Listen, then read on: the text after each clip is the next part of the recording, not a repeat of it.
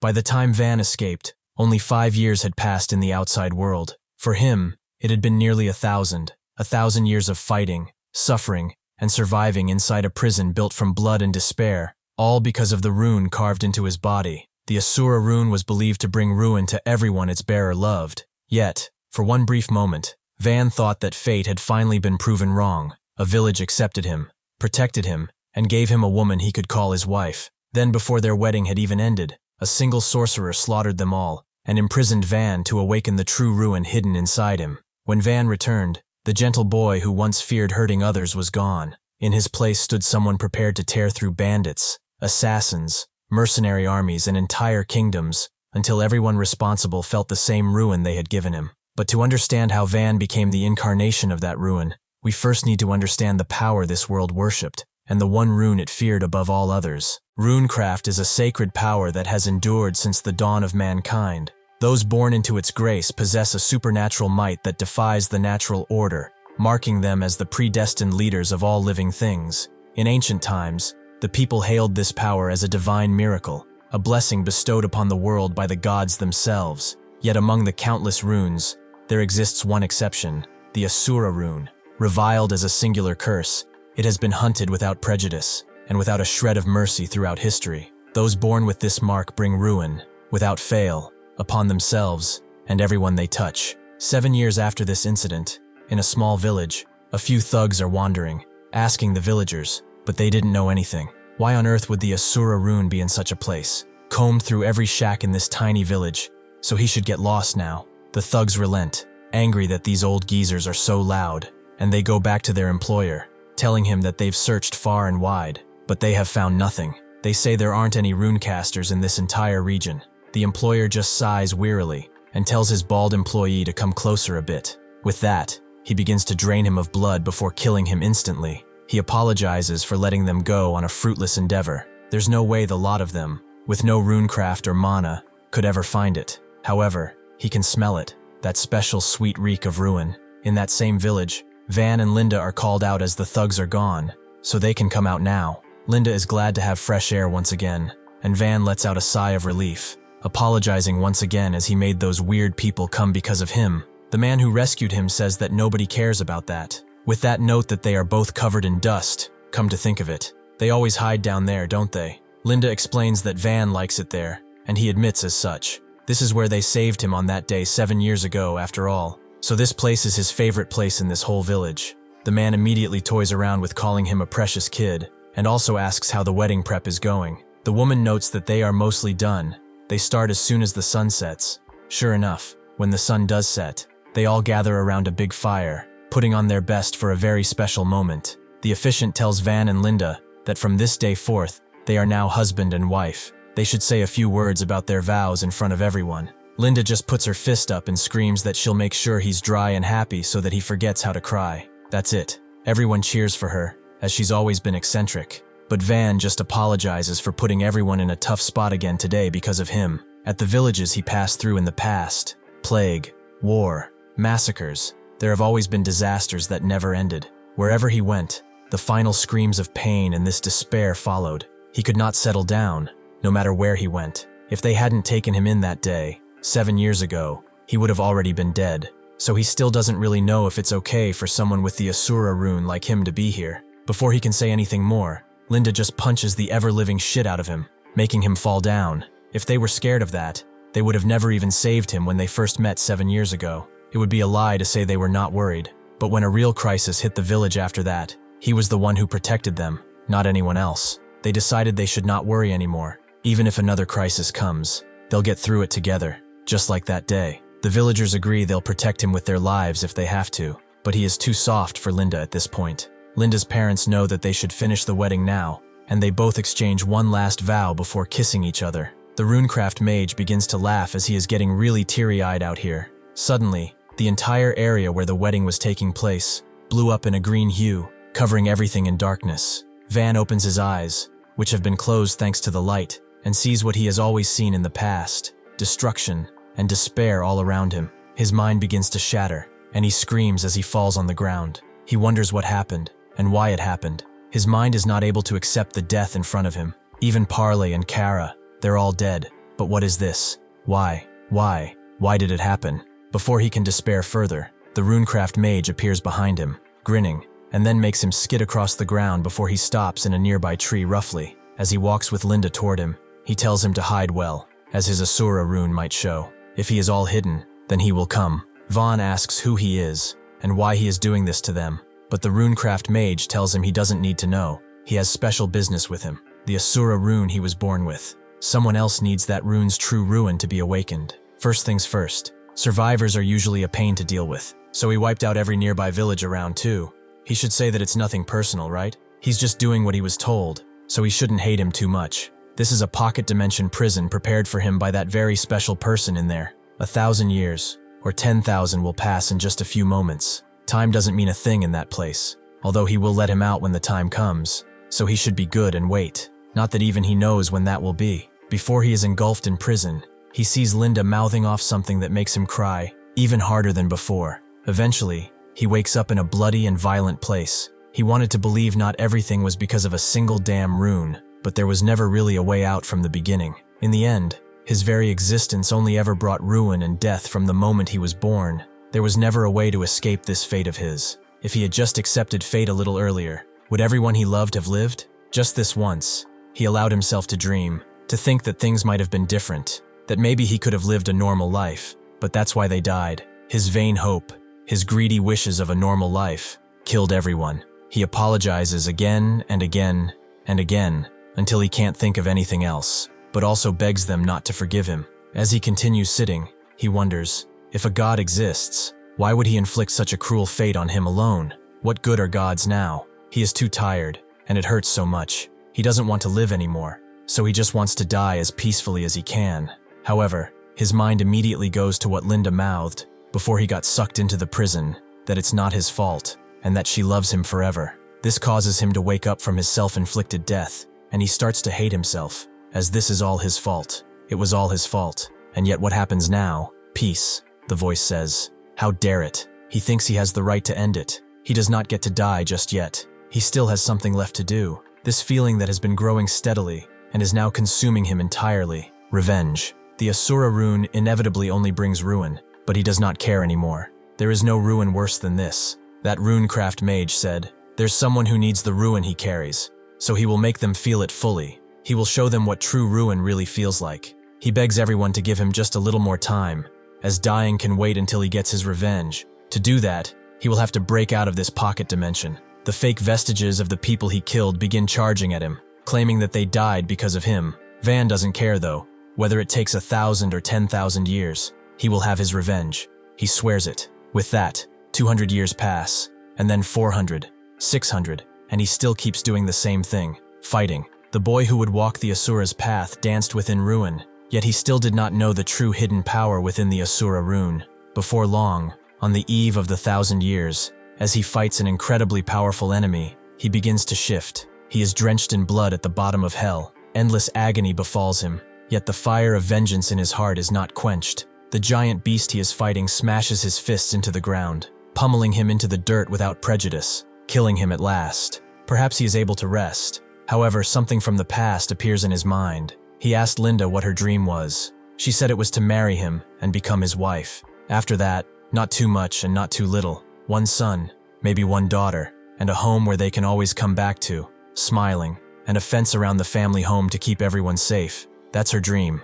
Unfortunately for him, this was the catalyst from the boy who had suffered for millennia. The true power of ruin is now unleashed. The Asura rune seeps out of him, and all the anguish and despair he has ever felt transform into incredible power, one that resembles a nuke. This is the true power of Asura, the god of ruin. Power had awakened that day. Would he have been able to save everyone? It must be so, right? He looks at the mighty creature in front of him and punches the air so hard it sends it flying into the dirt. But he doesn't stop there. As he jumps in the air and uses his first manifested armament, the Annihilation Fist, a gauntlet imbued with the power to annihilate matter on a particle level, he smashes this fist into the beast's head with so much force that it thunders throughout the entire hellscape, making it recoil backwards. That day, in that same mountain range where the village was, a few thugs are shaking people down, but since they don't have any money, they will be generous and take only a few organs. Suddenly though, Van appears as he wants to ask something.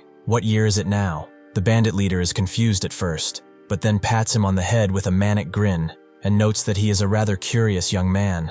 Why does he ask? Van thinks about it, as a thug silently goes behind him, and the bandit leader gives him the signal, making him attack Van, but his weapon just breaks on his head. It appears that only 5 years have passed in the mortal world, right? Everyone is confused about what just happened, and in response, Van unleashes a bunch of spikes toward everyone, killing them instantly, and summons his fist, once again annihilating the leader by shattering him in pieces. One of the thugs is in complete shock. Van has left him alive strategically, as he wants to ask him just a few things. This is the continent of Atun. Since ancient times, countless kingdoms have been founded with the power of Runecraft. Among them, the one praised as the greatest kingdom in the history of Atun is the Zoe Kingdom. It has dominated the continent as a hegemon for many, many years, relying solely on its overwhelming strength. Vaughn understands, so he is saying that the clothes this bastard was wearing are only worn by sorcerers affiliated with the royal family of the Zoe Kingdom, and he has actually seen him in the past.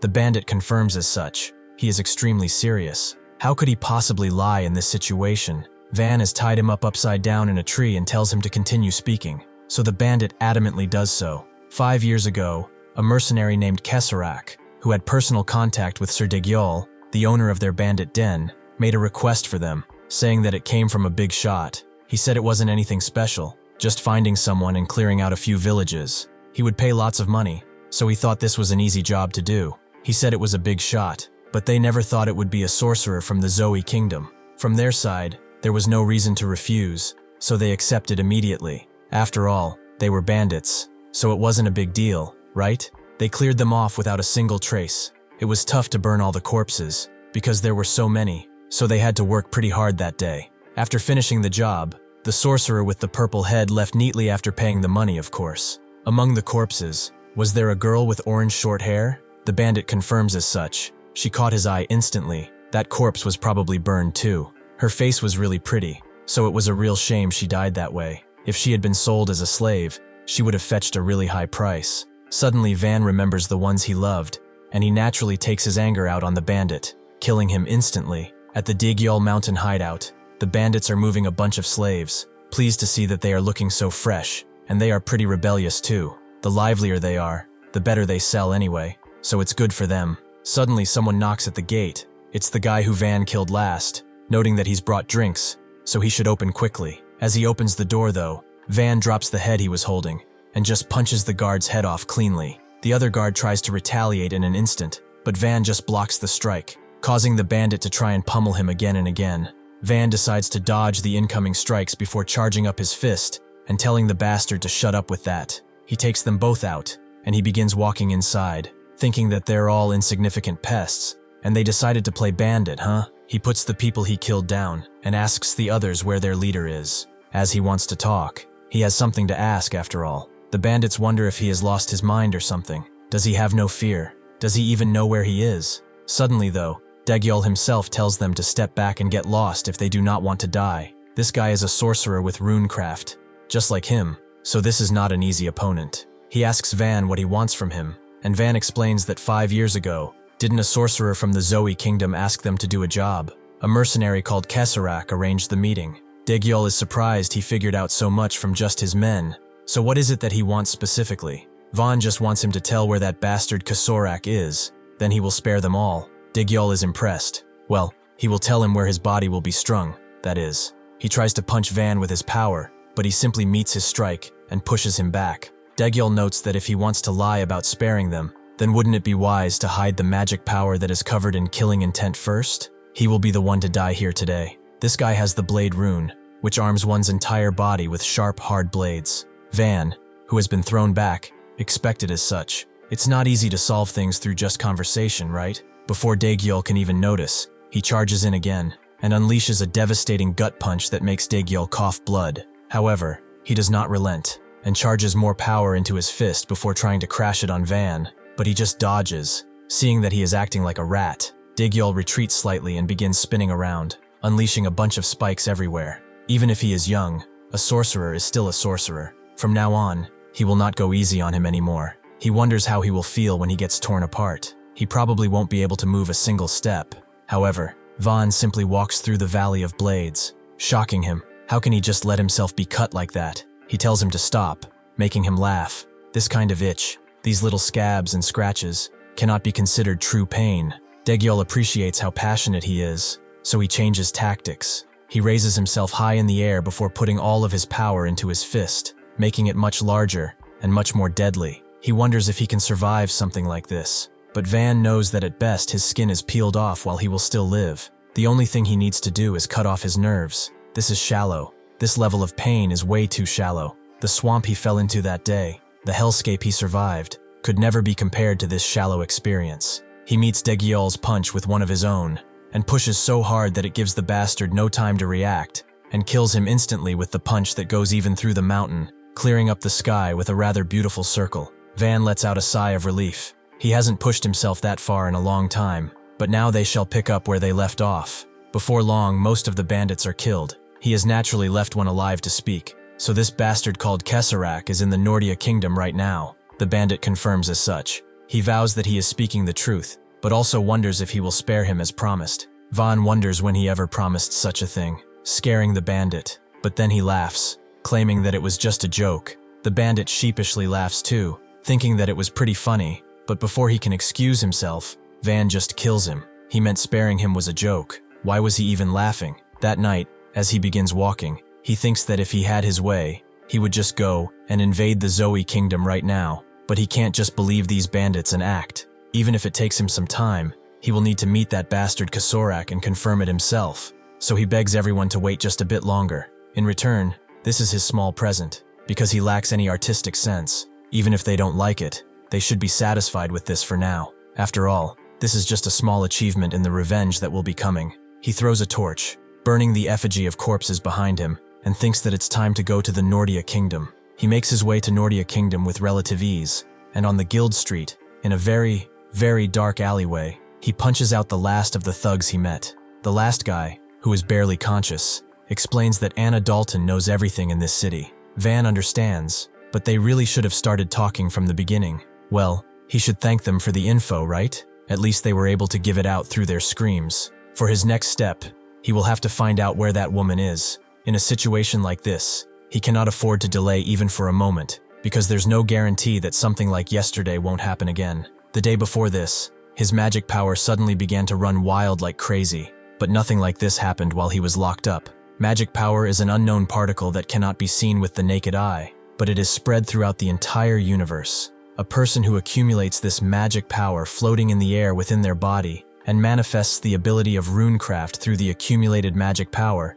is called a sorcerer. In other words, the sorcerer's body is a vessel that holds magic power. If the magic power runs wild within the sorcerer's body, he will die. If this continues, Vaughn knows that his body will explode along with his magic power. He must seal it immediately to stop the rampage. That is how he managed to stop himself from dying, although barely. And his hair grew short too, for some reason. Since he's sealed most of his magic, he can use a very small amount for now. If he continues to abuse his magic power, then it won't end with just his hair burning. In order to fully use the sealed magic, he must find out why the rampage happened in the first place. Until then, he has no choice but to get used to this small amount of power he has available. He continues walking through an alley, but suddenly bumps into someone, noting that they are in the way so he can't get past him. The man, who is actually 18 years old, explains that Madame Anna Dalton is currently using this entire area, so he should go back. Van understands he should have said so earlier. It seems that he found the right place after all.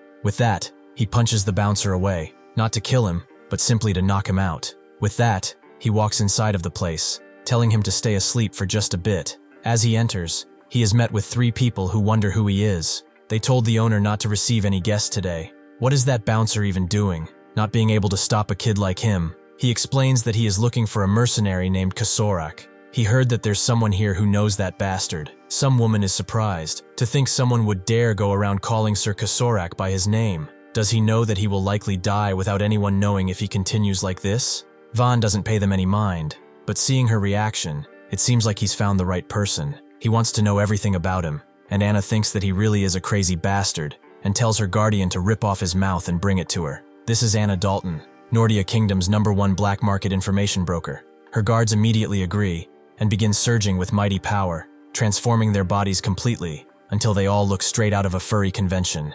With that, they swiftly charge at Van, who just tightens his bandages and notes that he wanted to finish this through conversation. Has that art been lost in the 5 years he's been gone? He punches one of them in the chin before pushing him away with a punch to the chest. Another tries to take him by surprise from the side, and the third one tries to pounce on him as he jumps away, but he is able to dodge all of their strikes, leaving them a bit puzzled and in awe. With that, he jumps in, unleashing some of his power so that his punch, which goes through one of them, goes through both of them, and even through the ceiling, making the clouds disperse again. He turns to Anna and asks if she wishes to have a peaceful conversation now. Now she understands. He's a sorcerer. Not just any young fool, huh? But what should she do? Sir Kasorak isn't here anymore. Anna gets up slowly, noting that she is someone who sells information for a living. She can't just give that out unless she is paid. Van thinks they're having a misunderstanding right now. He is not a murderer. They came running at him, trying to kill him, so he just killed them. If she provides information, then he is willing to pay a fair price. Anna thinks that information about Kasorak, including his current movements, would run him 10,000 gold. That's more than a fair price for such information. Van thinks that's a large sum. He never really realized it would be this expensive. Anna just shrugs. If he doesn't have any money, she can't just give out information for free. With that, Van just walks away. She just needs money, right? She should wait patiently for a while. Anna is a bit amused and asks if he has a way to get money. But why is he looking for him anyway? With such a terrifying gaze, too. Did Kasorak kill his family or something? Van stops himself from pushing the door open and tells her to mind her own business before he decides to get that information for free. Anna just laughs as he leaves, as he is rather scary when he is mad. On the same mercenary street, Van completes his mercenary registration and immediately asks when work will start. The clerk tells him that the mercenary work itself is quick, but it usually takes some time for rookies because experienced veterans are assigned first. Van understands it might take longer than expected, but it doesn't really matter. He needs a way to make money anyway. If necessary, he had thought of threatening her to get the information he needed. However, that woman was no ordinary person, so there's no point in unnecessarily increasing his enemies. Suddenly, a woman arrives, claiming that she wants to request a mercenary job, but it has to be someone with no experience. The clerk is pleased to hear that, as the person right next to her just registered as one.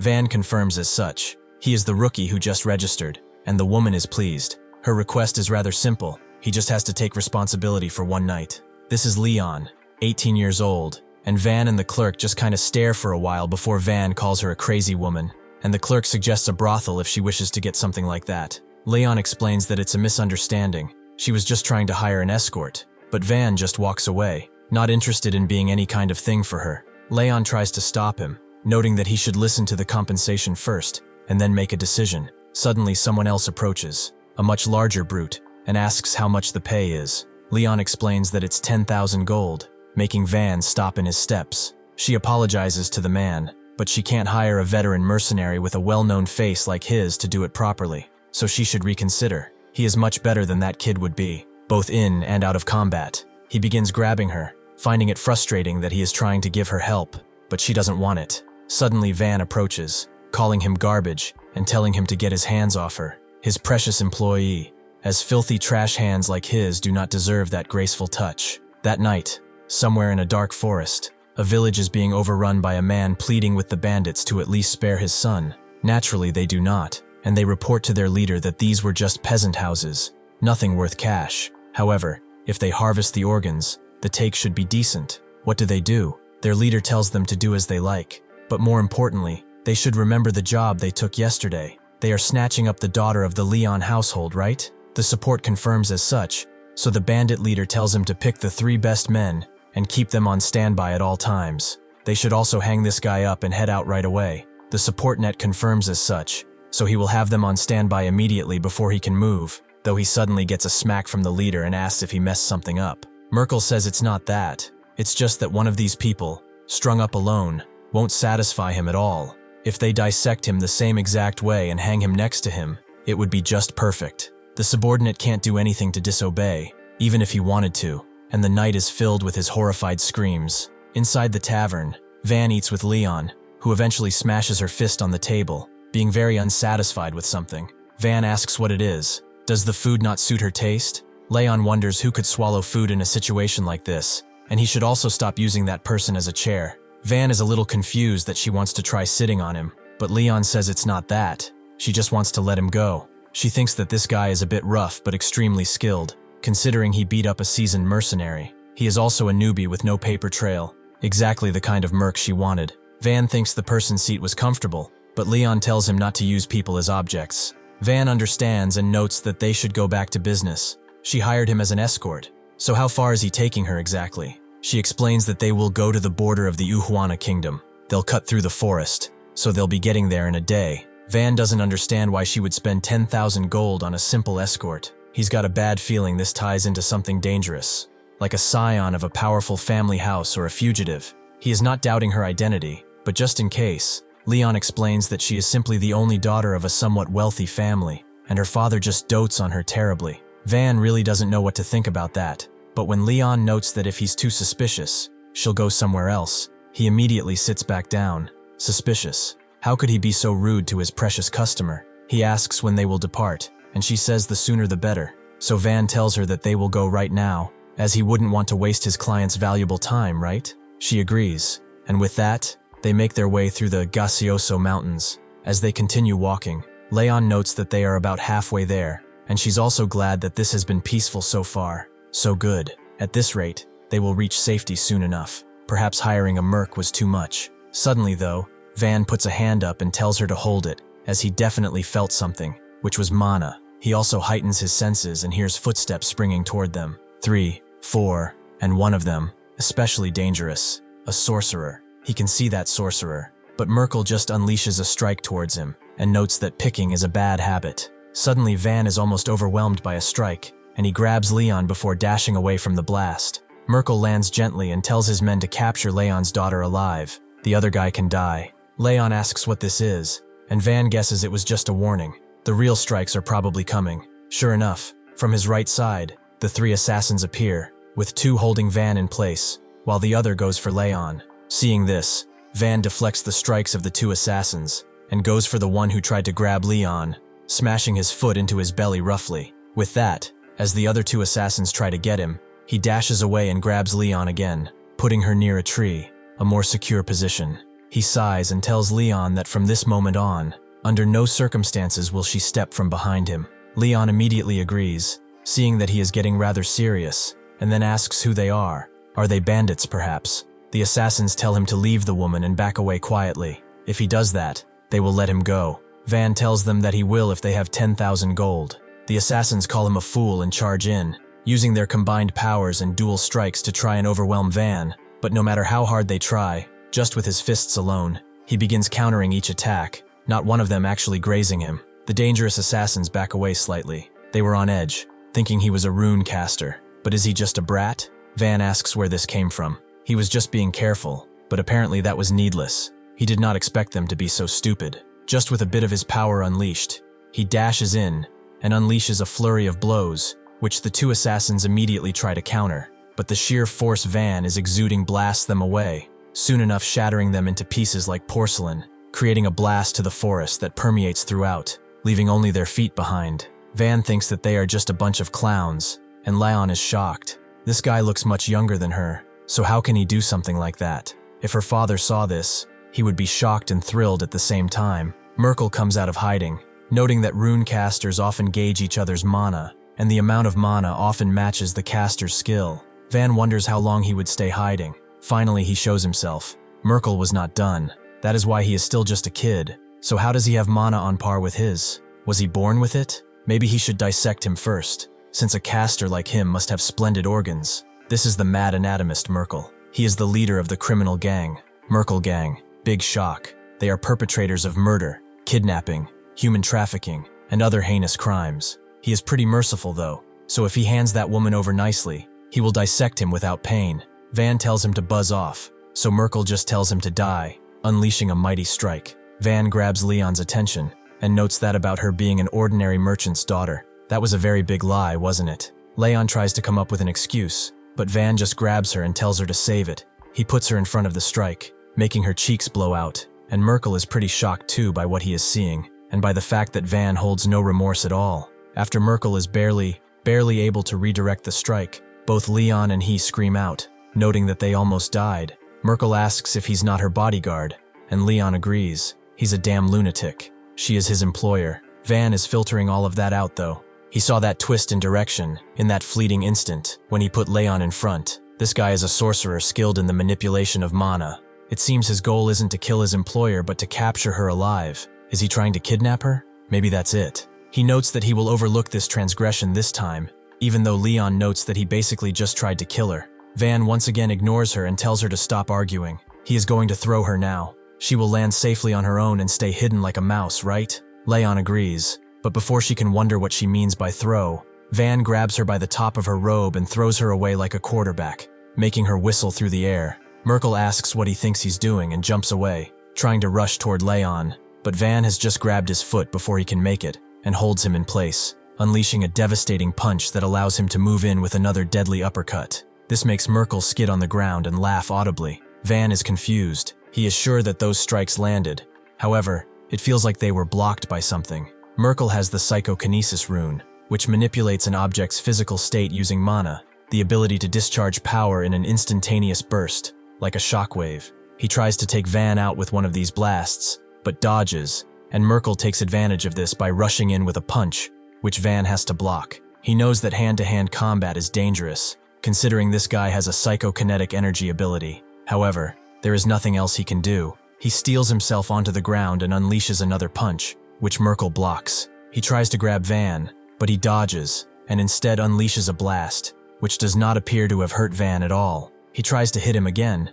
but he is met by his formidable defense, capable of blocking by forming psychokinetic energy into a shield. Seeing this, Van backs away, thinking that this is a rather annoying Runecraft art. Merkel tells him that it's useless. In mana, they may be similar, but the abilities of their runes are worlds apart. If he comes under him, he will take him in, even right now. He doesn't know what that woman is paying him, but he could earn several times that amount with him, and much faster. Van says he was promised 10,000 gold, making Merkel laugh. They can make that kind of chump change by hitting just 2 villages. He is getting paid far too little for his skills. Van asks if he said that they are hitting villages, and Merkel confirms as such. They do assassinations, kidnapping, robbery, human trafficking, do it all. No questions asked. That's their motto, and they make a killing while doing it too. So does it sound tempting? In response, Van just smiles, and Merkel thinks that this is an agreement. He knew it. His judgment of character is perfect. He'd like to hear about it, wouldn't he? Van disagrees.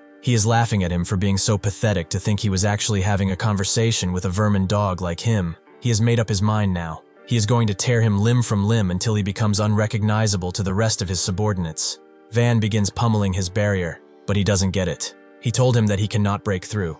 Van, however, doesn't care and keeps pressing the attack, unleashing 100 strikes in just 1 second, until eventually he makes a crack and actually shatters the kinetic shield, shocking Merkel. With that, he unleashes a devastating punch to his arm, tearing it off completely, before diverting his force and punching him in the chest, making Merkel fly away. After he lands, he notes that he is no longer interested in harvesting his organs. This will not hold back anymore. This is the price for scorning his mercy. He unleashes all of his power into himself, making the ground shatter around him as he uses the psychotechnic blood strike. As that strike flies, it thunders through the mountain, draping it in an energetic red hue. However, somehow Van is keeping it steady and not getting hurt at all, confusing Merkel. He was sure they had similar mana levels, so how on earth is he withstanding his psychokinesis? Van laughs. He thought they were on similar levels. He really is an idiotic bastard. He suddenly unleashes a bit more of his mana, shocking Merkel as he has never seen anything like it.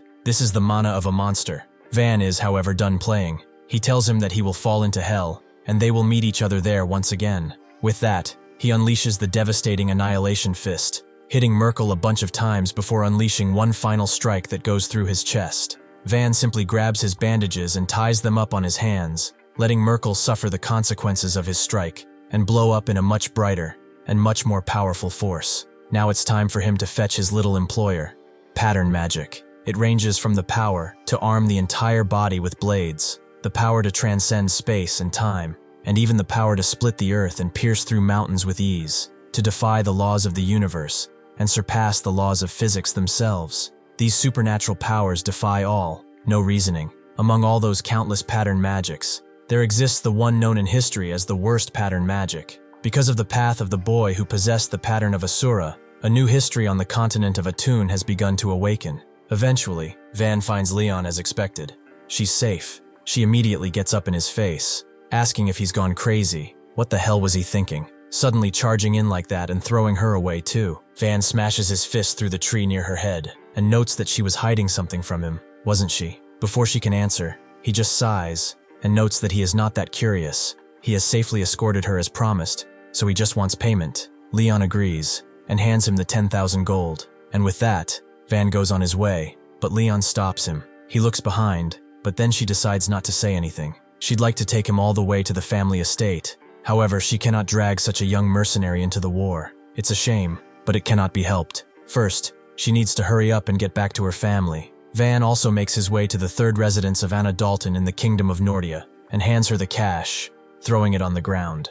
She is surprised. She knew he had something up his sleeve, but Van doesn't care about pleasantries. He wants to know about the info she saved up for him.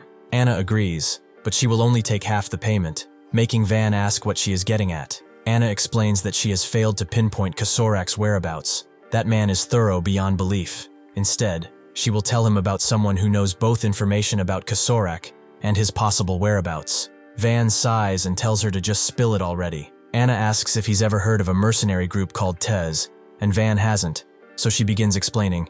Teze is a mercenary group active in a variety of criminal fields like murder, kidnapping, and human trafficking. They also do assassinations, counterintelligence, espionage, sabotage, and so on. The leader of Tez is none other than Kosorak himself. About 5 years ago, Teze began rising rapidly, and now their influence is big enough to control a small fringe kingdom on the outskirts. It has become so big that it can dominate almost anything. Because of that, it's now hard to even locate Tez's main base, let alone track it. However, she is not such an easy woman to deal with. She managed to dig up the location and identity of one Tez executive. It's this guy right here. His long facial scars are the key features. He is a brutal assassin born with the pattern of concealment. He has never failed on an assassination so far. Van understands. If he is a part of Tez, he might know where Kosorak is. Van asks where this guy is now, and Anna explains that according to her intel, by now he should be in the capital city of Valhalla,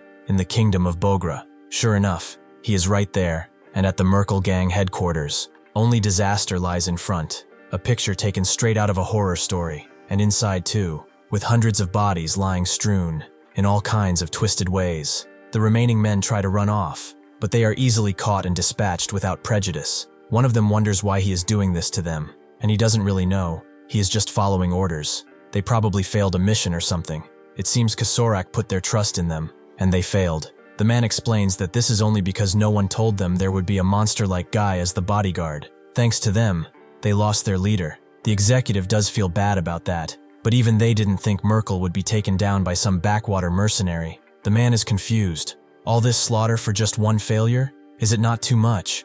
The executive tells him to think of it as just punishment. They are both low-grade killers in any way. The man can't accept this and tells him to buzz off. Before screaming at his men to charge, it is now the time to take this bastard down. He uses the pattern of touch, which creates massive hands formed from magical power, freely controlled at will. With this, he manages to grab the executive and hold him in place while the others rush in with their blades drawn. The executive apologizes in advance for what he's about to do, and suddenly just disappears out of the man's grasp and appears back right behind them, letting them know that there is nothing they can do anymore. As the moon rises high in the sky, the executive comes out with someone else asking if he has taken everyone out. The executive asks if he's blind or something. Can he see the blood wash? If he doesn't believe it, he can also go in and check himself. The covered man wouldn't want to doubt him. He's sure he has handled it cleanly, like always. The executive tells him to get lost if he's done checking, but the man also explains that there is currently an investigation underway on the mercenary who killed Merkel. He has heard he has a black scar around his eyes and neck. The executive understands. If he's telling him this, then it means that he's another target. He needs to take action. The covered man is pleased to hear that he is as sharp as ever. No wonder Kosorak refuses to let him go. With that, the covered man leaves, and the executive pulls out a cigar to alleviate some of the stress. However, he thinks about those black scars on the eyes and neck. If it's the Bogra kingdom that's close to here, then it seems that their pets will intertwine soon enough. This is Scholar, a Tez mercenary, and a group executive. The next day, in a rather enclosed forest, two kids are at the mercy of a powerful monster who looks at them like they're a bunch of bite-sized morsels. They really can't think of anything to do against this thing, and can only stare as the beast charges in with its mighty hands. Before anything can happen though, Van charges in and unleashes a mighty strike right through the beast's belly, killing it instantly, leaving the two completely shocked as viscera and gore fall all around them. With that, the beast simply falls down, and Van, who has covered himself up, asks if they are all right. One of them confirms as such, and Van tells them that this area is crawling with monsters, so it would be best if they got out of here quickly. They are just shocked that someone saved them. They don't even know how they could repay him. Van tells them that it's nothing, but the girl tells him they can't have that. At least they'd like to treat him to a meal, as they have a shop nearby. Van declines as he is also looking for a shop in this area, and Ofun, the girl, asks the name of the shop as they know every shop around these parts like the back of their hands. He explains that he is looking for a tavern called the Blue Knight. Has she heard of it? Often thinks that's a huge coincidence, as that's their shop, but the boy Magath wonders if that's the case, as their shop isn't really the kind of place people will go looking for. Ofun notes that she is the cook at the Blue Knight, and this is her little brother Magath. She would also like to know the name of their savior if possible. Vaughn says that he is Ban, a very simple name change. Eventually they arrive at the Blue Knight, which stands in the Bogra kingdom's outskirts, and Saya, who has been waiting for them, is glad to see them back. He wonders what took them so long. They have already finished preparing all the ingredients. She explains that they run into monsters along the way. Shocking Sia. Are they hurt anywhere perhaps? Ofun says it's all right. A kind person saved them, and he should meet them too. This is Ban. He is the one who saved them, and apparently, he was on their way to their shop anyway. Sia wonders why, but Ofun tells him to shut up and just show him in. After they go inside, she tells Van to take any seat he likes. Van is confused. Is it just them running this entire place? Ofun explains that actually, they are just living here, confusing him even further. She explains that, as he's probably noticed, they are not a real family. They all came from different kingdoms. For example, Lily and Ain lost their parents in the war. Sia's village was destroyed by monsters, and Magath's family was killed by mercenaries. They should have been dead a long time ago. However, a man brought them here and took care of them. Van understands, a man, huh? Ofun confirms as such. He is the owner of this shop and their first savior. Speaking of which, she wonders what he's up to. He's probably sleeping. He got back from work late yesterday. Ofun can't believe it. Well, she'll have to wake him up if that's the case, so he should make himself at home and enjoy his meal while she does so. Ofun just stands around and then goes to Scholar, asking how long he is planning on sleeping. He twirls around in his bed, noting that he needs 5 more minutes, but she tells him to stop sleeping and calm Magath down, as he almost died running into a monster on the way. He's probably really shaken up.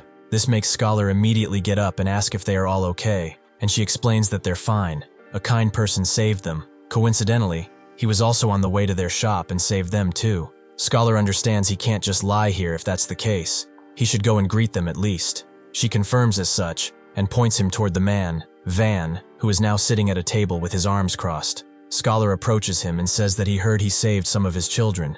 He thanks him for his timely aid. Van says it's fine, he was just passing by. Still, this is quite an interesting turn of events, isn't it? After all, he looks very much like the person he was looking for. They both stare at each other for a bit, and Scholar sits down, thinking that's impossible. Van agrees. However, an informant told him directly that the owner of this shop is a rather fantastic cook. Scholar believes that's a truly unexpected source, and Van asks if it's all right with him, of course, to see those skills up close himself. Scholar apologizes, as the children get really rowdy when he is in the kitchen, so he fears it would only disturb his rest. Van understands if that is his concern. How about they do it early tomorrow morning? Scholar agrees that at that time the children should all be asleep, so very well. Van is pleased that he agreed, and notes that he will retire early for the night. He needs his rest, after all. Scholar thinks that's a wise decision, and gets up, telling Ofun to please show this gentleman to a spare room. Ofun is surprised she has never seen someone warm up to him so quickly.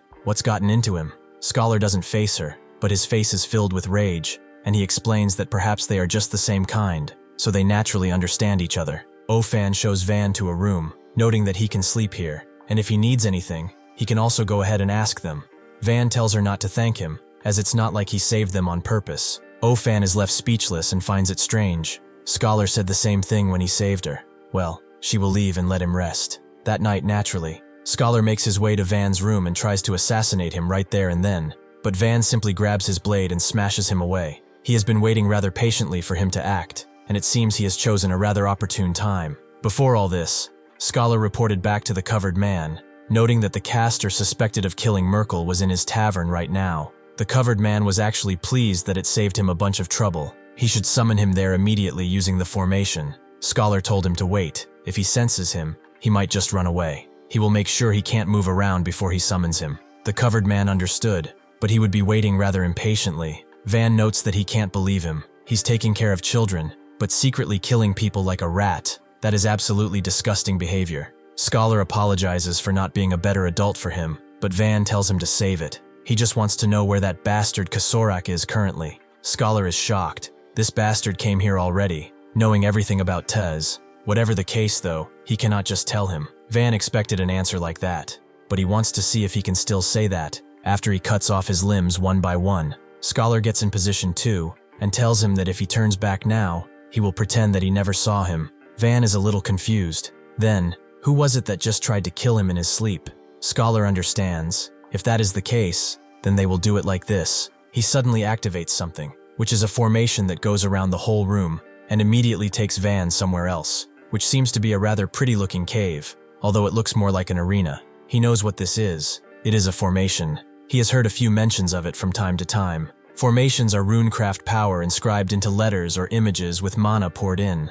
The stored power can be unleashed at any point, usually cast through paper as a medium, but can also be set up using certain placements or objects. He wonders where he is now though. Did that guy really run or something? Suddenly he is forced to dodge a strike from an unknown source, which he has only felt because of the mana. He continues dodging again and again before reclaiming his footing and rushing in with a mighty punch, which only lands in the wall of the cave. His opponent is long gone. Van looks around, but suddenly Scholar appears behind him, telling him that he shouldn't turn his back. He thrusts with his weapon toward Van, cutting his cheek once again, and he is getting increasingly more annoyed by this. He jumps away, and thinks that he can't see him with his naked eye, and cannot sense his presence either. Not even a sound reaches him. So this must be his runecraft, right? Scholar gets up and looks at him from down below. Indeed, this is his concealing rune, which has the concealment ability, able to erase one's presence entirely. He charges in again with a strike, but Van just dodges and continues running. In a narrow, dark cave like this,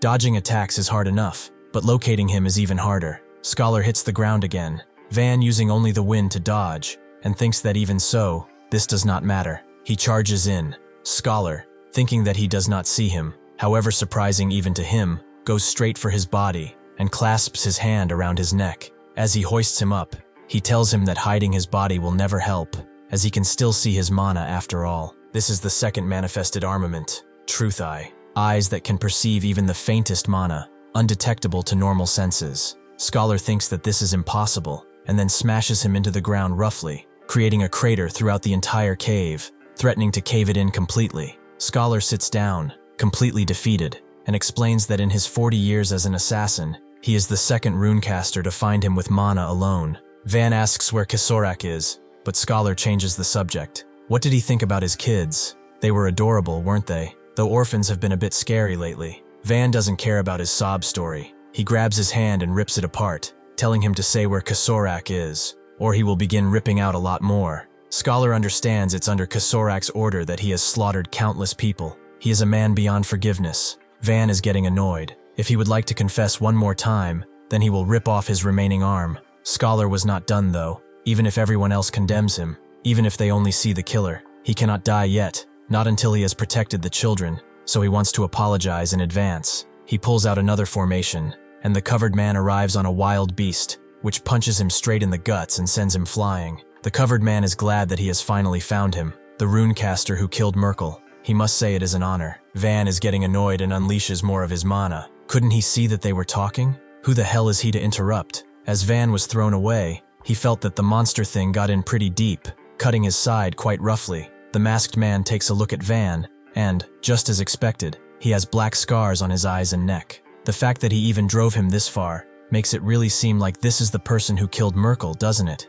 Scholar catches his breath and tells him to be careful. He found him using his magic. He can't even tell what level of sorcerer he is. The masked man agrees. For someone who looks so young, he is rather incredible. Van calls him out and asks if he is willing to answer his questions, and the masked man wonders what he is talking about. Scholar explains that he asked him where Kasorak's location is. The masked man apologizes, but right now, There is no one who will be able to answer his questions. This is another executive of Tez, Vergaten. Vaughn thinks that talking doesn't really work at all, so he jumps in again, but Vergaten's beast immediately reacts, trying to punch his punch away. Using this distraction, Scholar gets behind Van and tries to pincer him, but before he can, Van simply jumps away and strikes the beast again, who blocks his strike. Although he thinks that really wasn't the wisest choice, he uses more force and shatters the beast's hand completely, making it wail in pain. With that, he begins charging towards Vergaten, who is impressed to have achieved such great things as a sorcerer at a young age. He has never seen growth like it before, but what should he do? He can handle more than one after all. He is not limited to just one. This is the glyph of summoning. By summoning a subspace connected to another dimension, it is possible to store and retrieve anything as needed. Van notices the beast descending on him and thinks it doesn't matter. If he just has to knock them all down, then he will. However, using this minuscule amount of opening, Scholar dashes in with a strike, telling him that he's let his guard down. Van can't move now, his tendons having been cut, allowing the beast to just pounce on him and keep him in place. Vergaten is impressed. Even one of these would be more than enough to crush a normal sorcerer. Just what kind of glyph sorcery does he have? Is it a body enhancement or something? Van notes that he is the only one asking questions around here, and he'd better answer him right now. Vergaten loves his fiery personality, and he enjoys it a lot, so he has decided to make him into an assassin of Tez. Firstly, though, he will have to make him into his precious little slave. This is the glyph of taming. It infiltrates the opponent's spiritual world, destroys their existing ego, and creates a new ego that the caster desires. Van is shocked to see two glyphs used at the same time, and Vergaten touches his scalp, noting that now he will be born anew. He gets inside of Van's mind, but only finds a valley of blood in a place that looks and feels like hell. Vergaten, with the glyph of taming, has made countless beasts and sorcerers into his willing slaves. This attempt never once failed. However, what Vergaten did not expect to see was this, a complete, perfect image of hell. A single boy, neither living nor dead, who has lived with a single-minded determination for revenge. For the longest 10 years of his life, he has spent it all training in the dark pit of agony, which is his own mindscape. The demon Vergaten is now seeing just smiles at him, before unleashing a bunch of grotesque-looking people, who immediately begin to clamp down on Vergaten, and he screams out, forcing himself out of his mind world, catching his breath roughly. Van is getting really annoyed now. He can't have him peeking inside his mind like that without even asking. Vergaten, before he can even say what he's seen, gets blasted by Van's punch as he has freed his hand. Vergaten's arm comes clean off, and Scholar thinks that this is impossible. Did Vergaten's brainwashing fail somehow? Van is getting increasingly more annoyed. One of them is locked in some strange cave while the other is speaking in riddles. This is unbearably unpleasant to him. With a surge of power, he plants his feet straight into the ground and unleashes a strike so devastating that it kills all of the summons in it and crashes hard into the wall of the cave, making it explode forward as well. Van throws both Vergaten and Scholar right in front of it, noting that the formation is finally broken. These guys really are hopeless though, and Vergaten must already be dying. Seeing this, Van grabs a retreating Scholar by the hair and notes that this is his last chance to speak. Just where is Kasorak? Seeing that he is not answering, he lets go of his hair, telling him not to say it if he doesn't want to. From this moment forth, he will make it so he has to speak. Suddenly though, before he can do anything, all of the orphans appear, protecting Scholar. He asks what the hell they are doing here, and an orphan pleads with Van to spare him.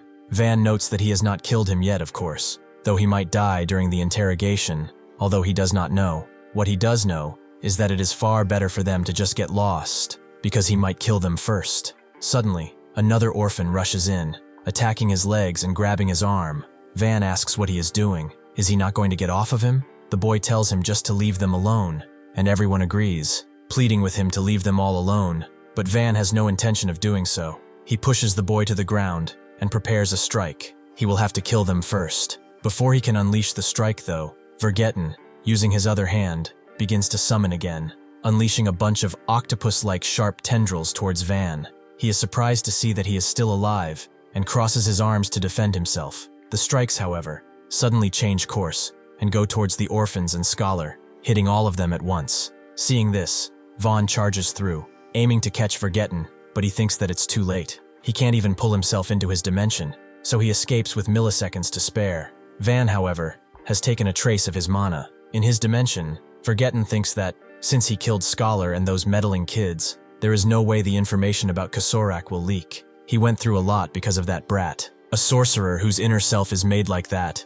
He doesn't want to experience such a thing again. However, he may just have to, as Van just rips into his dimension and grabs his bald head. Forgotten asks how he entered his dimension, and Van explains that there was a tiny remaining passageway leading to the dimension. Just before it fully closed, he injected his mana and forcibly tore it open. He should have really locked his door properly, because he is getting really sick of dimensions and such. He shouldn't worry too much though, as he doesn't intend to kill him yet, because he killed Scholar. He has many things to talk about with him. He will take him out again in about 1 month, so he should just hold on for a bit. He unleashes another Asura curse tool, the Gluttonous Pocket. It is a dimension that devours living creatures with magic power, basically a pocket dimension to hell. As it drags him into it, Forgotten screams that he does not want to go back there, but the only thing he can do is scream as he's dragged into it. Van's head turns back to normal afterwards. He returns through the portal, noting that, as expected, the Gluttonous Pocket consumes quite a lot of power with his current condition.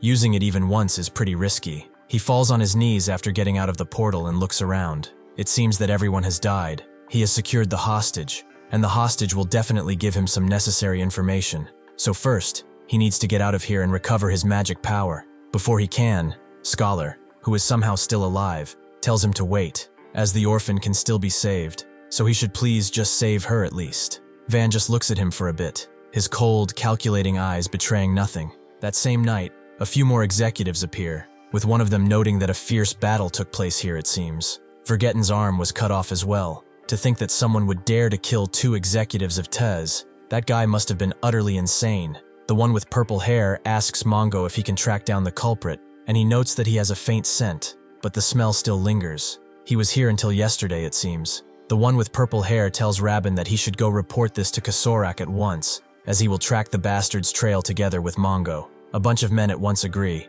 and they immediately teleport somewhere else. The man with purple hair looks at Scholar, wondering if this is the end he wished for so dearly. From his perspective, it is utterly fleeting and a worthless gesture. In the morning, suddenly, Orphan wakes up bandaged around the abdomen. Van is glad to see that she is finally awake. Orphan immediately remembers what happened last night. She asks about him and the kids. Van tells her that everyone except her died instantly. Orphan's face immediately falls. She immediately denies it, saying that it cannot be. He must have seen wrong or he's mistaken. She has to go save them now, as they can still be alive. Van tells her to stop her fruitless gesture. He already buried the kids' bodies himself. Orphan collapses completely to the ground, crying and screaming that this cannot be. Why on earth did he save only her? He should have let her die with them, so why save her? Van tells her not to mistake it as a gesture of kindness. It was merely because he had use of her. When Scholar asked him to save her, he asked why. Even if he did, she would not last long on her own.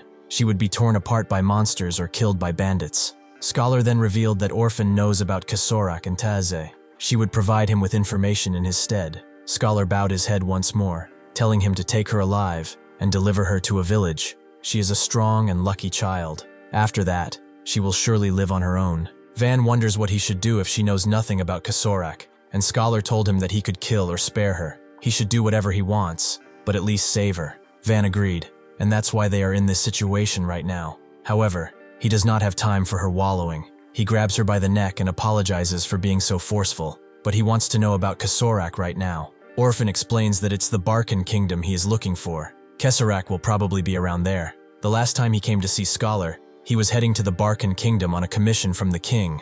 She overheard him saying he had been going there for a while now. Van asks what he looks like, and she explains that his appearance changed every time he showed up.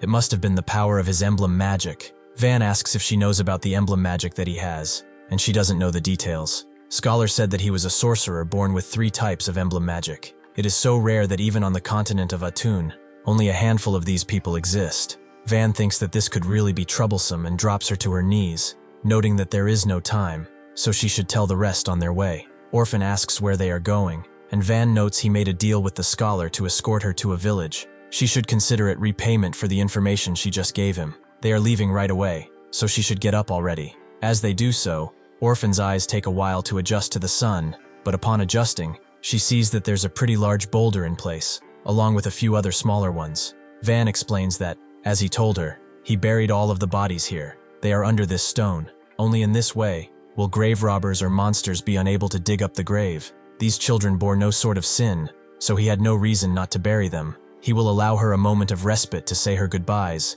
then they will move on. Orphan goes to the giant boulder and touches it. With tears in her eyes, she remembers when Kasorak last visited. He was unimpressed by Scholar's action of abandoning Tez, only to waste away looking after some kids. If he slaughters all of these brats right here, would he return to his old self, the beautiful assassin that he once was? Scholar immediately begged for forgiveness and told him to spare the children, and Kasorak agreed. However, his duties will be doubled from now on. If he still wants to play the orphanage director, he should not even dare to think of running away again. After he left, Scholar apologized for allowing them to see him in such a pathetic state, but they shouldn't worry, as he will protect them all no matter what. With that, they were able to grow quietly as a sort of family. They even opened the Blue Night, and it became a place where they could all finally relax. They enjoy their peace, but it's finally time to say goodbye. However, something in Orphan refuses to just stand down like this. She asks Van if he is planning to kill Kasorak, and Van agrees that once he learned what he needed, he has no reason to let him live. Orphan understands. If that is the case, then she wants to come with him. She will grind that bastard's corpse into dust if she must. A while later, Mongo appears in the exact same place, noting that the scent here is a lot stronger. The man they are looking for was here only a few short hours ago. The man with purple hair thinks that this is great news. Whoever he is, they will definitely be meeting pretty soon. At Kasorak's castle, one of his executives knocks on the door,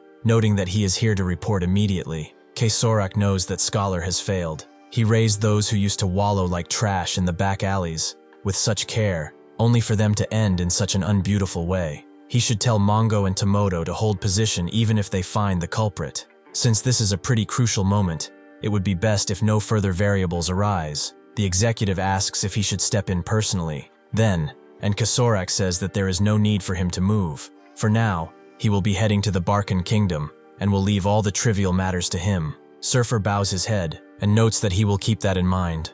Kasorak very swiftly arrives in the Barkan Kingdom, where one of the butlers is glad to see that he has arrived. The king is waiting, so they should go right in.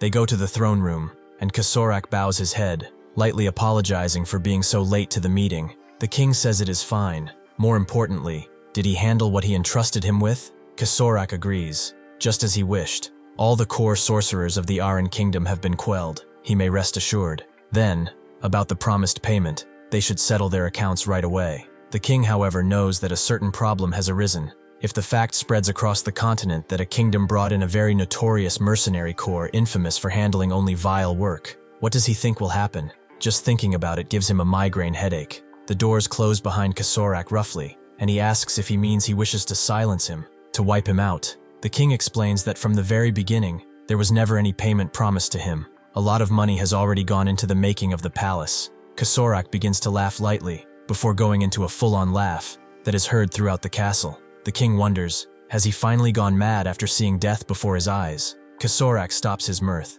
noting that the king himself was such an unbeautiful man. Could treachery have had any meaning in the first place? It seems that he was far too complacent. The king notes that he doesn't really need to say it, but resistance is useless. Besides, the 30 greatest sorcerers of the Barkan Kingdom are gathered here, and all the forces stationed within the royal palace are also waiting right outside. He has no chance of escaping. In response, Kasorak just weaves his hand once, and suddenly a green light appears outside the window and descends from the sky as an absolutely gigantic statue.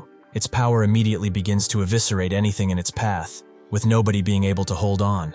After Orphan asks Van to let her go with him, Van notes that she really isn't right in the mind. Orphan notes that she can't just live alone as if nothing ever happened, and Van notes that it would be far better to spend the rest of her life quietly and comfortably in some village. He also has no intention of protecting her, and if she gets in his way even a little, he will kill her himself. Orphan agrees. She does not mind at all. With that, they begin walking, with Van noting that he is heading to the Barkan Kingdom that she mentioned. Is she truly willing to follow him until there? Orphan agrees. If she gets in the way at any single point, he should feel free to take her life, as she will offer no resistance. Van agrees. With that, they will leave right now. As they continue walking through the night, the two executives spot them. Mongo wonders what they should do, as Lord Keserak told them to wait quietly, but the other one, Tomoto, knows that this is an opportunity for them. If they capture this guy here and offer him to Lord Keserak, then they will be able to repay their debt to him and ask for whatever they wish, and Tomoto knows that this is rather convenient.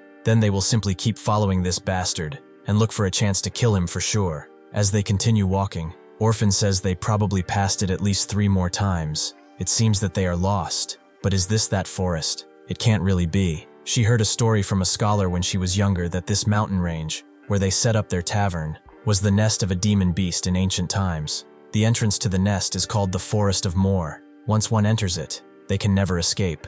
Van wonders if she's saying they entered the Forest of Moor. It is a pretty absurd ghost story. Orphan, however, believes it is pretty possible. They said countless demon beasts live here in the Forest of Moor. Van wonders if that is so, but then, what was supposed to be a tree looks at him with multiple eyes and immediately lunges at him, wanting to taste his flesh. In that very second, Van grabs Orphan and gets out of the way, throwing her away roughly, making her skid on her face. Van regains his posture and unleashes a mighty strike into the beast's incoming strike. His strike is a lot more powerful, and it goes right through the beast.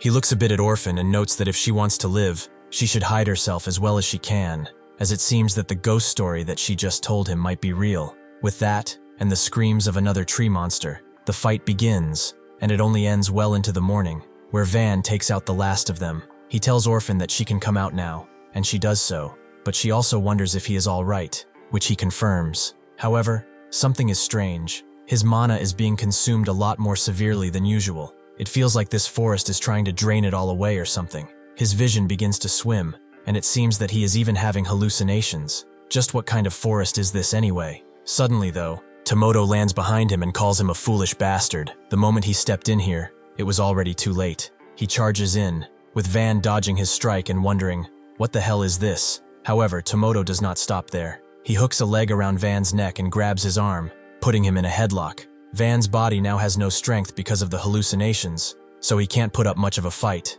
Tomoto knows that this is working far more easily than he thought. His assigned role in the T's mercenary corps is as a combat mercenary. He notes that, for a sorcerer, he shouldn't waste his mana so recklessly. Van can't believe how arrogant he is, and cocks a fist into the air before crashing it right into Tomoto. However, he does not seem to be affected at all. This is quite the unexpected result for him. Compared to when he is fighting a monster, this pathetic power is truly weak. Van is surprised to see him all right, and Tomoto continues berating him, noting that he is weak, far too weak. At the same time, Mongo comes from behind and unleashes a devastating strike right into Van, sending him flying into the ground. Tomoto asks about the woman who was with him, and Mongo notes that he knocked her out and tossed her aside. Tomoto knows that he did well. They might get some information out of her too. All the while, Van clutches his head as he can't do anything because of how low on mana he is. Tomoto explains that they are not ordered to act recklessly, and only track them from the shadows, but that's only what weak and cowardly underlings would do.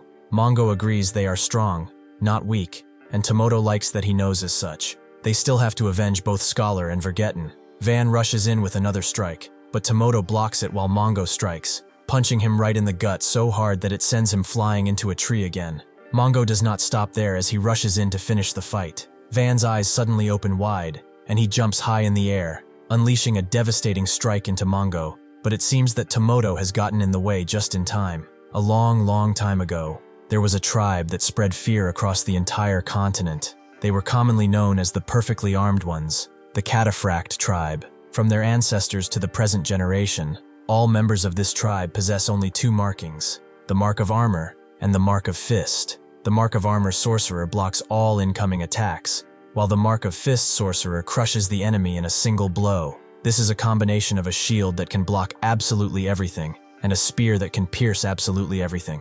This is how the Cataphract tribe earns its name, the Perfectly Armed Ones. They do so again, sending Van flying once more. Tomoto thinks that they played around enough. When he heard Van captured both Scholar and Vergetten, he was on guard, but this is rather disappointing. It seems that they will have to finish this quickly. This is the TZ Mercenary Corps executive, Tomoto, who has the Mark of Armor, the ability to form a solid armor from mana that protects the user's body. And this is TZ Mercenary Corps executive, Mongo. He has the Mark of Fist. When the mana-formed gauntlet touches an object, it triggers an explosion, and also encapsulates his fist in iron. Van jolts slightly, thinking that this forest is still absorbing his mana. Using Destruction Fist drains too much of his mana too. It seems he has hit his limit. He did not want to use a weapon that consumed his lifespan yet, but with his mana depleted, he might have no other choice. Tomoto knows that he is so weak it's starting to really piss him off. He tells Mongo to only leave his head. Mongo agrees. He will make sure to erase all of him except his head. They will deliver it to Lord Kasorak. Upon hearing that name, Vaughn immediately gets up.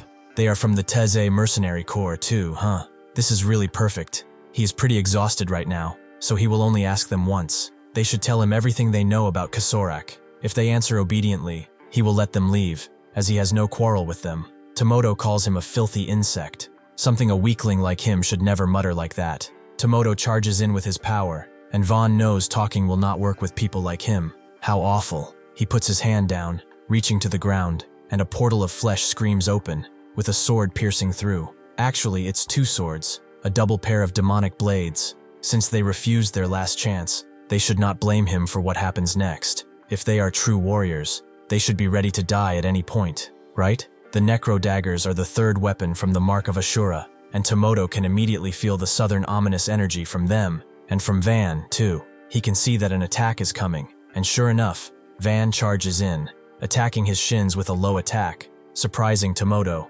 Mongo himself charges in with a punch, but Van immediately dashes away. However, Van did cut his arm, and it hurts a lot. Tomoto doesn't know what to think. The guy who was just on the brink of death has regained his vitality. He can't even tell what that kind of mark even is. Tomoto apologizes for underestimating him as a weak fool. He is misunderstood after all. Even so, this changes nothing.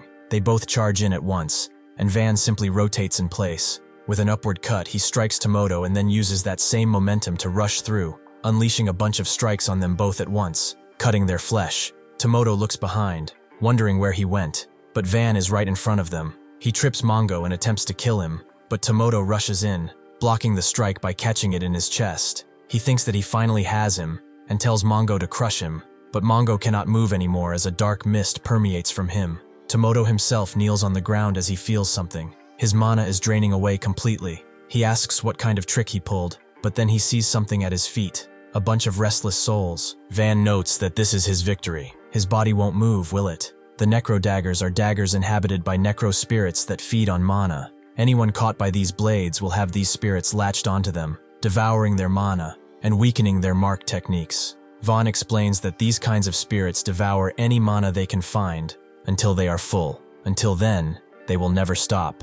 With this, they begin to slowly devour Tomoto, more specifically, his mana, and eventually, he is left as nothing but an empty husk. In fact, this is his true form, which Van recognizes. They have been reinforcing their bodies with mana all along, it seems. Tomoto exclaims that this is not true, and demands that Van give their mana back. That was the artificial mana Lord Kasorak granted them, and they demand it back now. Vaughn is surprised. Artificial mana? So they can manufacture mana artificially. He wants to know more. They cannot possibly fight with frail bodies anyway. Tomoto clenches his gnashing teeth and remembers what happened in the past. In the Cataphract tribe ruins, the chief was looking forward to their next trade with Tez. He walked around with Kasorak, who wondered who these two children were. The chief told him that they were born without the ability to store mana inside their bodies. They are a disgrace to the tribe.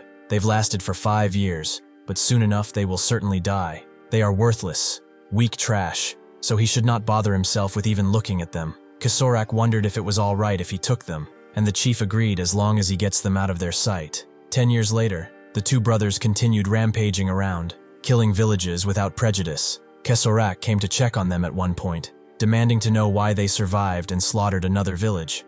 Kasorak told him that his killings are nothing but shallow self-hatred.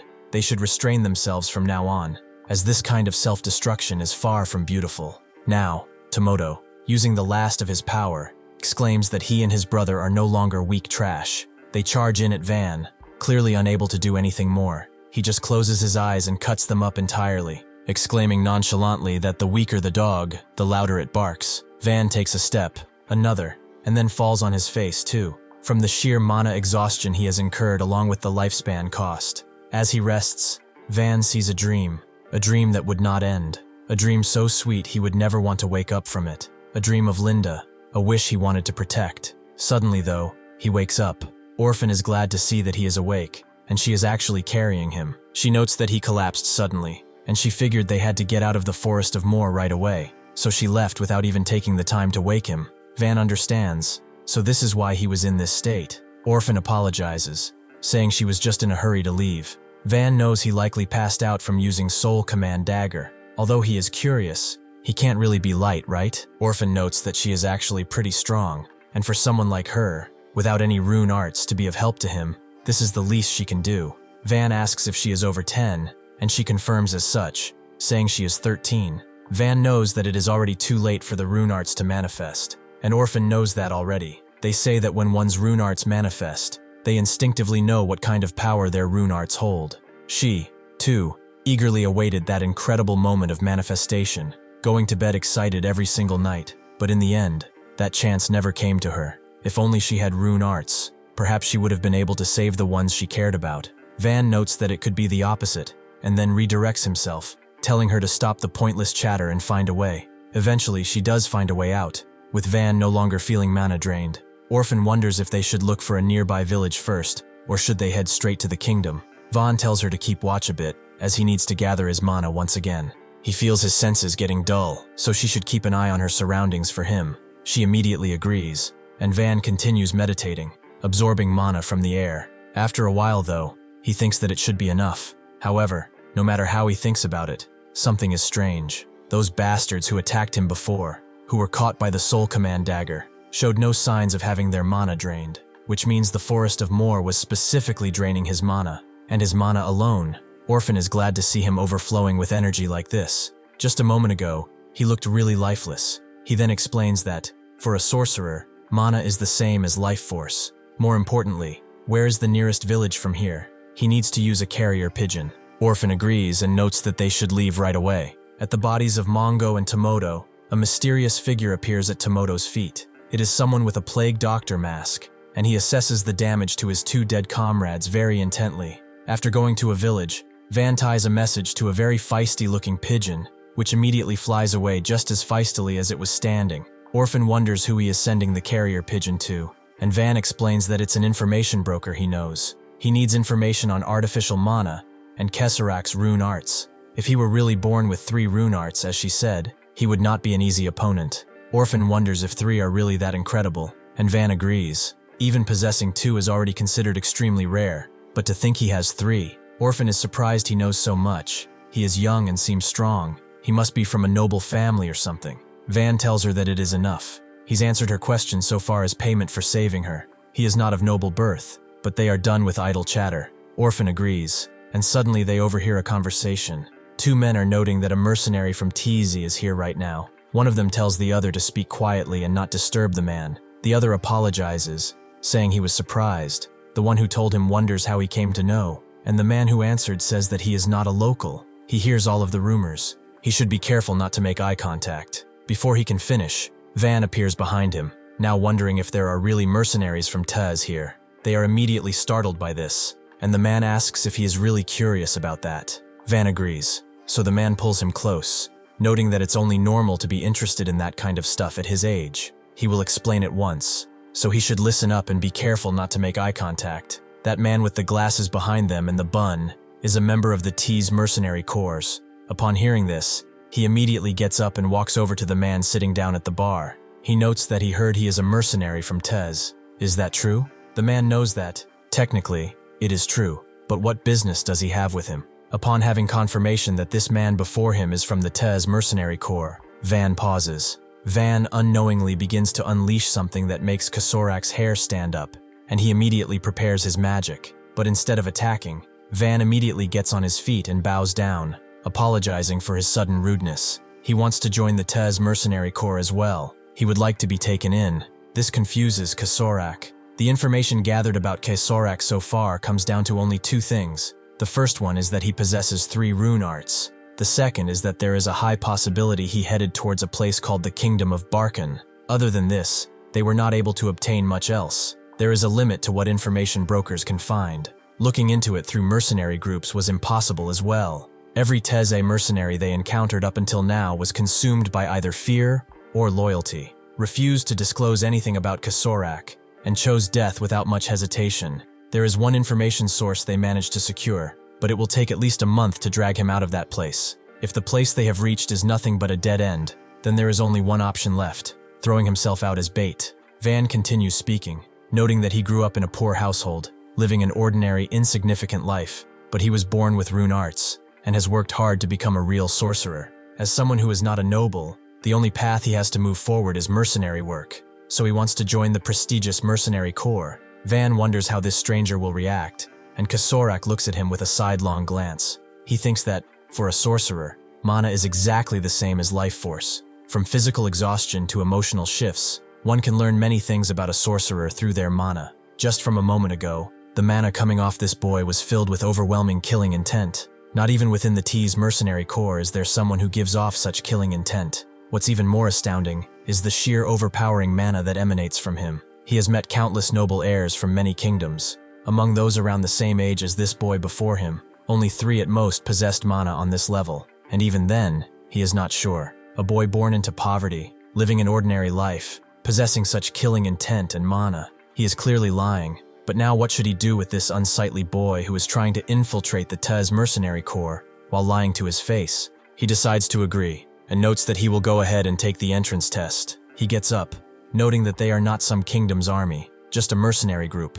Was he expecting some kind of grand procedure, perhaps? Van denies it and asks what kind of test this entrance test of his is. Kasorak takes a swig of his beer and notes that it's nothing much, just a personal interview with their leader, Kasorak. So, then would he like to accompany him right now? Upon hearing Kasorak's name, Van's eyes narrow. Can he truly meet him so easily? Obviously, Kasorak was lying. He is the one who is personally bringing every member of the Teze mercenary corps after all. The only thing he is curious about right now is one thing, this boy's identity. Is he a spy sent by another mercenary group, or perhaps an assassin sent from a kingdom? Perhaps a knight from the Ethos Order who keeps hounding them endlessly? Van himself is confused. No matter how much he thinks about it, this really does not make any sense. If someone this easy to meet existed, the extreme vigilance shown by the mercenaries wouldn't have made any sense. Kasorak thinks that whatever this boy is, his goal is probably the leader, which is him. But this boy does not seem to know that he is the head of Tez, or is he just acting to lower his guard?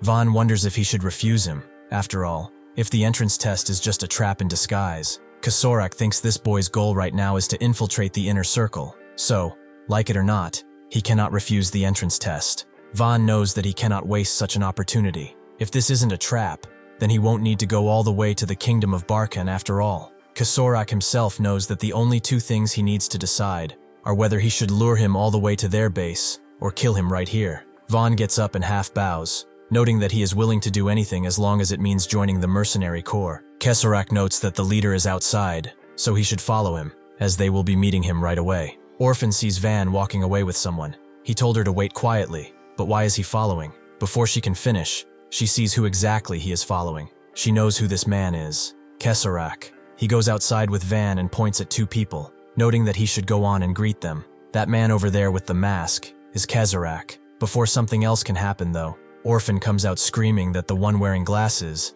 that man, is Kasorak. At the same time, the one with the plague mask tells Kasorak that the boy next to him is the one who killed both Scholar and Vergetten. Immediately the 2 turn to each other and begin attacking. Kasorak unleashes some kind of small totem on Van, who deflects it and rushes in with a punch, as he has finally found him. That punch goes through, seemingly coming out the other side of Kasorak. However, Kasorak just skids slightly on the ground, as it seems he has protected himself. That really was a beautiful punch indeed. For Scholar and Vergetten, he must have been far too much to handle. Killing Tezi's executives was not enough for him. He even tried to infiltrate them from the inside. What is he really? Sent from the Ethos cult? Van tells him to shut up and listen carefully to what he has to say. More than 5 years ago, he connected Daigul's bandit den with a sorcerer from the Zoe kingdom. That bastard. Just where is he now? Kasorak is actually surprised. How does he even know something like that? Van unleashes another punch, which Kasorak defends, and Van notes that he is the one asking the questions,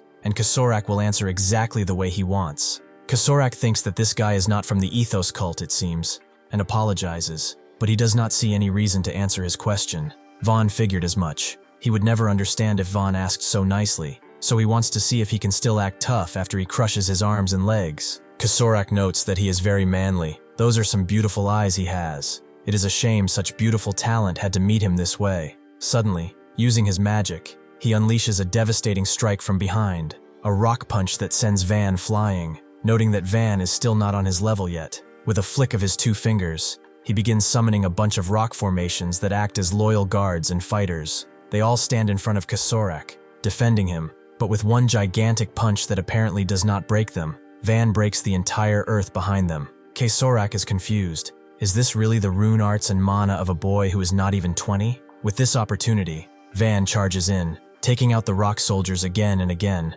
before whipping around in the air and throwing something that catches in Kesorak's forearm, which he does not recognize. Is this a short sword? Before he can wonder more, Van calls the blade back and catches it, wielding both of them. He tells him to brace himself, as this is where it really starts. Kesorak knows that, as he said before, this is pretty useless. Van still charges in and begins unleashing strike after strike after strike on Kesorak, who just does not move at all, and lies completely still. If a sorcerer is compared to a swordsman, rune arts are basically the sharp blade, and mana is the swordsmanship that's been trained and polished over many years. Among scholars, the debate over which is more important for a sorcerer, rune arts or mana, still continues, but most agree that mana is far more important. No matter how legendary a blade that can cut anything is, when it's held by a 3-year-old child, and when it's held by a swordsman who has devoted 50 years to the sword, the difference is night and day. That's how absolute the amount of mana is. As he said, this is useless. With the amount of mana he has, he will not be able to even put a scratch on him, so he should just give up. He unleashes a strike on Van, making him fly off. The two men from before appear, one of them apologizing for interrupting his battle, but it appears that the knights from the Ethos cult are closing in. Kesorak thinks that they are tiresome little pests, but alright, they will use the formation.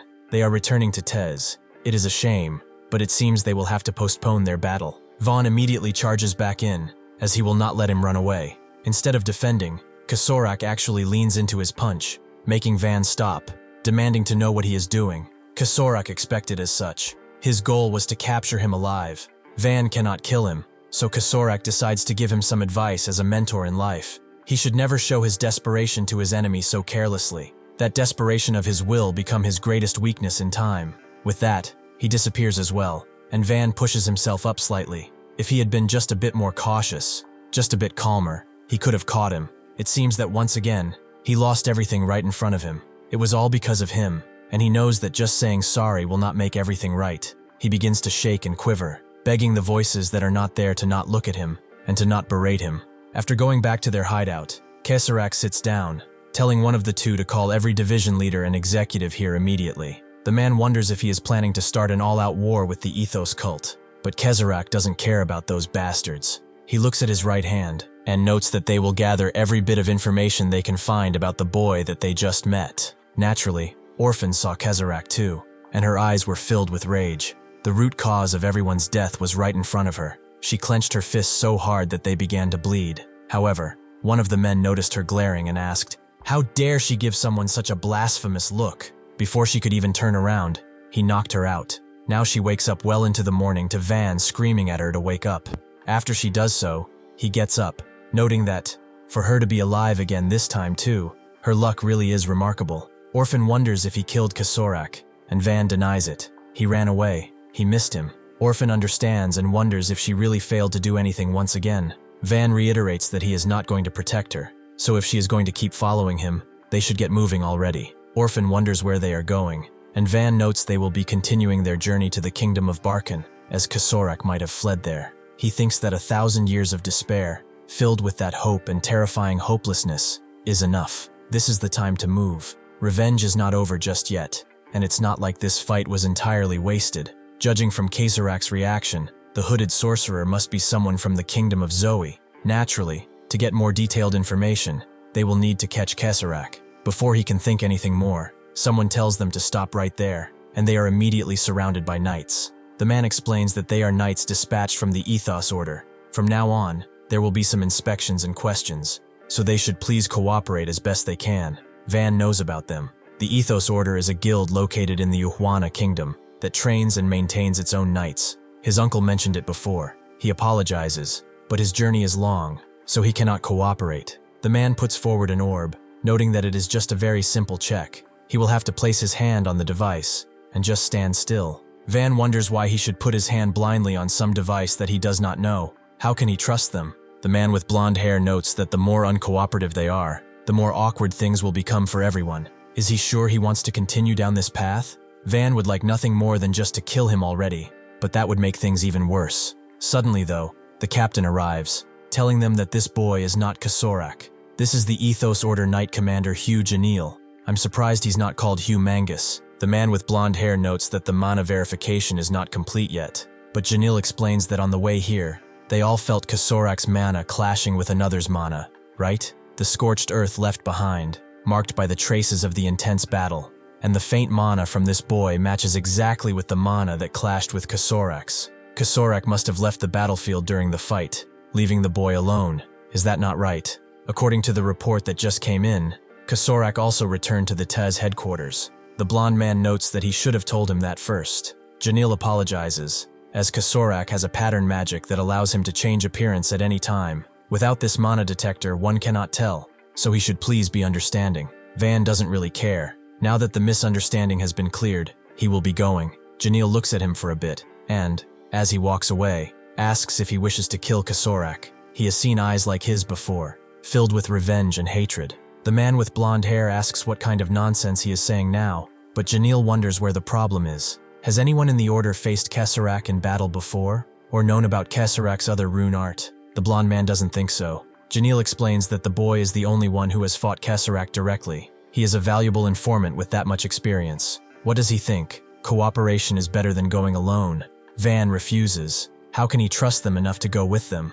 Janil sweetens the deal, noting that, by the way, they know all the detailed information about Tez, including Kasorak's next destination and even movements. Van is really surprised, and Janil knows that judging by his reaction, he did not know these things at all. Is this not extremely tempting? Van gets annoyed but confirms inside his mind that the Order probably knows a lot about Kasorak that he does not. It seems like it can't be helped, so he accepts. That evening, they all make their way back to the temporary barracks of the Ethos Order Knights, with Janil sitting in his impromptu office, staring at a photo that had a corner ripped off. He thinks about his grandson, about those same eyes that he saw in Van. He had forgotten for a while, but he never thought he would see someone like his grandson again. What could that child have gone through to have such a look in his eye? Suddenly, Van asks if he can come in, and Janil confirms as such. Van says he came because Janil was looking for him, and Janil confirms as such again. He is sorry to bother him while he is resting. It's nothing serious, but he just wants him to place his hand here.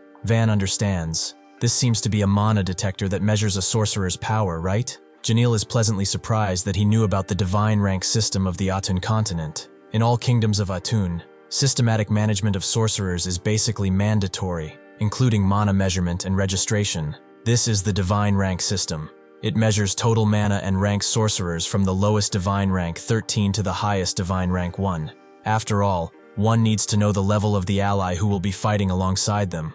Does he not think so too? It is better to know where he stands on the continent right now too. He puts his hand on the stone, and suddenly the device begins to roar, opening its eyes wide. Janil knows that this is not a normal reaction.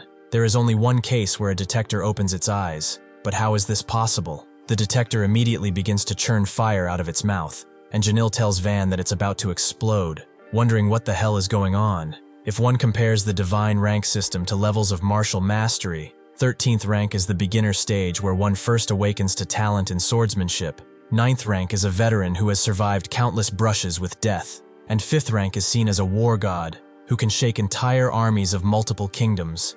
The device fires out a number, which is 10, confusing Janil, as that cannot be right. Van notes that, explosion or whatever the hell aside, it seems that he is ranked 10th. Janil thinks that the device opens its eyes when it detects a sorcerer of 7th rank or higher, and judges it with a huge explosion and massive flames, so it really was just a malfunction. This is really a first. Van did not expect the device even to try to detect his sealed mana. If he ever uses this again, he will need to be more careful, since they are done with that. Janil notes they should start with the formal introductions. He is Hugh Janil. He is one of the Knight Commanders of the Ethos Knight Order, and Van gives his name. Janil says it is a good name.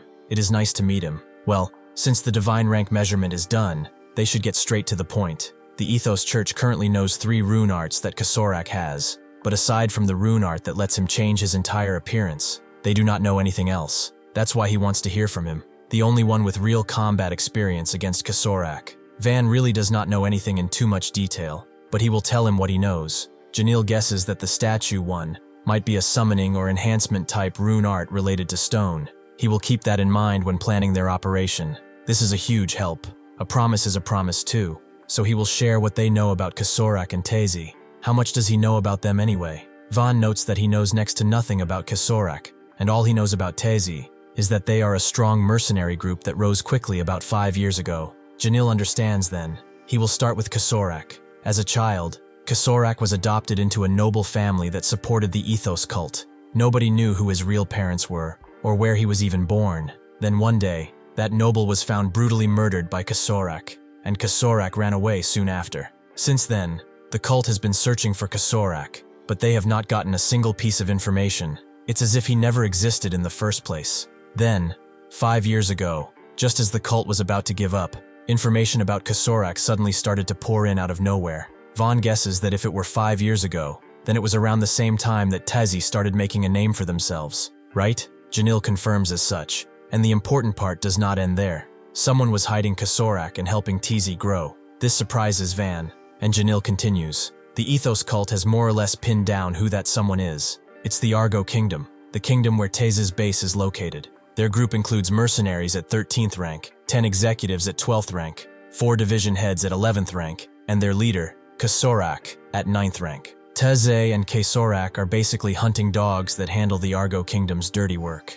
The sudden flood of information about Kasorak was likely this kingdom's doing, to carve Tezi's name into the continent to get more customers. Van notes that basically then, even if they know their base, they have not attacked because it is inside of the Argo Kingdom. Janil confirms his suspicion. If Argo Kingdom really is behind Tez, fighting them inside Argo's borders would basically be a fruitless endeavor. Argo Kingdom is on an entirely different level from normal minor nations. They are not someone a single cult like them can afford to go to war with. Vaughn thinks that if Argo Kingdom truly is the power behind Kasorak, then there must be sorcerers of at least 9th rank in there. Janil knows that even so, that does not mean there is no way at all. Exactly 15 days from now, Kasorak will leave the base and head to the Uhuana Kingdom with a small group.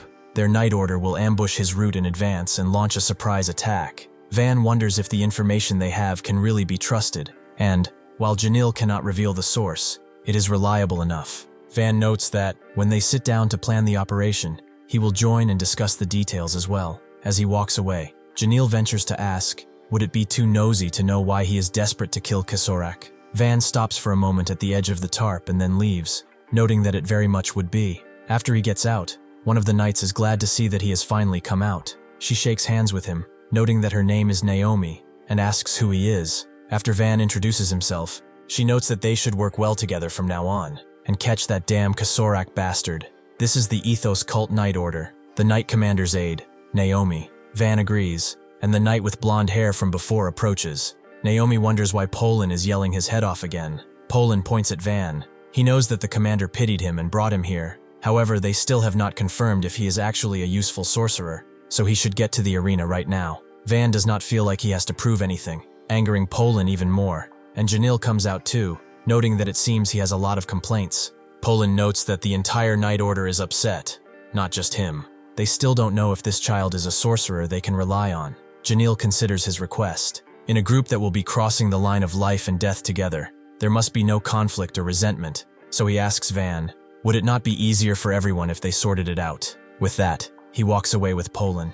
Naomi just doesn't know why there are so many complaints, especially from Polan, with Janil noting that he just cares about the knights. That is why he is like this. She doesn't know what that boy's rank is exactly. Janil notes that he's a 10th rank, and after a bit of realizing what he just said, Naomi screams out, 10th rank, really? They go to the arena.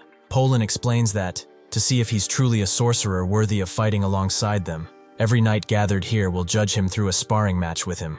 They have no use for weak sorcerers in the Knight Order, so if he shows any pathetic performance, they will kick him out on the spot. He should do his absolute best. Van also wants to set a condition, if that is the case. Before he can, though, the match begins, and he kicks so hard off the ground that it shatters behind him and whips his leg around in a devastating kick that Polan can barely block, as the earth below him shatters. Van notes that his condition is simple. If he wins this match, then he wants him to keep that mouth of his shut. With that, he charges in again with another kick, completely overwhelming Polan. The difference in power is extremely evident by this point. Before the match started, Van thought that, as expected, it is better to subdue them without killing them. This works out pretty nicely for him as well. The tiny amount of mana he can use is slowly increasing. It is a good chance to test a new divine armament. What he hit Polan with is another divine armament, the 5th one. the Black Heaven Greaves. These are greaves that store mana, and then explode it to use the blast as propulsion for movement and attacks. The explosive power is proportional to the amount of mana stored. Poland eventually wakes up with everyone gathered around the campfire, with Naomi noting that they were resting a bit while moving towards the operation site. They agreed to arrive near the ambush point in advance, and fine-tune the operation details so they are on the move. He was unconscious for 2 days. Poland wonders if that is true, but if he could not lift even a single finger against that boy, could he really be the 10th rank? Naomi confirms as such, and he is only 17 now. It is really impressive, right? Poland asks how that can be possible at such a young age, and Naomi guesses that perhaps he's from some insanely powerful royal bloodline of a great nation. Everyone has been completely taken with him, and they are desperate to get close to him too, it seems. Although he doesn't seem to care much, Poland understands that he was a monster from the start. It seems that this was a complete, undeniable defeat on his part. He gets up and goes to Van, putting his hand forward, wanting to introduce himself once again. His name is Poland. He apologizes for how rude he has been up until this point, and could never have imagined that Van would be such a great sorcerer. Van extends his hand too, and says that it's fine. He sits down with him, and notes that he really is amazing. How did he reach rank 10 at this age? Van wonders if it really is such a big deal, and Poland confirms as such. Another knight notes that Poland here hit 11th rank recently, and his nose has been very high in the clouds for quite some time. Another notes that he finally met his match, it seems. The world sure is a big place. Poland wonders when he ever got conceited, and it's not like he is weak. This guy is the weird one.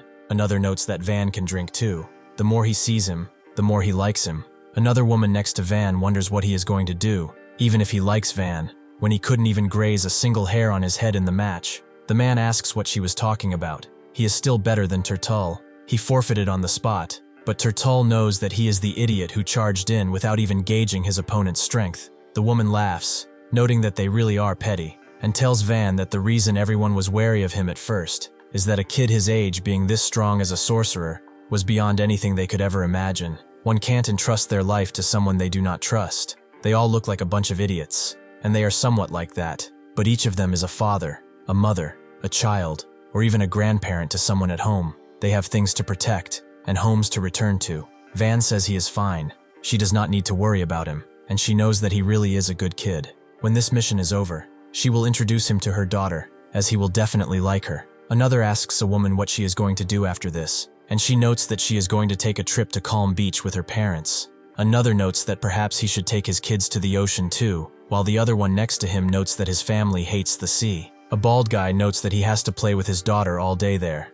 He is already scared, and a younger man notes that he is going to look at engagement rings with Elena. He'll probably be dragged around all day. The bald guy knows that they should cut out this chatter when they talk like this. Someone definitely dies. The young guy wonders why he's jinxing it, but the woman next to Van knows that he really isn't wrong. The bald guy knows that they haven't heard his story yet. What about him? They want to know about him. The younger guy wonders if, to become 10th rank at such a young age, he is perhaps the child of some royal family, or perhaps secretly carrying out missions to hunt criminals so he can become the heir. Van, however, remains completely and utterly silent, silencing the entire group around him as well. The bald guy wonders if they said something wrong, with the younger one noting that it's probably best if they just shut up. The woman agrees, and they should stop chatting and just drink, and then get some much-needed sleep. Van gets up and notes that he will get some fresh air for a bit. The bald man asks Orphan if they are not siblings. Is she not going to go after him? Orphan explains that they are not related. If she went, she would only get in the way. The woman tells them that their plan to shut up was probably the right idea from the start. Van goes atop a hill. The moonlight offers him some slight solace. He draws the face of the one he loves, a face he remembers keenly, a face he can never touch again. Suddenly, though, he hears a step from behind, and sees that it's only Janil who heard that his members messed up a bit with him, so he came by to check if he's alright. Van says he's fine, and Janil steps forward. He wonders if his anger towards Kasorak is revenge. He crouches down next to him, putting one hand on the ground and one on Van's hand, with Van wondering what the hell he is trying to do. Janil tells him that hatred is a massive fire that spreads inside of the heart. That great massive fire might feel like it is making him stronger, but the flames naturally burn out eventually, and all that is left is a heart that is reduced to ashes. He just hopes that, even if they are strangers, Van's own heart does not burn away completely. He should pull himself together, though, as they head out again tomorrow. He should go inside and get some much-needed rest. Then Van looks up at the sky, at the moon more specifically, and begins wondering. Eventually, Turtle gets up, with the young guy wondering where he is going. Is he turning in already? Turtle knows that is not happening anytime soon. He is just going to take a leak, but really, that mouth of his will be the end of him someday. When Van comes back, he should apologize at least, right? Suddenly, though, he sees a wooden totem on the ground, and he crouches down to it before it completely takes his head off and kills him on the spot. Keserak steps forward, noting that they are drinking right before such an important mission, so it is no wonder this is happening. They are foolish knights of the Ethos cult, so they will learn with their lives what it means to mess with him and the price of carelessness. The entire Teze mercenary corps has now assembled, and they are ready to take this matter and finish it for good. Before all this, at the Teze mercenary corps headquarters, Keserak stood before the informant, noting that he was truly an unbeautiful sight, but he should not worry. Inside that statue, even his ugly screams would become rather beautiful. The informant wanted to figure him out, and Keserak knows that he probably figured out who is roughly backing Tez, right? He is underestimating the intelligence network far too much, but he is truly grateful to him for successfully passing false information to the Ethos cult that he'd be heading to the Uhuana kingdom in 15 days with a small group. He did rather well. The informant can't believe it. That was a trap. Keserak knows that this is nothing for his little mind to worry about anymore. His role is over, so he will graciously let him rest for now. He puts him inside of the brazen bull and lights the fire below him, causing his screams to be heard through the bull's statue nose, with Keserak agreeing with himself that even screams like that should be beautiful. Suddenly, Turtle goes back to the group, bleeding, with the young men and a young woman wondering what happened. How did this happen? They should stop this bleeding. Turtle tries to tell them to be careful, but be careful of what? Be careful of him. He transforms back into Keserak and kills them on the spot, taking the woman and the young man's head. He tells his men to slaughter everyone here and not to leave a single one alive, as he is done with their games. His men immediately rush in, with the Ethos cult also rushing out in their unprepared state. One of them screams that this is an ambush. They begin fighting with everything that they can. This serene camping spot becomes a battlefield in the span of just a few seconds. Janil wonders what the hell is going on, and Poland knows that it's a surprise attack by Tease. They need to retreat immediately. Janil thinks that this is impossible. How could they come to know of their location? Is it that guy? Poland thinks that there is no room to hesitate, but Janil notes that it is already too late. It seems the spy the cult planted was discovered. Keserak heading to Uhuana was actually a trap to lure them in like this. If this truly is a trap Teze set up, they are probably already surrounded, and it's not just these guys here running in blindly. No matter what, they have to avoid complete annihilation. He tells Naomi and Poland to retreat south and report the current situation to the cult. Poland wonders, what about Janil and the rest of the members? Janil notes that they will be moving north in the opposite direction to buy them as much time as they can. They will use that opening to break through the encirclement and head straight to the cult. Poland thinks that this is reckless. They will all die before reinforcements from the cult even arrive. Janil screams at him before letting out a defeated plea. Seeing this, Poland eats his own words and rushes away with Naomi. Janil goes to one of his other aides, apologizing, because he is slow on his feet, so he will have to stay. Alberto tells him not to say such things. If not him, who else would have guarded him? Janil knows that he is as reliable as always and grabs the hilt of his blade. He screams loudly, a scream that can be heard through all the forests, telling all of the knights to form the scythe-cutting formation. Their goal is now one. They will break through the enemy center and escape this encirclement. Their death is not an option. They are all going home together. They charge in at once, and behind them, Poland and Naomi are stopped by a few executives. Keserak said those rats might move in the opposite direction, just as he predicted. He is always right, isn't he? One of them wonders where they think they are running to, after getting them all worked up. This guy with strange hair is a group division head, Jiangxi Monshi, and this guy is another division head, Pascal. Naomi wonders what they should do against two division heads, and Poland notes they have no choice but to fight. Pascal grins widely, wondering what they are going to do, and immediately unleashes a mighty strike on Poland, sending him flying into the ground at incredible speeds. Naomi grabs at her blade, but Monshi wonders why she is ignoring them. That really isn't wise. She turns around just in time to defend against the two strikes, but she is on the back foot, unable to defend. Naomi is losing her footing, and Monshi charges in one final time to take her life, but that's when Van grabs both of their glaives, stopping them in place. He lets go of one of the glaives, letting the other one come forward, and charges his greave on his right foot, killing Monshi on the spot, shocking everyone. What the hell is going on over here? Are they that brazen to attack him like that? Munchie immediately takes out another strand of his hair from his beard and uses the rune of clone ability. By plucking body hair and infusing it with mana, one can summon clones on themselves. That is how he charges in on two fronts at once. Even so, Van charges forth, grabbing Daomi's blade and crashing it right between the glaives of the two Mons. Using the entire blade as leverage, he unleashes a whirling kick into one of them, the clone, which is taken down instantly, surprising Munchie. Pascal, however, screams in glee, wondering what he should do. It has been so long since he has seen such a desirable body. His rune is a rune of fusion. It is limited to living organisms, but it can fuse stolen body parts with one's own body. He unleashes a devastating strike towards Van, who dodges, but Pascal uses that same strike as leverage to charge in and attack with his other hand, which Van dodges again. He continues dodging and dodging against Pascal's overwhelming attacks until he eventually catches both of his hands and uses them as leverage to unleash an incredible drop kick right in his abdomen, allowing him to readjust himself and jump forth, unleashing another punch into him, telling him to get lost. He continues laying into Pascal, who just laughs, as that seems to have hurt quite a bit. Munchie charges behind him, having summoned 4 more clones, but Van knows where the real body is. It's the one guy with a completely different mana level. He uses the True Eye armament, allowing him to see who the real Mon is. He kicks off 2 clones at once, sending them down into the ground before readjusting himself and charging forth at the real Mon, grabbing onto his leg and locking it entirely in his arms. He keeps gripping and gripping tighter and tighter, with Mon telling him to let go, but then notes that he heard crutches are pretty good these days, so he shouldn't worry. With a loud crack and tear, Van completely takes off his leg and throws him away, going back at him with that same leg, aiming to beat him to death with it. Mon is confused. There was no intel about the Ethos Knight Order having such a strong sorcerer. Just who is this guy? Daomi tells Van that these guys are from the Teije Company mercenary group, with Van wondering how many there are. Daomi also tells him that Kasorak's heading to Uhuana Kingdom. That was a trap.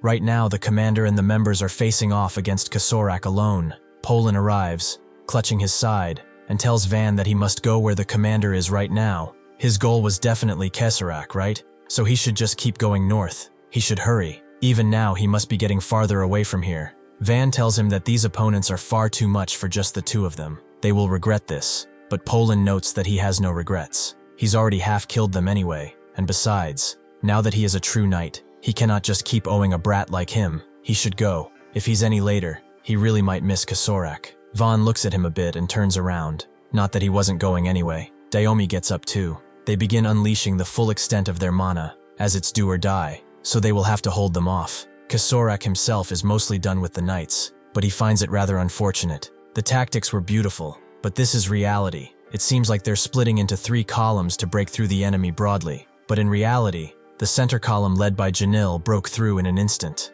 The left and right columns protect them and destroy the enemy formation to quickly escape the encirclement. It was a tactic that perfectly suited their rune arts, but with the knight's strength being what it is, it's like throwing pearls before swine. There was not a single sorcerer who could properly support his rune arts. It is truly unfortunate. He should have stayed right next to Leon Sapphire so he wouldn't have to suffer this unbeautiful end. Alberto tries to get up to help the commander, but he is immediately killed right in front of Janil. Janil screams out for his lost comrades. Kasorak turns around, telling one of his subordinates that this guy was an excellent knight, so he should send him off beautifully. The subordinate understands. He looms over Janil before crashing his jagged blade into him. Janil himself looks at the dirty ground and at the man, and closes his eyes. In the end, until the very end, it seems he was unable to do anything. Before Janil is struck, Van arrives on a fucking bike, shocking absolutely everyone. Van says to Kasorak that he is glad they are meeting again, as their business has not been done yet. Before this,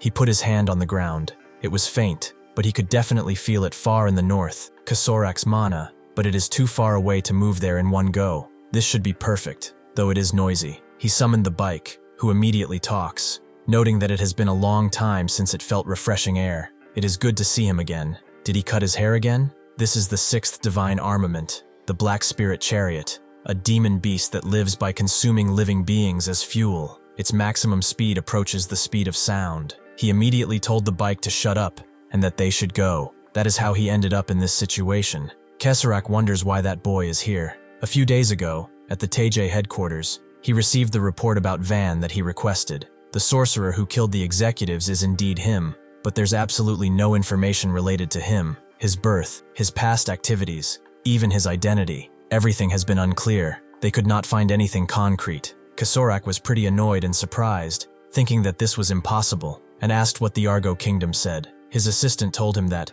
contrary to his predictions, the Argo Kingdom said that there is no way he's from nobility or royalty, which made it even more suspicious in Kasorak's eyes. He is neither noble nor royal, yet he is a 10th-ranked mage at that age. If they do not nip this in the bud right now, he will become a gigantic obstacle in the future. Kasorak thinks that this works out pretty well. He can deal with all of these headaches at once. He calls out Surfer, the guy next to him, but before he can say what he wanted to, a wave of pain suddenly overwhelms him. He begins coughing uncontrollably, spitting blood in his own hand. These are clearly side effects of something that he does not disclose. He tells Surfer that he will need some time, and Surfer agrees. This is the Teje mercenary group division head, Surfer Ortega. The other division head, Ajir Nero, notes that he will support him as well. Van asks Janil if he's alright, and Janil immediately tells him that these are not opponents that he can handle on his own. He should run away. Van can see that his arm was severed, and he is bleeding heavily. He must be physically exhausted, and his mana seems to be depleted as well.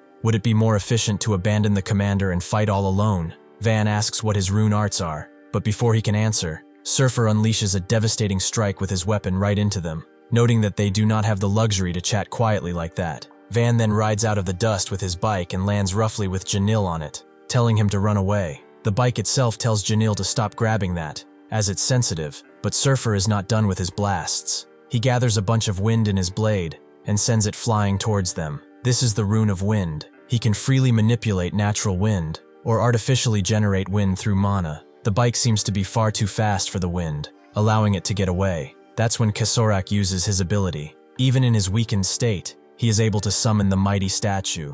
This is the rune of stone statue. He can manipulate stone through mana to sculpt various types of stone statues and freely control the completed statues. The sandworm statue tries to catch Van, but he simply rides away from it, even through the falling ground. With the bike surprised that his skills are still the same, and Surfer continues charging in from behind. Kasorak summons a hand up in the front, which makes Vaughn divert his course as expected. Maintaining the Black Spirit Chariot for a long time is difficult with his current mana. Should he give it up and bring another divine armament? Janil puts his hand on his shoulder, and Vaughn can feel his mana recovering. Janil tells him that he has absolutely no intention of running away. It is a meager power that he has left, but he should let him add to it. He asked about his rune arts.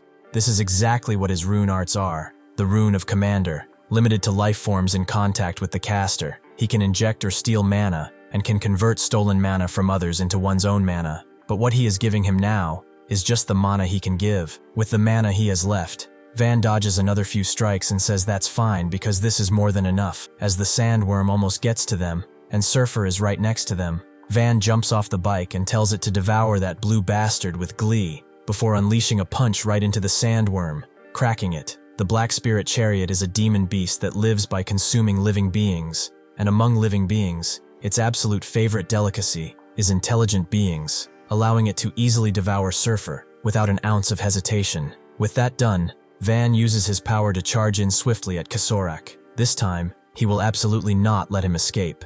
Kasorak, however, doesn't even move. He smiles, in fact, as he is underestimating Surfer far too much, with Surfer being right behind Van. The territorial dispute between the Kingdom of Balcony and the Dockart tribe was called the Dockart Mountain Range War. The Dockart tribe did not want a war with the Kingdom of Balcony, which had encroached upon their territory. They were attacked unjustly and tried to solve the conflict peacefully. However, that was not in the plans of the Kingdom of Balcony. War broke out due to the Kingdom of Balcony's unilateral invasion and did not stop for over 10 years. As in all wars, there was the death of parents, the death of siblings, and the death of comrades and lovers. On a battlefield where only death was allowed, the roars of countless beasts that tore at their ears were stopped by a single mercenary group. That is where he met Surfer and told him that, with this, the Kingdom of Balcony had fallen and the war was over. This meant that the Dockart tribe was now completely free, but would he not come with him, as he needs people with beautiful talents like him?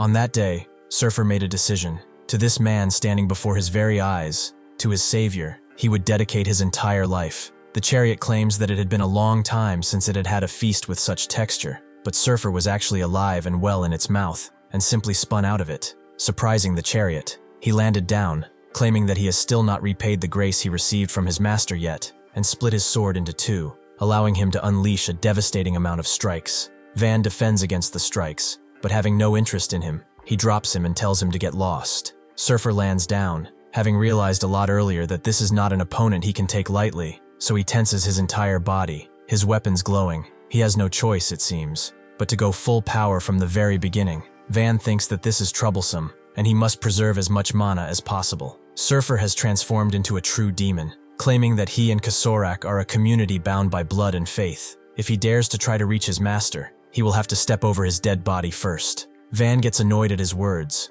remembering his own family, his own community that was bound by blood, that was supposed to be bound by blood, so he gets immediately extremely annoyed, asking if he even knows whose blood he is blabbering about. Surfer throws both of his blades at Van, more precisely at his sides, unleashing a flurry of wind, and then claps his hands together before putting them on the ground, making a bunch of whirlwinds appear right around Van. With that, he recalls his blade and charges forth. As there is nowhere left to run, he begins charging at Van, limiting his movement more and more. Kasorak is a great man who will end this era of war and bring about peace to the world. Does he think the likes of him can harm someone so gracious? He becomes a whirlwind himself, a fury that he thinks is righteous, and begins crashing himself towards Van, telling him to be torn to shreds and vanish. Van himself realizes that this is not an opponent he can save mana against. Because of the seal, he can only use a small amount, so summoning the complete armament was impossible. Now, with the captain's help, his mana is full, so it's possible to summon the armament in its complete form. The true destruction feast is released with its amazing power. He tells him to shut it. Their kind treats human lives like cattle, and he dares talk about faith and that bastard being a great man. He charges forth, unleashing the full vestige of the Asura, causing Surfer to falter in such incredible power. He tells him that he's disgusting beyond measure, and does not want to see even a speck of dust of his disgusting life. He unleashes the devastating strike right into Surfer, making it explode like a bomb. Kasorak, seeing this, tells Ajirni that he should infuse him with artificial mana. With Ajirni wondering if the side effects are okay, Kasorak tells him that larger techniques will be impossible, but he is fine because true beauty does not fade so easily. In the past, when Kasorak continued his work, he was informed by Surfer that the Argo Kingdom has started a war with the Ohwana Kingdom. He was slightly surprised that the King of Argo must have been truly anxious to start things so quickly to complete the artificial mana as quickly as possible, and Kasorak agreed. They feel the same way. Naturally, to achieve a beautiful world, they must complete the artificial mana as well. Surfer looked at the vat in front of him and asked if this was the artificial mana storage dummy he developed. Kasorak agreed. This dummy's name will be Ajirni. It will be his first creation.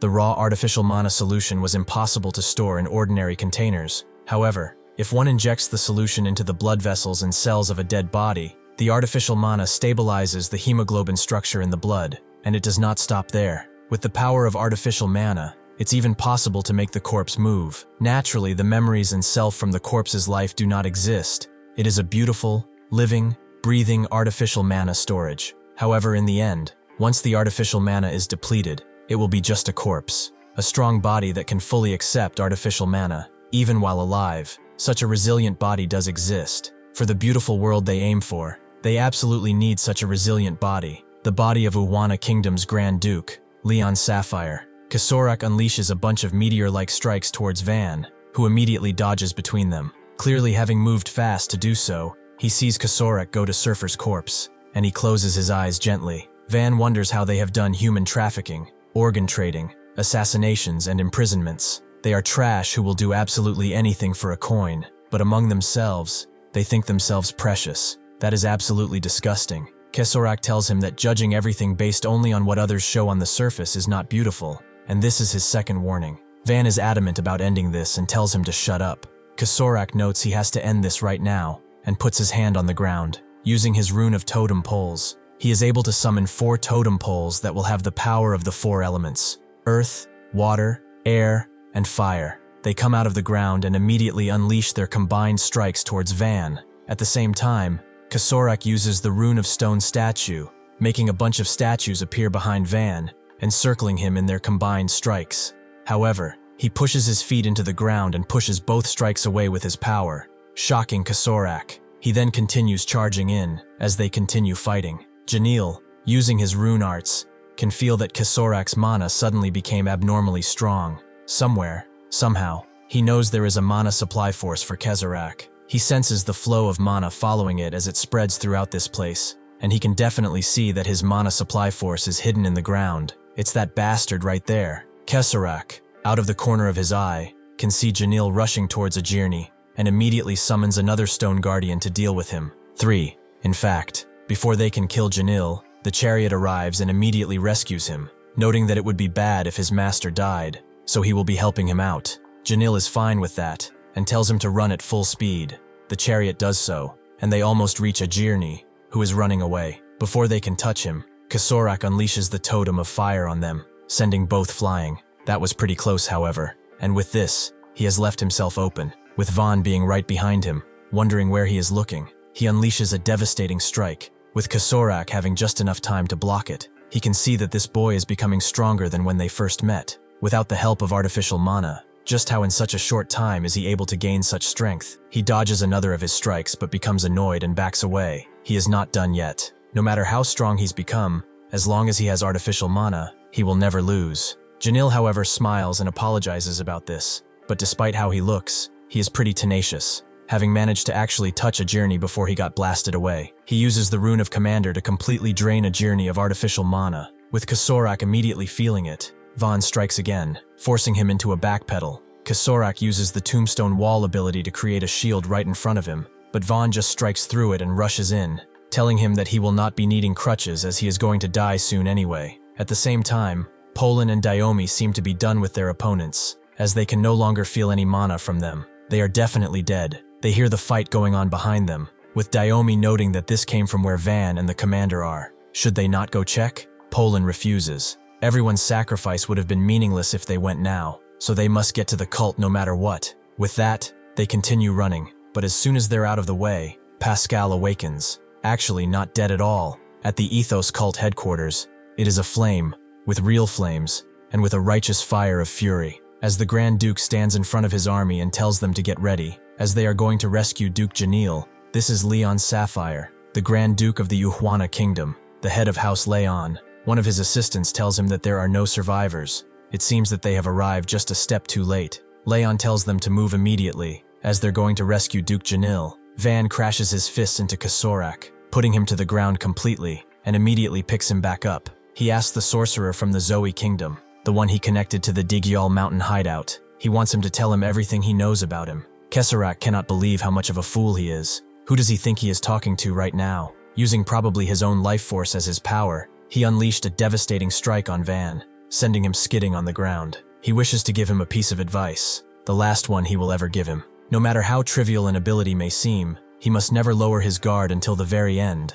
Vaughn now realizes that when he raised those barriers earlier, did he perhaps hide himself and throw his subordinate out as bait instead? That is quite a survival tactic. It seems that what he hit was Ajirni after all. Ajirni himself tells Kesorak to please take the last of his artificial mana, which he immediately does so, telling him to rest. With his newfound power, Kesorak gets up and begins screaming, and here he unleashes the full extent of his true ability, allowing him to craft a suit of stone. This is the stone statue rune combined with the totem pole rune and the manifestation rune. This is the elemental colossus, a giant stone golem that wields the power of the four elements and merges with him. Kesorak did not expect to have to summon the elemental colossus against him. It seems he must acknowledge him. Even Janil is shocked to see that he is using 3 runes at the same time. The mana output is insane in and of itself. With artificial mana, he easily surpasses Divine Tier 9. He smashes his hammer into the ground, unleashing a bunch of strikes right into Van, who dodges and attempts another strike. But Kesorak blocks with a shield of ice before raising his hand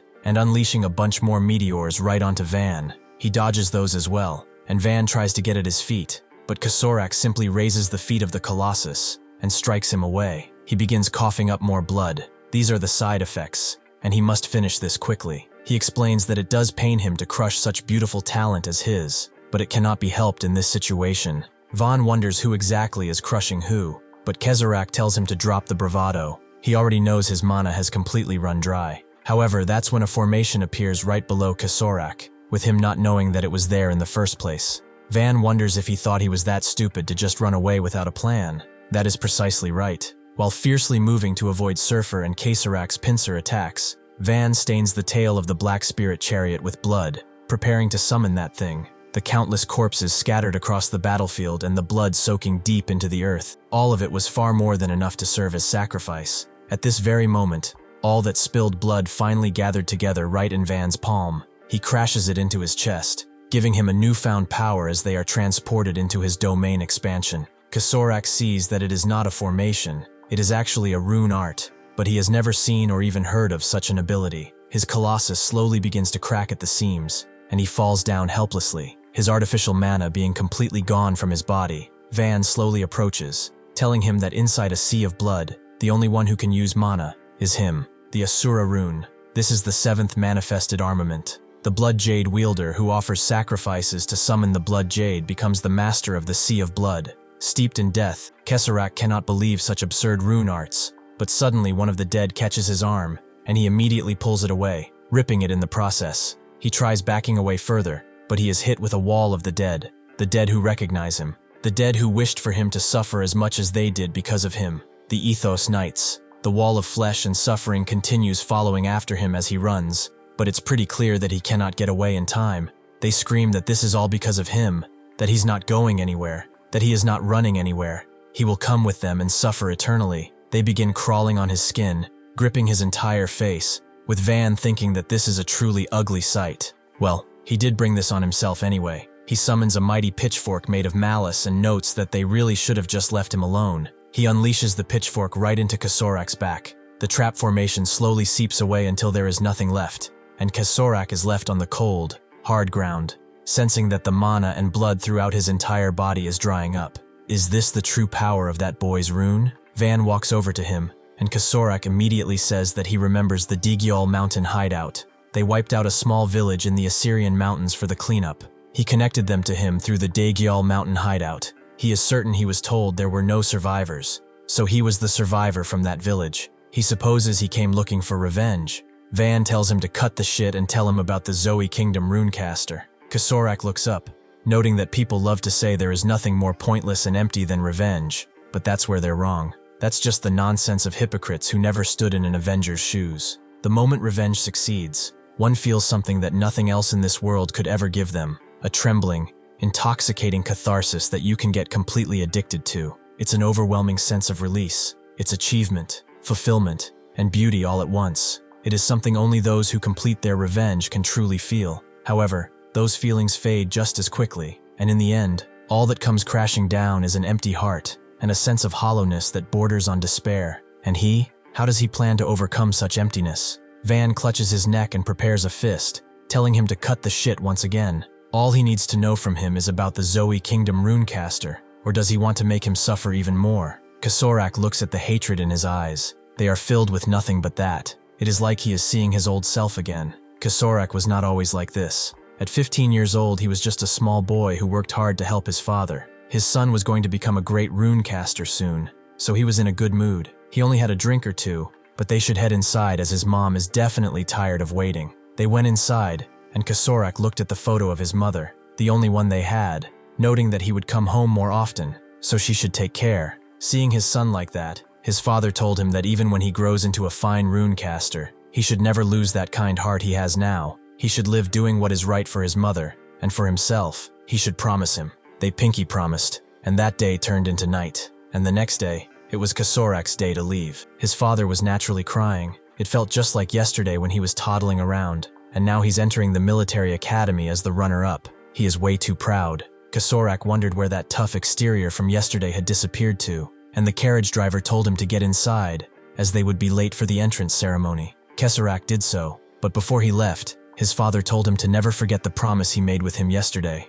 and he should stay healthy. All right? Kasorak agreed, and the carriage began riding away. His father promised that he would live long enough for him to make it big, and buy them a house in the capital, and continued crying a bit. But it seemed that he may not have been able to keep his promise, as two of the kingdom's guards stood behind him ready to take him. Kasorak was not taken to the military academy, but instead to an estate. When he went inside, the Lord welcomed him warmly. He heard his rune let him change his appearance into anything. Is that really true? Kasorak agreed, but wondered if this was really the military academy. The Lord told him that he had cancelled his enrollment. He is going to be his adopted son from now on, and assist him instead. Lately, his beautiful artistic inspiration just is not what it used to be, and with his ability, he seems to be his perfect muse. Kesarak did not understand what he meant, and the Lord guessed so. Peasants really cannot understand a word, can they? So they should bring him in at once. With that, they brought his beaten-up father to his feet. The Lord was a little surprised that he still had the stamina to struggle like that. He told Kesarak to listen very carefully to him.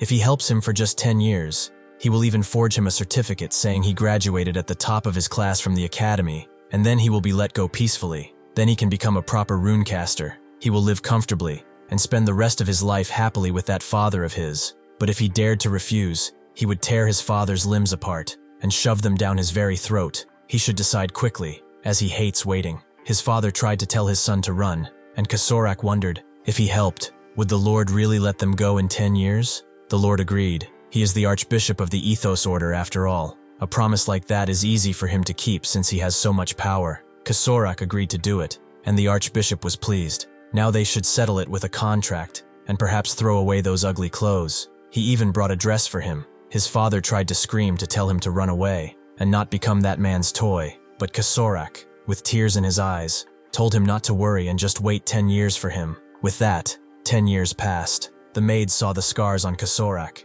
He was the adopted son, and yet, calling his creations art while putting him through every kind of sadistic torture was too unimaginable. Kesarak walked around, now 25 years old, his face hidden by a mask, his eyes deadened, and devoid of the life that they had within them. He knocked on the Archbishop's door and immediately opened it, with the Archbishop being annoyed that he was here. Who let him in? But he should get out at once. Kesarak told him that today marks the 10 years they agreed upon. He even brought the contract with him. The Archbishop apologized to the man he was speaking with. It seemed that one of his slaves was causing trouble. The man said it's fine. They should not mind him and go back to their little business. That was the first time meeting with the runecaster from the Zoe Kingdom, whom he had been searching for all of this time. The man is named Akratos. Kesarak kept tabs in his own mind of what the Archbishop did to him. It was unbearably exhausting, but if he endured just 8 more years, he could finally see his father again. On one particular month, a bunch of people who looked just like the Archbishop came and did horrific things to him. Every day has been absolute hell, but if he just holds on for 5 more years, he can finally see his father again. His entire life had become just torture that was a prelude to another. Things that used to be the hardest are now easy, and things that used to be easy are now the hardest. He wondered, how much longer does he have to endure? Maybe 3 years left? His days were filled with nothing but pain. It might have hurt less if they just tore him apart limb from limb, but he must endure, as finally he had just 1 more year left. On the day that marked the 10th year, he immediately knew it and smiled with glee, laughing from ear to ear. Kesarak walked with Akratos and the Archbishop, with the Archbishop apologizing terribly for this.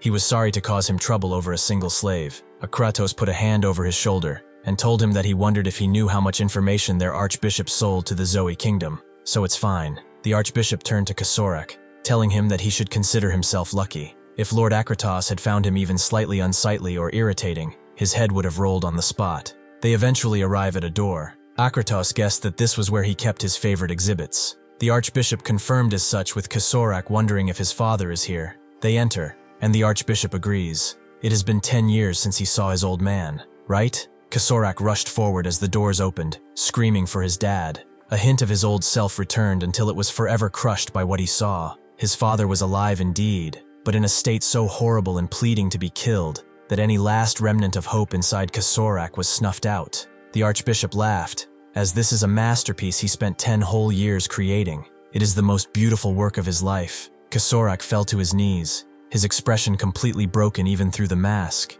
The Archbishop loved to see that. At last, his beautiful artwork is now complete. Does he know how hard it is to keep him alive in such a state without letting him die? Kesarak wondered why. He promised. He endured 10 years of that, and he told them he'd quietly let them go. The Archbishop did not lie, however. Since the artwork is finished, he can go home now, though he doubts there is any way he could return home looking like that. At that moment, the only thing that sprang in Kesarak's mind was revenge. He told the Archbishop that he would kill him, and lunged at him, but one of the guards immediately put him to the ground, telling him to stop crawling around like a worm. The Archbishop agreed, and told him to change back to how he looked last night. He can't stop his excitement right now, so he definitely wants to show Lord Akratos too. Even as he was being belittled, Kesarak's eyes burned now with a manic glee at the prospect of killing him. He vowed again and again that he would kill him no matter what, and suddenly, Akratos attacked the guard that put him on the ground, sending him flying into the nearby wall with his tail. It has been a while since he has smelled hatred this thick. He likes it, so how about it? Does he wish for him to help with his revenge? In exchange, he will no longer be the Archbishop's slave, but he will be his. So what will it be? Kasorak did not care about that as long as he could get his revenge. He will give him everything, even his very soul. The Archbishop tried to reason with Akratos, telling him that he would just take care of the slave himself, but Akratos simply ignored him and noted that this is a promise. He immediately put his tail inside of Kasorak's back, telling him that this might hurt a bit, but he should try and endure it. With that, Kasorak surged with power as his entire body was remorphed. The Archbishop wondered what Akratos was doing, and Akratos laughed. This was not sudden at all. That Archbishop is seriously hilarious, isn't he? Why does he think he came all of the way here? The king says a filthy pervert like him is just getting in the way of things now, so he came today to kill him. He was just wondering what would be the most delicious way to kill him, and it seems that he really got lucky. The Archbishop ran away, calling for his guards, but Akratos told him that it was useless. He already sealed off all sound from this entire room,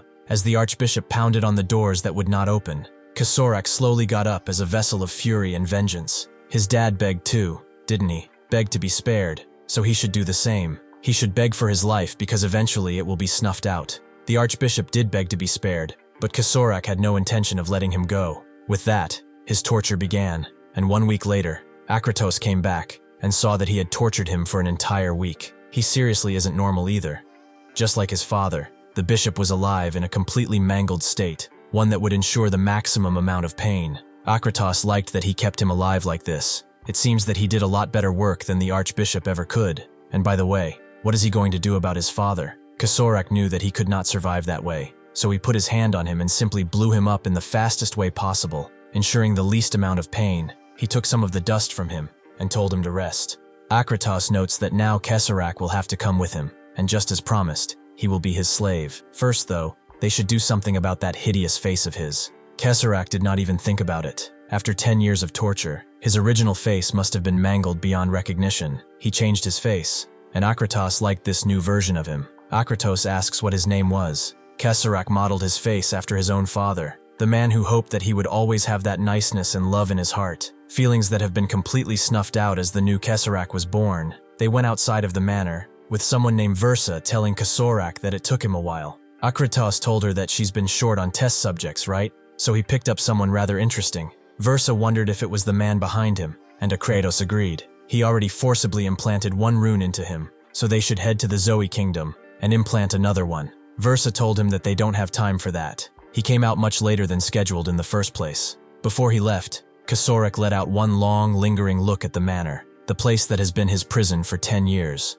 Now he tells Van that nobles and commoners should all tear down this unequal class system and build a beautiful world where everyone is equal. He even broke his promise to his father, just to focus on developing artificial mana. And this is how it ends. Van just got Akratos' name from all of that, but Kasorak is not done, telling him to head to the Leon family of the Ohuana Kingdom. There is a spy planted there by the Argo Kingdom. That Argo spy knows where Akratos is currently staying. Van wonders why he is suddenly helping him with all of this. Kasorak just laughs, telling him that at his level, he couldn't even touch a single hair on Akratos, and more than anything, he reminds him of his old self. Before he can finish that sentence though, a blast comes out of nowhere and crashes into him. Another comes right toward Van, aiming to crush him, and since he's out of mana, it just might. However, that's when the informant appears and defends him against the strike, noting that she's been looking all over for him. Diomi and Poland continue running, with Diomi barely able to catch her breath, but she says she's fine. They have to get back to the cult as soon as possible. However, that's when Pascal appears behind Poland and wonders if they meant the Ethos cult. Unfortunately though, it's probably already been torn into pieces. They immediately jump back, surprised, as he was definitely dead, but Pascal just laughs it off. Don't they know they have to check several times just to be sure? This is why sorcerers with no real combat experience are so pathetic. Poland asks what he means by the cult having been torn to pieces. What the hell is he even talking about? Pascal lets out a short, almost manic laugh, and notes that if the Ethos Knights are all tied up far away from the cult, lured away by Kasorak, then why are they still out there? Could there be a better chance for the forces that want to wipe them out? In the end, just like the commander has said, it really is over. Poland only now realizes that all of this was a trap to lure the entire Night Order away, and the goal was the destruction of the Ethos cult. This is bad. If that is true, they should have joined up with the commander instead of heading to the cult. Since there is no choice, he tells Diomi that he will stall them so she should go and find the commander,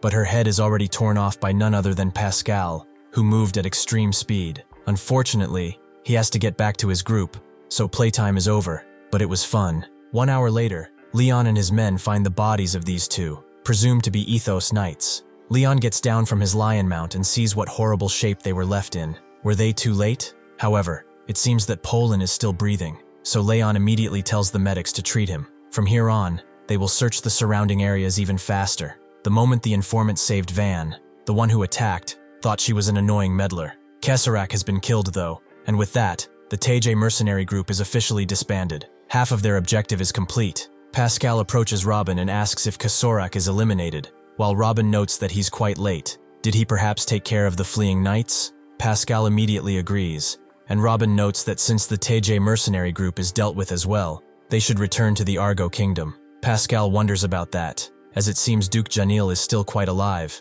Not really well, but alive nonetheless. Robin tells him that it's far too late. Leon Sapphire's mana is getting closer and closer, so they must get out of here at once. Pascal is a little sad, as Olga is going to chew his ears off again. Anna looks around, knowing the enemy retreated back quietly for some reason, then asks why exactly he is here. She immediately gets on his case. She got to the tavern where they were supposed to meet, but he was nowhere to be seen. Does he even know how long she was searching for? Does he know how much it cost to travel all of the way here? Van then realizes he completely and utterly forgot he sent that carrier pigeon. He apologizes. He happened to run into Keserak at the tavern and completely forgot. Anna doesn't really like that answer. He just forgot, while she's been looking for him for entire days. Van just pays her double the fee they agreed on, and she immediately takes it, noting that he's the best. Anyway, she also thinks that he was impressive when they first met, but now she can feel a vast amount of mana that doesn't even compare to back then. How is such explosive growth possible in such a short amount of time? At this level, it's more like he's releasing mana that was being suppressed. It seems that Orphan is also alive, with Anna confirming it. She found her collapsed nearby and picked her up. Her survival skills are honestly pretty amazing. Janil approaches, asking Van if he is alright, and Van is glad to see that he's alive. Janil never expected that he would manage to take down Keserak all by himself, but Van notes that he only managed it because he helped. By the way, what happened to the weird demon beast he was riding? Van tells him that that thing was something he summoned through his rune arts, so when he ran out of mana, it naturally disappeared. Anna immediately introduces herself as an information broker from the Nordia kingdom. If he ever needs information, he should come and find her at any time. Janil understands, but wonders if she could let go of his hand. Van's attention, however, is attracted by something else, someone approaching, and he immediately demands to know who they are. Leon would like to know the same. Are they allies or enemies? Just from him approaching, they can feel an incredible amount of mana, but Janil recognizes him as Grand Duke Leon and wonders why he is here. Van asks if he knows him, and Janil explains that he is from the kingdom where the Ethos cult is located, the one and only Grand Ducal House of Awana Kingdom, House Leon, and that's the head of the house. Van wonders if it's the one Keserak mentioned, and thinks that it must be. Leon is glad that Janil is alive, and he is ashamed that the entire Night Order was wiped out, and he alone survived. In fact, the reason he survived is only because of this boy. He single-handedly took down Keserak and 2 Teje division heads. Leon is surprised when he hears this, and puts a hand on Van's shoulder. If it is true that he saved Janil's life, then he is also a benefactor of his. So how about it? He does not look to be in the greatest of shape right now. Why doesn't he come with him? Leon thinks it is better for him to stay in their house and rest first. Van accepts his thanks. It would be an honor, and Leon tells everyone that they will hurry back to the estate. These people are precious guests, so they will be treated with utmost care. Since Teje sorcerers could still be lying in ambush nearby, they should be especially alert and on guard. Keserak slowly disappears into the ground, turning into a fine dust. The life completely seeps out of his eyes, and for the first time in a long time, he can finally rest. Meanwhile, in the Argo kingdom, Pascal wonders where Olga is. One of the servants explains that she arrived a short while ago and went to the audience chamber before them. They all go to the audience chamber, where they immediately bow towards the king. Robin apologizes for their delay. As ordered, they have annihilated the Teje mercenary group. The king slowly gets up. As he notes, he distinctly ordered them to lure the Ethos Knights away, eliminate Janil, and neatly dispose of the now useless Taejae mercenary group alongside them. He wonders why they failed to assassinate Janil. Will it be convincing enough so that he doesn't kill them right here? Olga finds them absolutely pathetic. How can they be so weak? Someone from Olga's unit laughs, noting that they've infiltrated Uhuana and even wiped out the ethos cult with their own hands, and they couldn't even do such a thing. Robin, however, tells the king that this is not an excuse, but all of this failure was caused by the unit led by Olga. Their intended plan went wrong. The Ethos Knights had another rune user, even harder to handle than Janil. He alone held off Kasorak and the Digial unit, completely ruining their plan. On top of that, Leon Sapphire, who was supposed to be kept under watch, ended up where they were. That was the biggest reason for their failure. Before they can bicker further, the king lets out his aura, telling them that this is enough, making them bow immediately. They both apologize for their grave offense, claiming that they deserve death. The king sits back down, noting that to perfect the artificial mana, they need a body strong enough to withstand the side effects, a body on par with that of a superhuman. The one whose body fits those conditions best is Leon Sapphire. To steal that body from him, they dragged out a long war with Uhuana for years. The Uhuana royal family, their greatest obstacle, has already been eliminated, and once the ethos cult is destroyed as well, there will be nobody left in this kingdom who will be capable of protecting him. Suddenly, a subordinate wonders if letting a single old human user slip away will really change much. The king immediately lets out his snakes and wraps them around him, laughing a bit. In one-on-one combat, Sapphire himself is not that frightening, but Janil's power can push his allies' potential beyond their supposed limits. Leon Sapphire is already hard enough to handle. If he breaks through his limits under Janil's rune arts as well, the damage will be far beyond anything they predicted. So does he understand? Before the subordinate can ask for forgiveness, he is killed, and the king calls out Robin. If he followed his impulses, he'd break both of his legs right here, but he cannot afford to lose a mana user as skilled as him, so he will overlook it this once. Robin is deeply grateful for his boundless mercy, and the king says that the plan has changed for now, but they cannot afford any more delays. They should inform every soldier, as it is time to bring this long war to an end for the Vairava order. At the Leon family mansion in the capital of the Uhuana kingdom, a full day passed after they arrived at the Leon estate, and at last, Janil met Polin, who had just regained consciousness. The two of them were the only survivors of the ethos cult, and they sat together in a heavy, suffocating silence. In the end, the grief they had been holding back burst out in a violent manner. The despair and rage they felt turned into sharp blades that continued stabbing them every minute of their lives, and it will continue to do so, because this is what happened to him, to Van, as well. Leon approaches him, asking if he is feeling better now, and Van agrees. Thanks to his priests, he has fully recovered. Still, Leon thinks that this recovery speed is truly horrifying, and that mana recovery too is truly horrifying. Van is the same age as his daughter. Leon asks if Van could come with him for a bit if he does not mind, and Van agrees as they walk through the outside area. Leon notes that he and Janil have been talking about him. He happened to overhear his conversation with Kasorak as well. He is after a Kratos of the Zoe kingdom, right? He's the one he has been looking for, and his goal is to kill him. He is just an outsider who knows nothing about his life, but just being near him, he can tell that he is a man completely bound by hatred and sorrow. They go to the training grounds, Leon wondering if he truly understands how reckless the path he walks on is. Vaughn does not really care about that, so Leon puts it into perspective for him. The 6 great powers that rule the continent of Aten are as follows. Among these kingdoms, the one that still stands as the greatest superpower is the Zoe kingdom. Even among them, only top rune users can rise to the peak.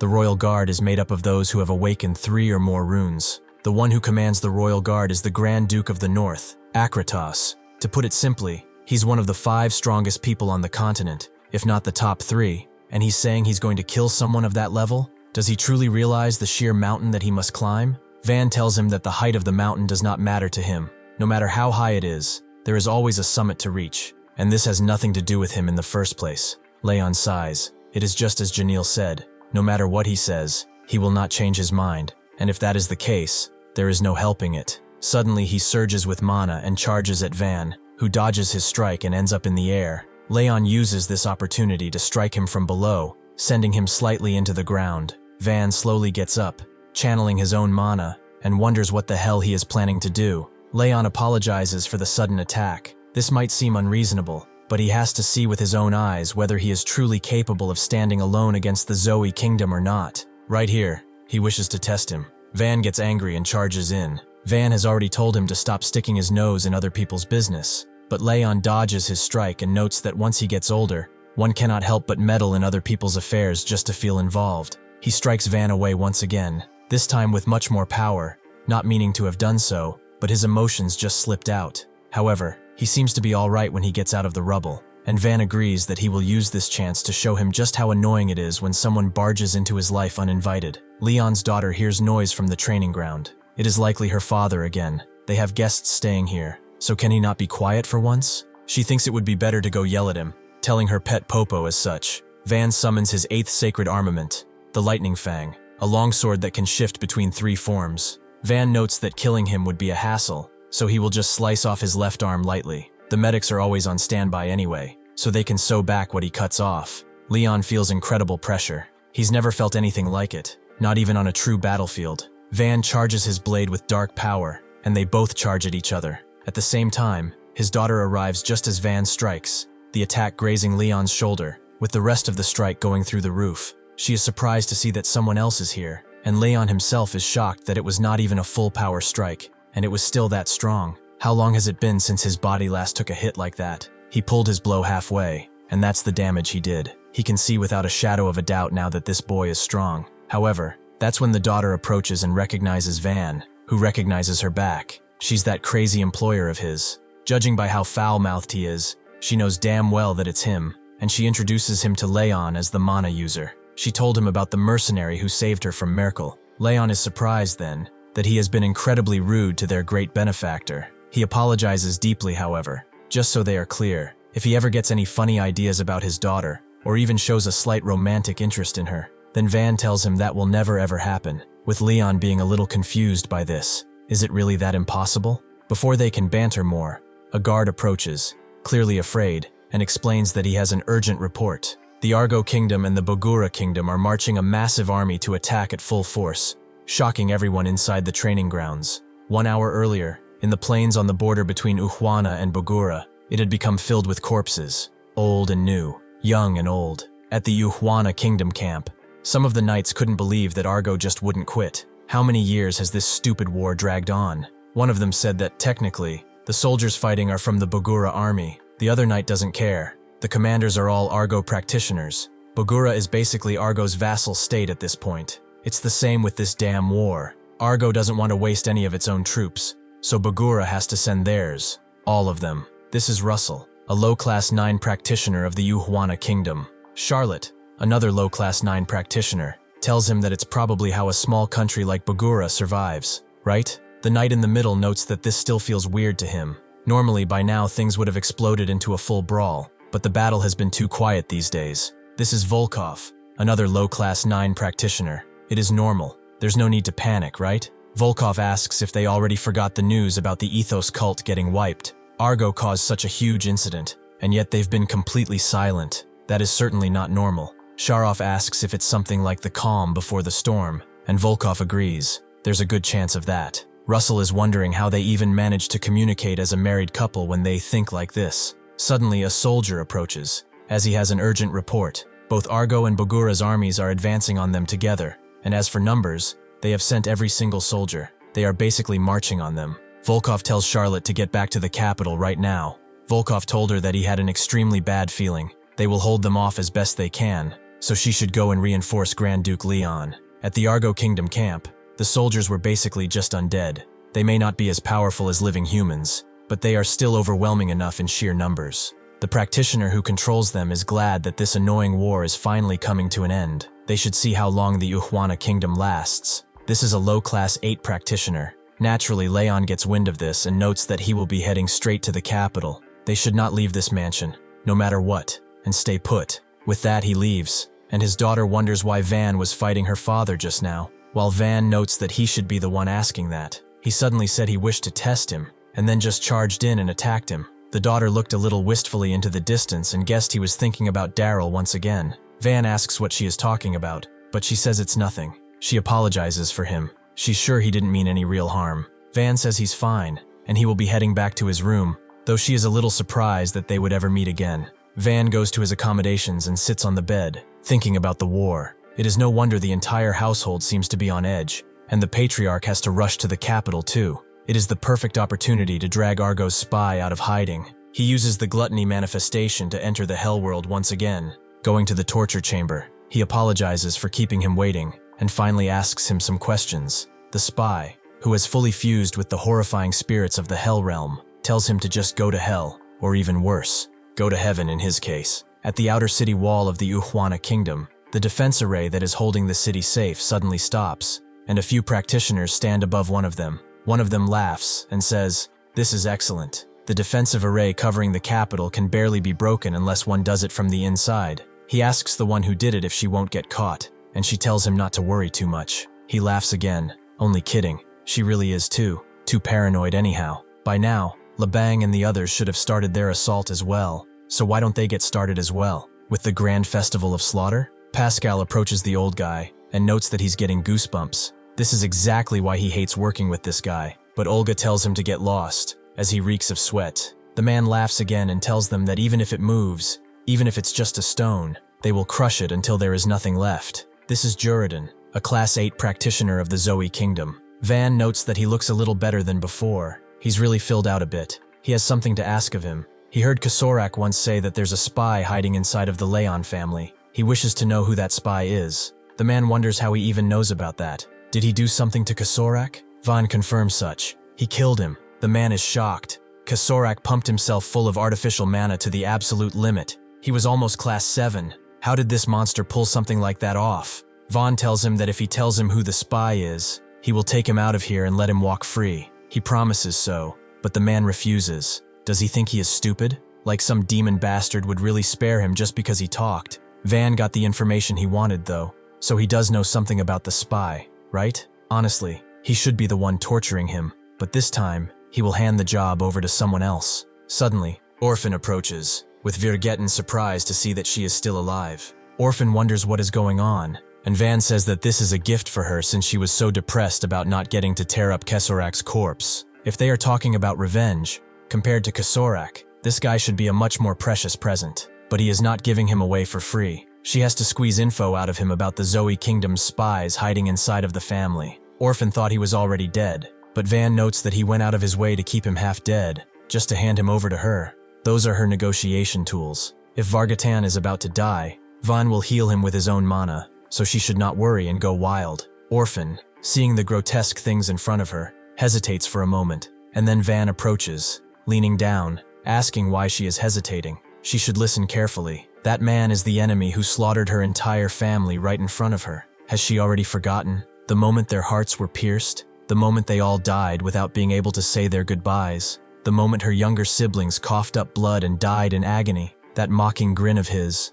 her mortal enemy, as her family was wiped out? In that instant when she could not do anything at all, her own helplessness, all that rage, all that grief, all of that pain, has she truly forgotten all of them? Orphan falls to her knees, clutching her head, claiming that she hasn't, not even for a second, not even for a single heartbeat. Van pats her on the back and agrees she should remember it, every feeling from back then, every single memory. Then she should let it explode and pay them back 1,000-fold for the pain her family went through. This is righteous revenge, so there is nothing to feel guilty about, right? She should not lock herself inside some trashy moral code made up by hypocrites. Although for someone as green as her, it is probably hard, so he will be showing an example himself. She should watch closely and learn. Suddenly, the thing that was holding Vargatan in place changes and transforms into a torture bed that holds him in place and muffles him. Then, Vaughn tells him to hold still as he grabs one of the torture devices. If he moves, it will hurt a lot more. He will give him a chance to talk once every 6 hours,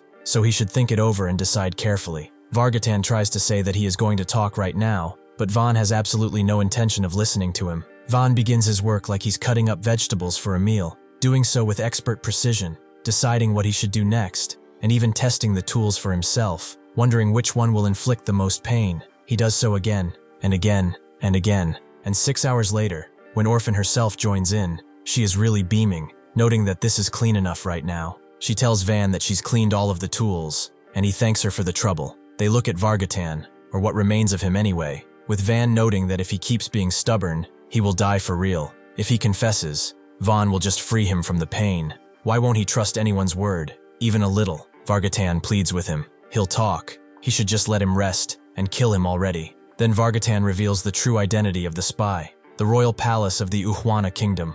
The different nobles and knights are informed about the spy and think that they must act at once. Just now, the entire defensive array around the capital was disabled. There are no signs of struggle, so someone from the inside must have shut it down. Only a handful of people even have access to the defense array. Leon damns it all. They screened for spies so harshly because they were afraid this might happen. So how did things end up like this? Suddenly, another knight bursts through the door, telling the Duke that the enemy forces have already broken in and started slaughtering civilians inside the capital. The entirety of it is up in flames. So, Juradan looks around, telling Olga that they will hold them off here. She should move according to the plan and make sure they do not sense her mana. Pascal wonders why he had to get paired up with this furball, and another soldier approaches, asking what his orders are right now. He laughs, asking what kind of question is that? What else would they do? They are going to kill every single thing that enters their field of view. Leon smacks the table, calling them cowards, and another knight notes that it seems they have walked right into their trap. Because of the drawn-out war against the two kingdoms, Uhuana has suffered massive losses. To make it worse, every last member of the royal family was assassinated, and even their allies, the Ethos cult, have been wiped out. At the moment when Uhuana is at its weakest, at the western border, once their main battlefield, they've thrown all of their troops at them to pin Uhuana's army down at the front line. Then, using the spy hidden inside, they secretly send special forces to punch through the capital. They will all be going to the border. The knights and nobles immediately disagree. That is way too reckless. They do not even know the enemy's exact numbers. Leon tells them that they should close the northern and southern gates immediately and lure them all the way to the east gate. They should use the west gate as an evacuation route for the citizens. For communications and status reports, Baron Saren is in command. Once the evacuation is complete, they should ring the cathedral bell 3 times. As soon as the evacuation ends, all forces in the capital are to reinforce the front line at the border. Even the knight next to him tells him that if they lose him, Uhuana will truly be finished. For his family's sake as well, he should reconsider this. Leon turns around, telling him that every citizen in this kingdom, is his family. As for his wife and daughter, he will leave them in his care. Calling out to Marquis Alex, he transforms and immediately rushes out of the window despite everyone's screams, landing right into the burning street. There are dogs who dare to insult the honor of Uhuana. They shall show themselves, as he will rip out their guts with his own hands. He roars loudly. The knight next to Juradan asks if he heard that. That must be Leon Sapphire. Juradan has heard it, of course, just like expected. A responsible Grand Duke like him was bound to show up at a moment like this. All they have to do is pin Sapphire down, just like the plan. Now then, shall they enjoy the little play starring the Grand Duke of a doomed kingdom as the heroic father figure? This is his rune, the alchemical puppet with an unknown ability. Leon's own rune is that of the Azure Lion. Its ability is to burn mana to massively strengthen physical abilities. It grants him overwhelming power, endurance, regeneration, toughness, and speed that is akin to a lion, a legendary one at that. When Argo's provocations became too much, Leon went to the king, telling him that war would be inevitable. The king was saddened that the people had to suffer because of a useless king like him, so he prayed for their safe return because that was all he could do. Leon bowed his head, promising that he would make sure to return victorious again. However, once he returned to the king, he found him almost dead, with a few knights who had tried to protect him, lying dead on top of him. Leon immediately fell to his knees, wondering how something like this could have happened, screaming for the king. The king, in turn, told him that this was not his fault, and that he should not torment himself. He said this was the responsibility of an incompetent king like him, but he wanted Leon to promise him something. The people suffering because of this useless king, and Leon's own comrades, Leon should take good care of them. The one who can protect them now is him, and him alone. On that day, Leon vowed he would fulfill His Majesty's final command, even if it cost him his life. Now he looks around at the disaster that's in the city. The people he was supposed to protect are lying dead, left and right. Only their bodies remain. He closes his eyes and opens them again. As they become a vengeful blue, he faces his enemies. Juradan can't help but laugh. He wonders how many years it's been. Did he not miss him at all? He wonders how much he's missed. Pascal can't help but laugh too, as even if he doesn't like getting his hands dirty, this job looks pretty fun. The rest of the soldiers get ready for battle too. Their faces are set, ready to die. Leon guesses that Juradan would have shown up since he is fighting Argo's special forces. Juradan, in turn, notes that he is rather honored. He never thought he would wait for him like this. Leon is no fool. Even in his bitter rage, he can see that their forces are already mounted up. All that's left is to wait until the evacuation of the rest of the people still alive is complete. His job is just to stall them, so he will protect them. That is what he vowed to do to his king, and he will see it through. Juridan wonders if he knows how long he has been waiting for this moment. Does he have any idea? At the same time, he crashes his fist into one of his men, and, using his rune art, he begins to craft him into a weapon. With the men experiencing the pain of that transformation, Leon thinks that this thing is disgusting. No matter how many times he sees it, Juridan knows what he's thinking, but he shouldn't, as that hurts his feelings. He'll have him know he is a very delicate and sensitive person, so he should just be gentle with him, okay? This is the rune of alchemy. It freely absorbs mana and reshapes any living thing the user's hands touch. With the pleasantries done, they charge in at each other, with Juridan landing the first strike, a club right into Leon's hands, which pushes him back. This allows Pascal to move in with a backhanded fist that sends Leon flying again. In truth, he is holding back until the civilians finish evacuating. He will have to play along. Juridan, however, finds it weird that he's totally unfocused. Is something wrong with his body? Has old age finally gotten to him? He grabs two more of his subordinates and crushes them together, creating another ball of pain. He wonders if he's distracted by something else right now that is really unpleasant. He throws the spiked ball up and uses his other club as a bat to send the ball flying as soon as it lands in front of him, right into Leon. Pascal moves in again, telling him to make this more fun, as he delivers a devastating punch into his face, cratering the earth below them. Pascal wonders if this is really the guy the king was so paranoid about. He is rather weak and flimsy. This really is no fun. Juridan tells him to watch it. Right now, Leon might be unfocused. If he dares to insult him one more time, he'll turn him into toilet paper. Pascal calls him a bastard, wondering whose side he's even on, but they are suddenly stopped by a song, with Pascal wondering which idiot is playing melodies in the middle of a war. Suddenly Leon grabs his hand with earth-shattering force. Those were the bells. Since they rang 3 times, that means the evacuation is complete, and that means he no longer has to play along with their little games. He gets up and towers over Pascal, sending him flying with a knee strike to the face, as Juridan charges in, thinking Leon is finally taking this seriously, huh? They continue exchanging blows, but it's pretty clear that Juridan is being pushed back pretty heavily. His armor actually dissipates where he was hit, though he doesn't seem to be bothered by that. In fact, he wants more. Pascal gets out of the rubble he was buried in, and takes back what he said earlier about him being weak. Juridan takes 2 more subordinates and crafts them into 2 sharp axes, joining Pascal's strike in a pincer attack. However, Leon just puts his hands together and uses the heart of the lion, unleashing 2 extremely powerful strikes. One takes out Juridan's hand along with his weapons, and the other takes out Pascal's entire head. At the Leon family mansion, it appears that things are about to get started as well. Inside, one of the advisors tells Leon's daughter and wife that, since things are like this, they should hurry up and join the others, then evacuate according to the orders. Leon's daughter is a little annoyed that her father made such a decision, but then tells Lara and Hamel that she will go and greet the guests herself. She will leave the evacuation of everyone in the mansion to them, and they should make sure to get them to safety. She turns to her mother, noting that they will see each other later at the shelter. With that, she leaves, the advisor finding her incredible. Even at her age, she does not show a hint of panic. Leon Luna,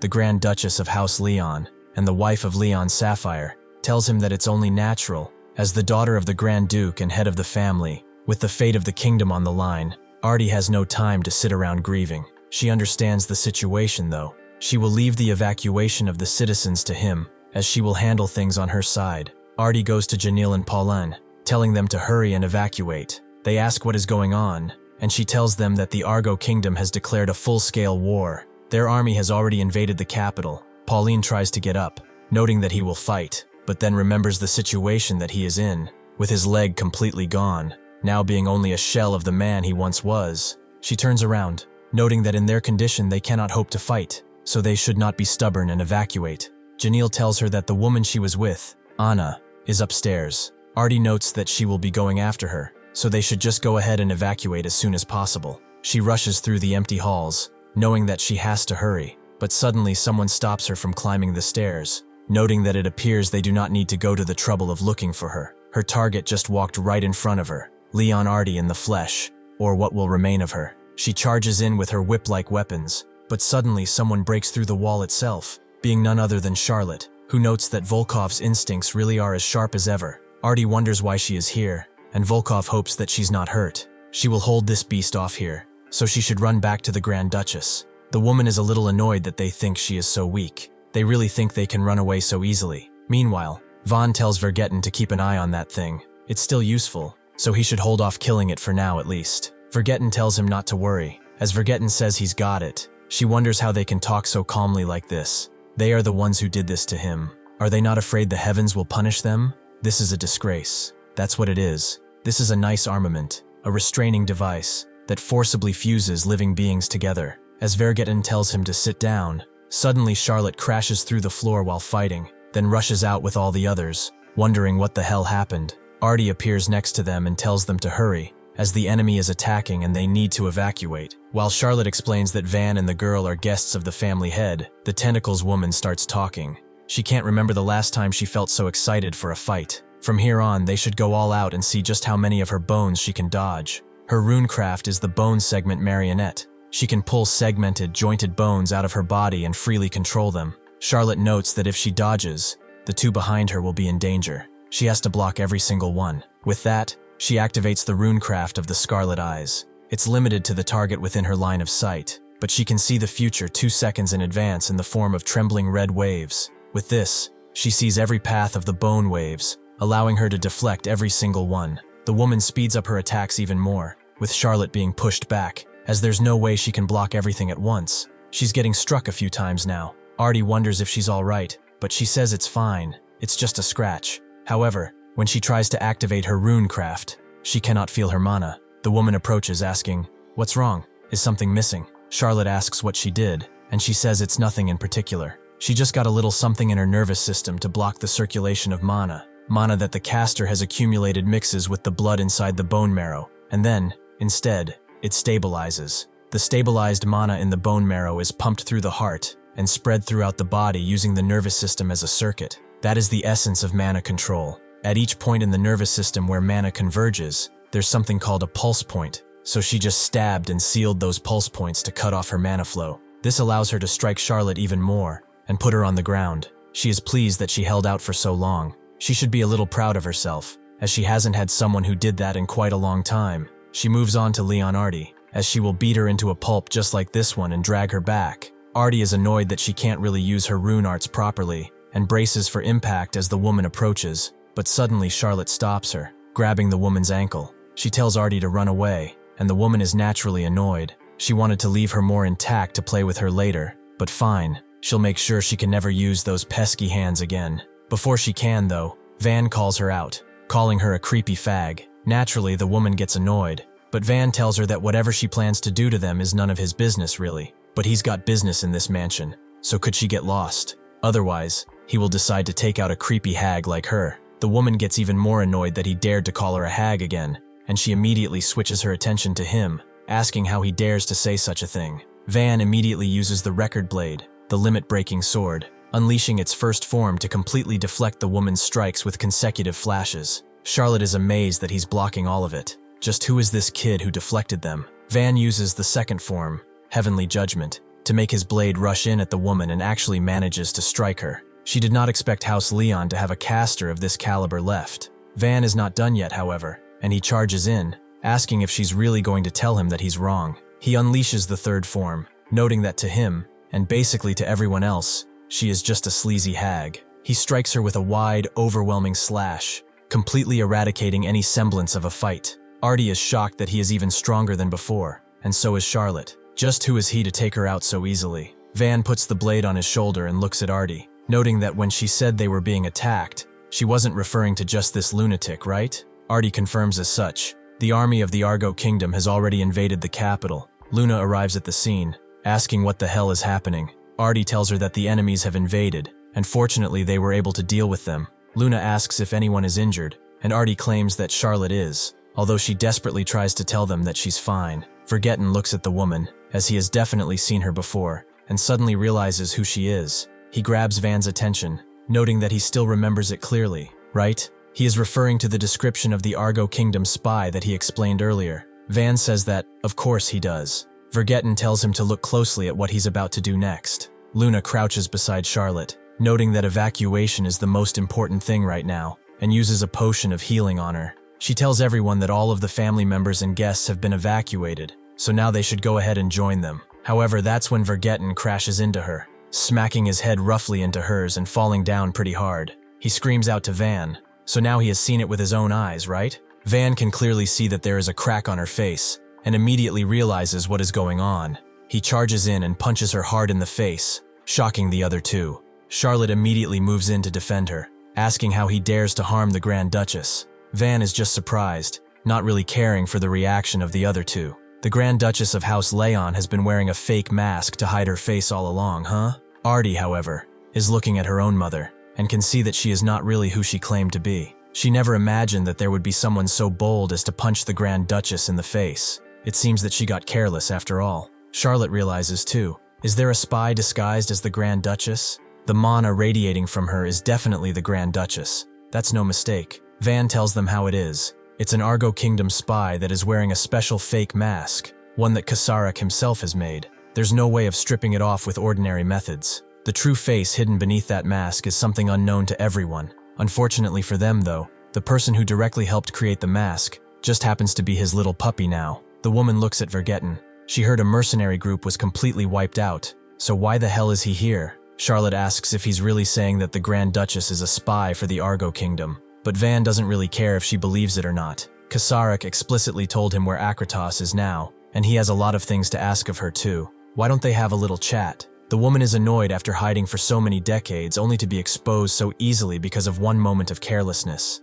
It is annoying. Artie's face drops. She doesn't understand what's going on. She doesn't understand the situation in the slightest. Versa takes off her mask fully and tells her that there's nothing complicated about it. It's exactly as this kid said. She is a spy of the Argo Kingdom. This shatters both Charlotte's and Artie's worldviews, as they were completely irrevocably tricked. The woman that Van defeated asks what's taking her so long. She hasn't forgotten the plan, has she? Versa hasn't. They will kidnap Leon Artie and bring her back to the Argo Kingdom, right? The woman asks what's taking her so long then. This is her final mission. If she fails, both she and her entire tribe are finished. She has not forgotten, right? Versa agrees, inside of her own mind, that this is her final mission. It's a moment she's been waiting for and preparing herself for over many decades. Despite everything, as she looks at Artie's shocked face, she can feel herself faltering a bit. Is her resolve still not enough? Akratos watches from a crystal ball and notes that this won't do. This won't do at all. He heard she was in the middle of an important mission, and she has to follow her master's orders.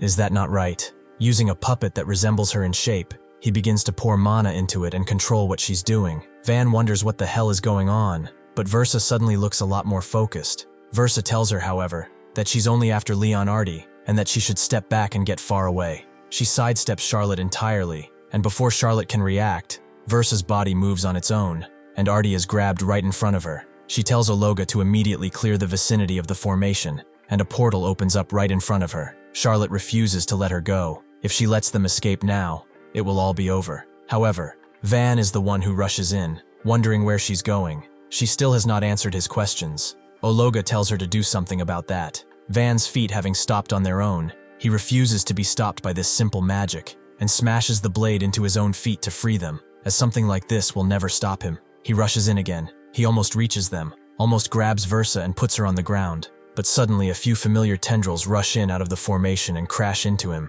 sending him skidding on the ground. Akratos is amazed. He actually intended to go for the kill, yet he dodged everything. That really isn't bad. Van looks at him for a moment before his heart sinks as he realizes who he is seeing, the object of his obsession, the one that he has vowed to kill. Van then screams out his name in a violent rage and uses everything in his arsenal, rushing in with deadly power. He uses all of his power to try and get to him, unleashing strike after strike against his tendrils. But this doesn't seem to bother Akratos at all. Anna rushes past him, putting a hand on Versa's shoulder before disappearing again. She thinks that this is enough. With this, she's left a rune mark on Versa, allowing Van to strike heavily against Akratos, actually making him fall on his ass with his ankles having snapped. He closes the portal behind the others, telling Versa that they should fall back for now, and this allows Van to charge in, asking how he dares to get distracted. Akratos notes that he doesn't really know who he is, but this was pretty fun, so they should see each other again sometime soon, only for Van's blade to end up in Akratos. A doll takes its place,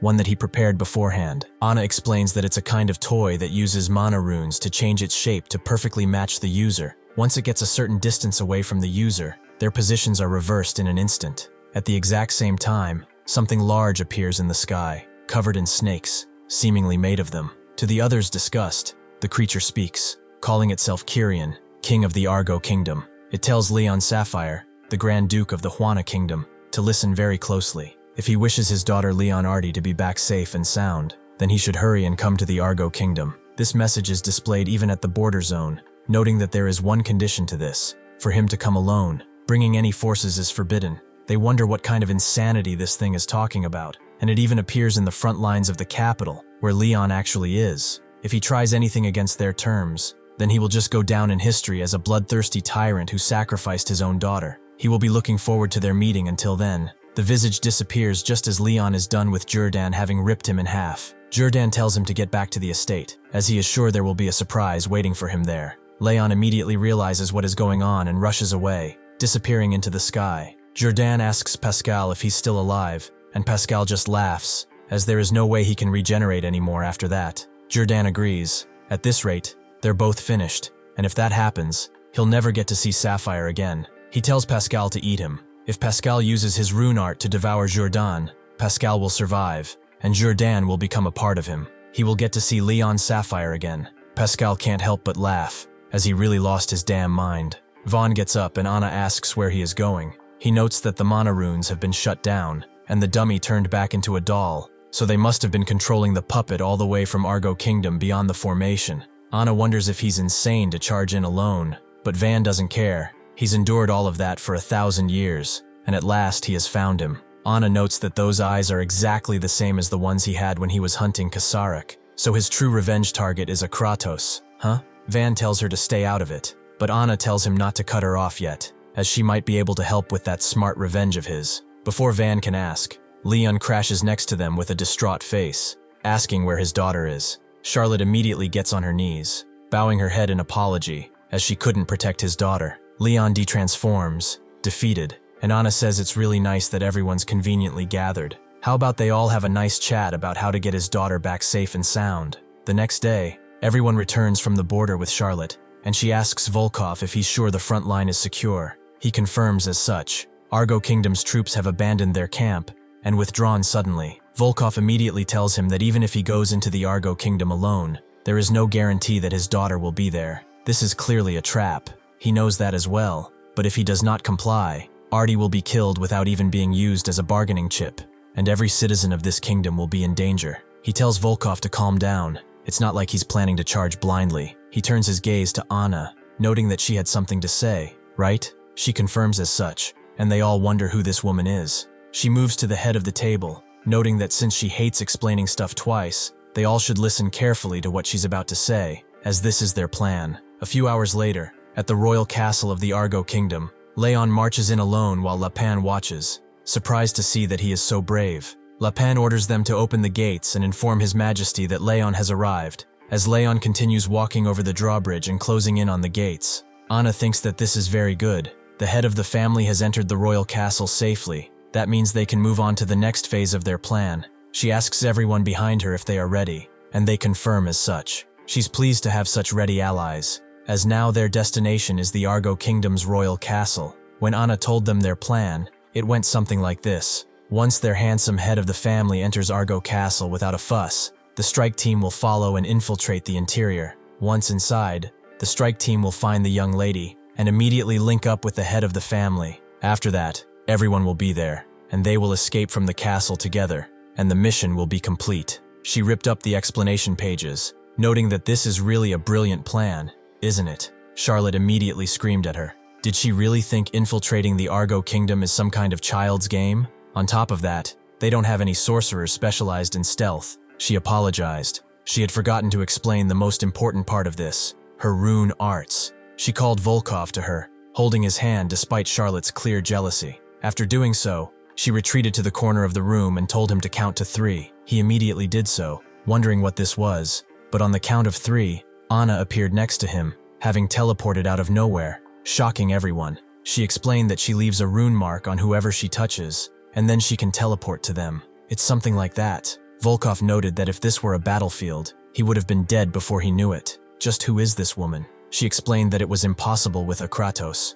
However, she managed to leave a mark on the spy named Versa, She is probably inside the castle by now. Once the head of the family enters the kingdom, the strike team waiting nearby will teleport to wherever she is through her rune arts. The problem is, the moment she marked Versa was pretty brief, and the distance is far, so precise teleportation is difficult. If they are unlucky, they could end up dropping right in the middle of the Argo Kingdom forces. Volkov wonders if they could not just jump back to the Hwana Kingdom, but Anna told him that with her current mana levels, it's not possible. The moment they cross into the Argo Kingdom, she won't be able to use them for a while. Volkov understands, so they have to go in fully prepared for an all-out battle at the heart of the enemy territory, with no way back out. Anna confirms as such, but there's an even bigger problem. Akratos, the Grand Duke of the Zoe Kingdom, is currently assisting the Argo Kingdom. However, they should not worry too much, as this guy over here will be handling Akratos. Naturally, they were a little hesitant, as the enemy is a first divine rank,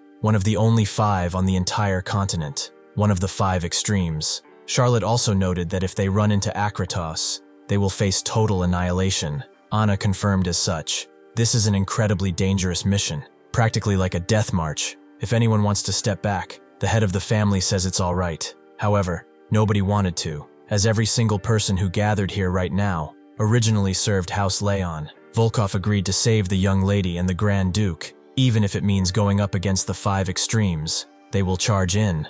Leon fell to his knees, apologizing profusely and showing extreme gratefulness, with Van just watching, not really understanding the sentimentality, but not caring for it either. One of them wondered, though, who exactly she was. They couldn't understand why she'd want to take part in such a mission.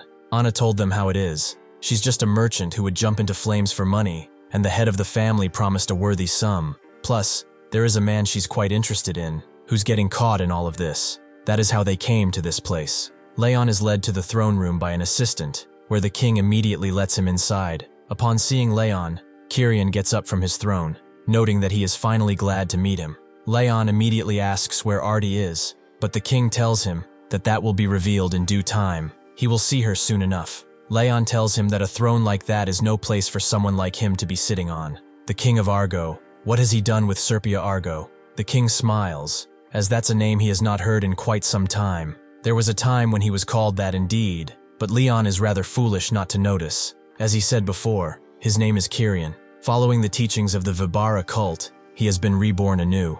This is Argo Kingdom's King Kyrian, but Leon recognizes him as Serpia, wondering what the hell happened to him. In the basement inside of the Argo Kingdom's royal castle, the extraction team teleports in with nobody else there. Fortunately though, they should be grateful that they didn't land in the middle of the enemy forces. Anna tells them that since they made it in the castle safely, they should split into 2 teams as planned, and regroup in exactly 1 hour. The first team is Russell, Hugh, and Charlotte, with the second team being Volkov, Vaughn, and Anna. Volkov looks at Vaughn, knowing that he's only 17 years old, yet the head of the family has said he surpasses even himself, which is hard to believe. Before he can ask, Anna sees something up ahead, a green light emanating from one of the doors. Once they peer inside, they see that it's absolutely filled with corpse soldiers. Volkov recognizes them as the Argo soldiers who fought at the border. They've been developing something called artificial mana for a long time now, and forcibly injecting it into their men. Thanks to that,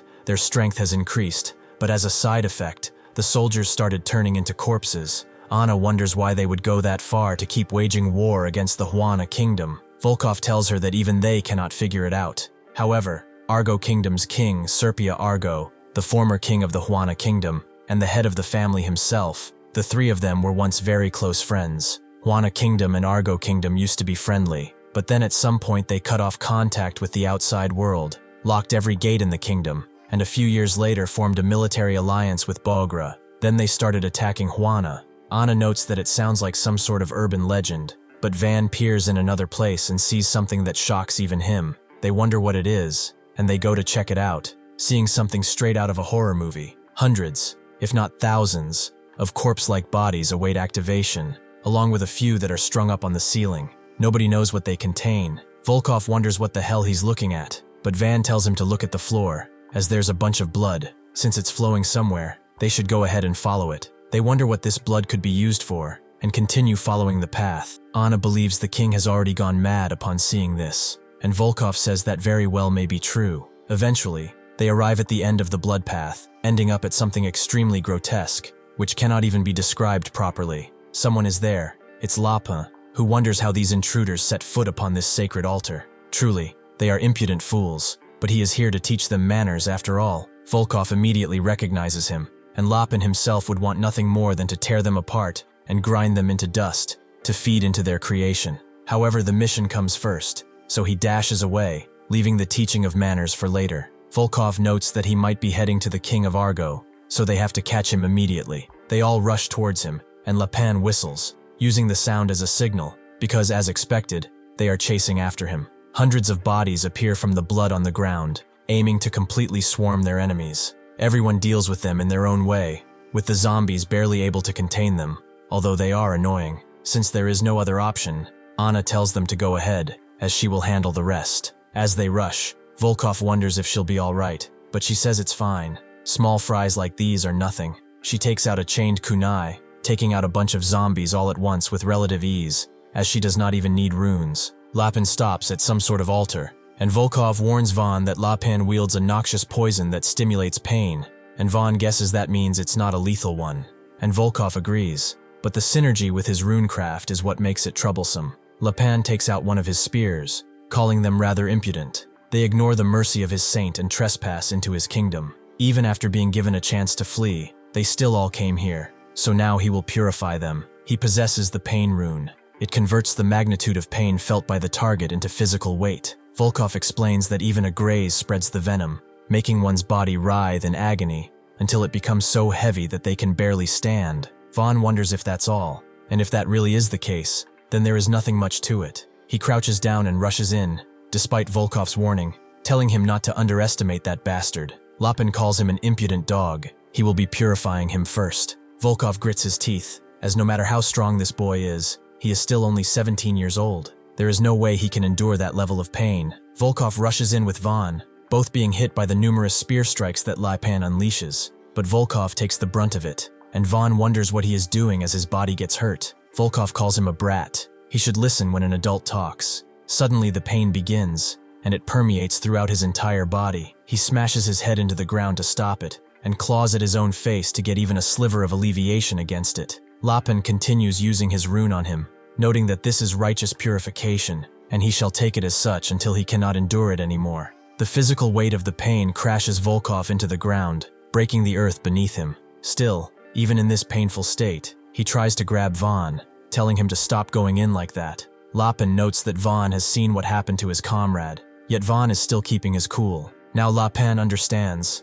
It seems Vaughn has never understood or experienced true pain. That is quite impudent, so he will make sure to purify him. He unleashes a bunch of spear strikes into Vaughn and laughs, as this is the end. Volkov notes that with that level of pain, he will be crushed to death. Vaughn just nonchalantly stands there, asking what he's doing. Isn't he going to pull out that toothpick already? Both bald men are shocked, and Lapin continues striking with increased urgency, asking why he is completely fine. Just how the hell is he not on the ground already? Volkov thinks that's impossible. Even a mere graze feels like every nerve in the body is yanked back, like being scraped violently across a rusted blade that's serrated by age, and yet he is now taking dozens of piercing wounds. That level of pain far exceeds anything a human can endure, so how is he perfectly fine? Vaughn grabs Lapin's spear, wondering if he knows how he endured the past 1,000 years, while keeping a sane mind whenever the memories of that day came to him. He endured it by tearing his own body apart because if he did not do that, he felt as if the deep darkness within him would swallow him whole forever. These scars are from back then, so to him this level of physical pain and a little stabbing is no pain at all. To prove his point, he breaks the tip of the spear and stabs himself in the hand, reacting with nothing. He takes a step onto the pedestal, and Lapin takes a step back, falling on his ass, and begs him not to come any closer. Vaughn tells him that true pain only begins when one can no longer feel anything at all. That is when the human spirit starts to break. Lapin knows he bit off a lot more than he could chew and begs to be spared, but Vaughn refuses and stabs him again and again and again. He does this not to kill him entirely, but first to maim him, to make him feel a sliver of the pain he felt. With this, Volkov reaches a realization with absolute certainty. Vaughn must never become someone they fight. In the underground prison of the Argo Kingdom, Versa is keeping Artie captive, who still can't believe it. She is just a spy, right? This doesn't really make any sense. Maybe she is on some top-secret mission she doesn't know about? A double agent or something along those lines? Versa tells her to be quiet, but Artie refuses, as this doesn't make sense. It's all a lie. It's all a lie, right? Artie screams at Versa, telling her to say that it's a lie, using her rune arts. Versa tells her to go to sleep, and she immediately does so. In the past, when she was still Luna, she was frequently caught staring at a portrait. One of Lord Darrell's maids naturally got wind of this. It seemed that she couldn't really accept her adopted daughter, but they kept that hush-hush, as they did not want Artie to hear that. At one point, when Artie handled Mana in the academy for the very first time, she went to her mother, who was training, and asked if it was alright if she could just watch her do it. Luna punched the shit out of the bag she was training with, and told her that tomorrow she would be scheduled to depart for the front, so how about they do it next time? Artie immediately put her head down and apologized. One winter, she overheard a few nobles talk about her, with them not understanding why the Grand Duke would make an adopted girl with no talent as a sorcerer the heir. If only Lord Darrell were still alive, then they wouldn't have this problem. Artie unknowingly entered the room, and the animosity she saw in their eyes on that day changed something within her. She even heard their whispers that House Leon was finished, and that the Grand Duchess completely abandoned her. That's all she heard from everyone, that she was just an adopted child with no talent, and she was constantly compared to Darrell, a person she had not even met, and she began to believe it herself. Who is she to be considered a member of House Leon? One autumn day, she went to Leon, who asked if she really wanted to go. He naturally was worried, as he was her father. With her going so far away, he wouldn't know what would happen to her. Artie told him that at a military academy in the Hora Kingdom, there would be a lot for her to learn, so she wanted to go. After getting confirmation, she met her mother by accident. She explained that tomorrow she would be leaving for the dorms at a military academy in the Hora Kingdom. Luna turned around and told her to just take care of herself in a monotone voice. Artie sighed with a resigned smile, as she shouldn't have expected anything else, and walked away. At the gates, Leon told her to stay healthy and live well, as he would come to visit often simply as her father. Artie said it was fine, he was busy enough as it was. Leon also told her that the others were really sad, the likes of Russell, even Janil. Artie just smiled and noted that she would be visiting home often, but she wondered why Luna was that busy. Leon told her that she returned from the front only yesterday, so she must be exhausted. With that, she departed, and Artie believed that was enough now. It's enough for everyone. If she stayed in this home, she would only make things difficult for her father, so it was better for her to go far away, as far as she possibly could anyway. However, naturally, things wouldn't go so smoothly. The carriage was stopped by a bunch of bandits. They just happened to take a different road on that day, and naturally, they weren't just going to let them go with the ransom money. They killed all of the guards. They captured Artie, but one of them knew that this was a total bust. From the crest, this girl is just the daughter of House Leon. He heard that the Grand Duke went mad after his son died, and picked up some orphan from the street as his heir. They call her Leon's pet orphan, so they likely won't pay a ransom for her. He'd probably just pick up a new orphan or something. The bandit leader said that they would just sell her as a slave, and so they would take her alive for now. They went back to the bandit encampment, where the bandit who had spoken before was staring down at her. He told her that she was going to be sold as a slave anyway, and the boss said he didn't mind if they had some fun with her first. He put her on the ground, looming over her, and told her that if she wants to keep herself alive, she better behave, even if he cuts a little deeper than she'd want. At that point, Artie was defeated. If she simply disappeared from the family like this, maybe someday, the honor that was stained would be restored. Perhaps it was for the best that it ended like this. But if it meant suffering this kind of humiliation and living her life as someone's plaything, then she should do something else. She immediately lunged forward with her head as the bandit lowered his guard, biting his nape hard enough to take out a piece of him, thinking that she would rather die fighting than be used like this. The bandit naturally got enraged. That was alright too. If she had a death wish, he would naturally fulfill it. Just as he was about to take his rage out on her, his fist stopped as the bells rang. Another bandit came and told him that they were under attack. He didn't get why. They already cleared out every bandit hideout in this area, so who the hell dared attack them? The other bandit called him an idiot, as they weren't attacked by mere bandits. It seemed the Grand Duchess herself had arrived with her knights, and told them to heed her command. These bugs actually thought they could insult their house, so they should not leave a single one alive and kill all of them. With this, naturally, the bandits fell within a few seconds. Charlotte went to Artie, wondering if she was alright. Was she hurt anywhere? Artie said she was fine, but what about them? Were they not supposed to be on the battlefield right now? Charlotte told her that as soon as the Grand Duchess heard she was kidnapped, she personally formed a strike team and rushed here. Although the head of the family is having a hard time right now because of that, Luna arrived too, glad to see that she was safe. Artie immediately became worried when she saw her abdomen bleeding. Luna told her it was a wound from the battlefield the other day that reopened. It was nothing. Artie wondered why she did this. If she just disappeared, then the family's honor would no longer be tarnished. She wouldn't keep being dragged around in gossip and rumor. She never cared about someone like her anyway, so why would she come save her when she is nothing more than a street orphan? Luna now understood what she was worried about. Still, gossip is always fleeting, and it fades with time, and the family's reputation would always change with time. But there is one thing that would never change despite all of those things: the fact that she is the only heir, recognized by House Leon itself. She did not raise her child to be such a weak warrior, so she should hold her head up with pride. The pride of Leon. Despite being a spy, Versa did mean those words even then, and now, seeing the one she raised as her own daughter cry, even in her sleep, regret is starting to etch into her heart. Eventually, Artie is woken up by Charlotte screaming, but she's surprised to see that everyone is here. They think it was well worth the non-stop search for an entire hour, and open the cell by simply pushing the bars apart. Charlotte crouches beside Artie, immediately asking if she's all right, and then hugs her, as she is relieved she is safe. Janelle notes that,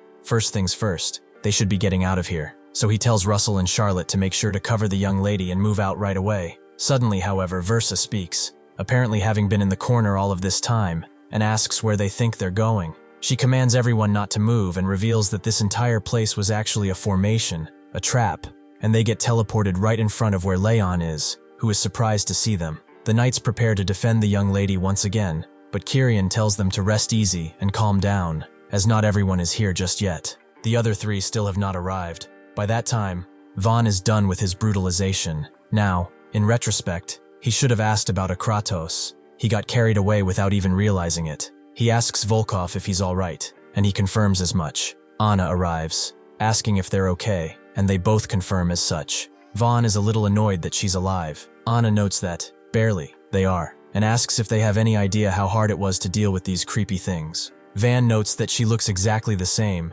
and she is making a fuss, but Volkov interrupts their bickering. For now, they should head back where they agreed to meet up with the others. They ended up losing a lot more time than expected. As the two talk, Van's attention is caught by something else as he sees a snake crawl out of one of the pieces of rubble. Before he can wonder what a snake is doing here, the snake suddenly grows to gigantic size and swallows them whole. Kyrian simply vomits them out into the throne room, surprising the others. It seems that even Team 2 was captured. Kyrian is glad, just as planned, that all the actors on this stage have gathered for their play. Anna wonders, where were they exposed? As she had a feeling, but now she's sure that, at the moment she left the mark, a sorcerer of Akratos' caliber couldn't have possibly missed that move. That twisted bastard knew everything and lured them here on purpose. Kyrian thinks that this is splendid. He did not actually believe they would leap straight into this death trap.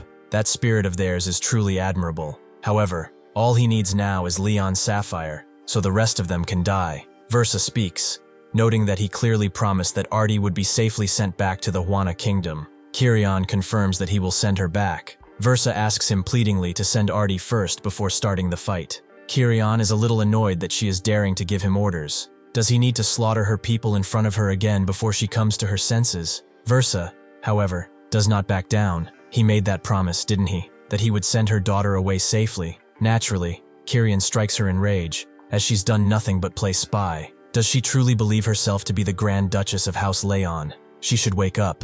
That woman is not even her real daughter. She's not Leon Luna of House Leon. She is Versa, a spy, his spy, and Kyrian grows increasingly annoyed, squeezing her harder and harder. However, Akratos appears, surprised that she actually got attached to her. Kyrian immediately bows his head, and everyone is forced to their knees, not out of respect, but out of sheer mana pressure. However, Van is the only one who's standing, and his eyes hold nothing but a fiery rage. Standing right in front of Van, Akratos notes that it is quite lovely to see all these people and wonders. Versa, Kyrian is still her senior. How can she just keep disobeying him like this? Kyrian says she needs to learn some respect, even if she serves under Akratos, not under him. This makes Akratos laugh, as technically that's not wrong, but when she acts like this, after he gave her specific commands, it makes him look like a fool. Did she genuinely get attached to that girl? Versa bows and apologizes, but Akratos lets go of his aura and says,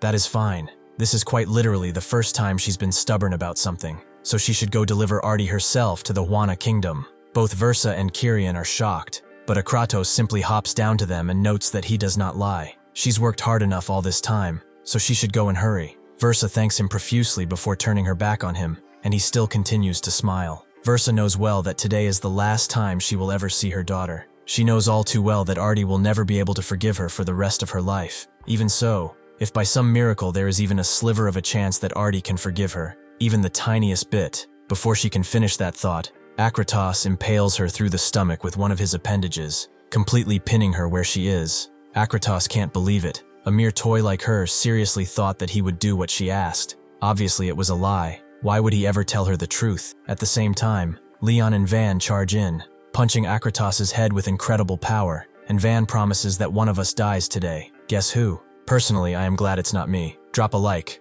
or you will anger Van. Akratos looks completely unfazed by their strikes, and is surprised that they actually think they can kill him. How exactly will they be doing that? They both back away, with Leon doing so purely out of instinct because of the killing intent. At the same time, Versa begins to charge with incredible power, so much so that the clothing she was wearing actually begins to rip itself open and the ground beneath her shatters. Kyrian wonders if Akratos injected artificial mana into her, and he confirms it. He crammed so much mana into her that it went past her limit. She should be able to use at least a 7th divine rank level of power for about an hour. After that, her body will probably explode. He gives Versa one final order to kill Leon Artie with her own 2 hands as her punishment. Versa immediately charges in at Artie, with the knights immediately getting in front of her. But before she can get to them, Leon charges in with a shoulder charge, sending her flying. Janil notes that since they got the young lady, they should be getting out of here. But Leon tells them that he will hold them off. They should get Artie out of here first.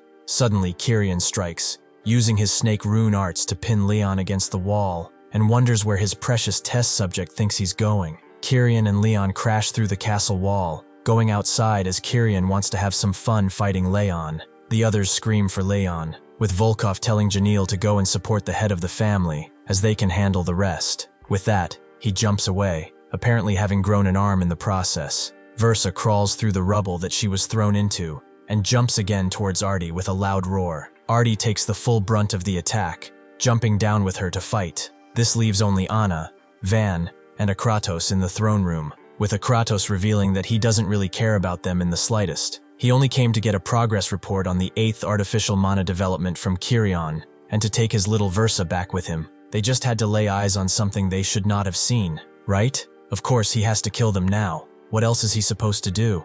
Anna guesses that it's that thing they saw in the basement, and Akratos wonders why this boy in front of him is smiling. Is he actually enjoying this? Van thinks about how he endured for 1,000 years. He's been waiting for this moment. For such a long, long time, he's endured nothing but suffering, and at last, the moment he has been desperately waiting for has arrived. Of course he's happy, so happy that he cannot stop smiling. Anna wonders what's wrong with him, and Van notes that there's a mountain of things he wishes to ask him, but first, he will start by tearing him apart a little. Akratos bursts into laughter as he can't really believe that this kid is saying he can take him on. He's just a bottom feeder, a 7th divine rank trash maybe. How dare he presume he can touch someone like him? He unleashes his aura once again, forcing everyone there to the ground with his overwhelming presence. Akratos tells Van that he's staring at a mountain he may never climb. It's called reckless bravado and delusion. He should just accept his death already. There would be more dignity in it, and he would at least send him off quickly without any special suffering.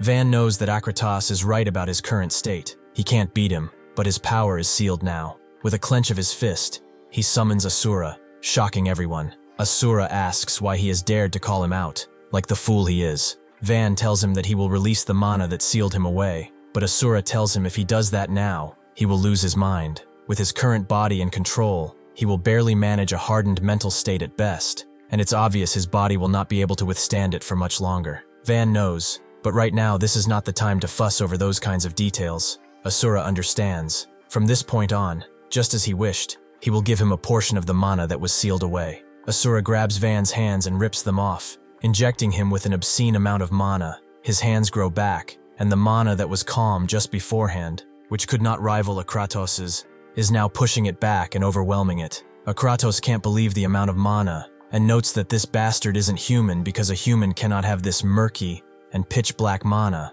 Then Van looks at Akratos, going straight for ripping off his limbs, which may be too cruel. He rushes in with a punch, sending him flying out of the throne room, and notes that first he will crush him into pieces, and then torture him for information. Now, Akratos knows this guy isn't LARPing. Versa and the knights land, with it being pretty clear that Versa is charged with incredible power. Russell notes that, because of that artificial mana or whatever, the Grand Duchess's mana just shot through the roof. She's at least 7th divine rank now. They all know that she controls her target's movement with spoken words, spreads mana through her entire body, and specializes in ultra-close-range melee combat powered by a body strengthened to the absolute extreme. Because of that, the three of them have never, not even once, managed to beat her in a spar. Can they really stop the Grand Duchess now? No, they have to, no matter what. Volkov tells everyone to remember the sparring they've done with her, how the three of them together never managed to win once. Right now, she has lost her reason, which means this is the best possible situation. He takes off his armor and notes that this time, they are going to finally land a hit on her. He uses the rune of foresight, heightening his intuition into the future, as he would rather die protecting the young lady than having her taken away from them. They all feel the exact same way, and charge in, exchanging blows, but none dealing any true damage. Versa uses the rune of command, forcing their actions with a mana-infused voice, telling them to beg for it, and begins pushing them back, just as Volkov expected. He and Charlotte are a bad match against the Grand Duchess, but the number of targets she can subdue with one command at a time is 2. Russell is left free. He did not want to scratch up that pretty face of hers, but now he doesn't have a choice. His rune is the rune of Dragon Burst. It stores the caster's mana and detonates it at will. He unleashes a devastating strike into Versa, who is barely affected by it, and she continues fighting the others. But her main objective, naturally, is Artie. She pushes them away and rushes in towards her, aiming to complete her objective. The reason she couldn't accept her was not just because of Daryl. Seeing this, Russell unleashes a few more strikes, slowing her down only a little as she dodges every strike. This was because, just as one part of her heart loved Daryl, and another part loved the man named Leon Sapphire, she was afraid she would come to love Artie too. The pain of losing a child was already more than enough. With Daryl, it was a pain she could not take, and she knew she couldn't bear going through that again. In the end, she was nothing more than a spy, who would one day betray the family, and would have to run away from her. She kept pushing her away whenever she tried to come close. She wanted to be a warm mother for her, the mother that she deserved, but she couldn't. She knew she was hurting her, and she still forced herself to look away. She tried hard not to love her completely, but soon realized how much of a fool she was, because she had already loved her for a long, long time. It is far too late for her to apologize now. She's already given her wounds that she can no longer heal, so she will not ask for forgiveness, as Artie probably won't give it. She won't ask for her understanding either, because she has no right to dump her guilt onto her. She knows she will be dead soon, considering what she is going through right now. It's already far too late, but there is something she has to tell her. This filthy life of hers, built on nothing but deceit, held one thing that shone brightest, and was meant only for Artie, and that was her true heart. She remembers Artie fully now, from the smallest moments to the biggest ones. She also holds a memory dear to her. When she was looking at Daryl's photo one day, Artie wrapped her small hands around her and told her not to cry. She would not follow after Daryl, and would always stay by her side. Versa cups Artie's cheek, not being able to speak anymore, but the meaning is plain on her corrupted expression. She always wanted to tell her that she loved her. With that, Leon rushes in and puts his claws through Versa, ending her berserk state. Before she falls unconscious, she tells Leon that he must protect Artie no matter what. Leon promises he will protect her even if it costs his life. He takes his claws out and grabs her before she falls fully. Artie rushes to her, but Leon tells her to calm herself, as she is not dead yet. He asks Janelle if he can give his wife a sedative, and he confirms as such,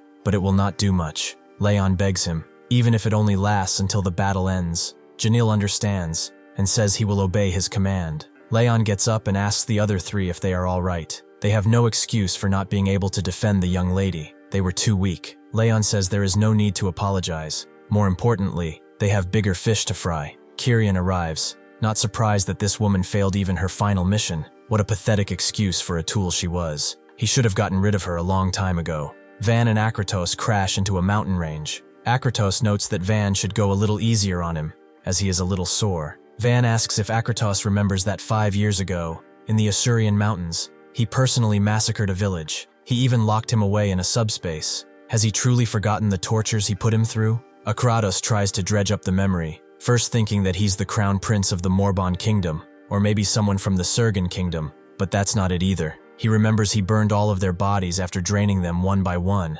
Honestly, he doesn't really remember and doesn't care to. He's killed way more than a handful of people. Instead of getting more annoyed, Van smirks, since this is perfect. Someone has to be this kind of trash to be truly worthy of killing. He puts his hand to his side and crafts something of incredible power, one of his better armaments, the Lance of Nocturne. At one point, his uncle, the one who rescued him, said that today he would teach him the martial arts skill he needed to survive. He tried bragging about being a good spearman in the past, but his daughter wondered why he was trying to teach him weird stuff again. She held Van's hand as she was going grocery shopping with him, not doing that weird stuff. He remembers how happy he was at that point, but it seems that his uncle was right about needing what he taught him on that day. He strikes all around him with the spear. Akratos dodges every strike, and for good reason, because even one strike cuts the entire castle in half. Akratos is amazed that the cut is far too clean, despite being caused purely by pressure. It's as if part of the castle was just erased. Van continues to try to strike him again and again,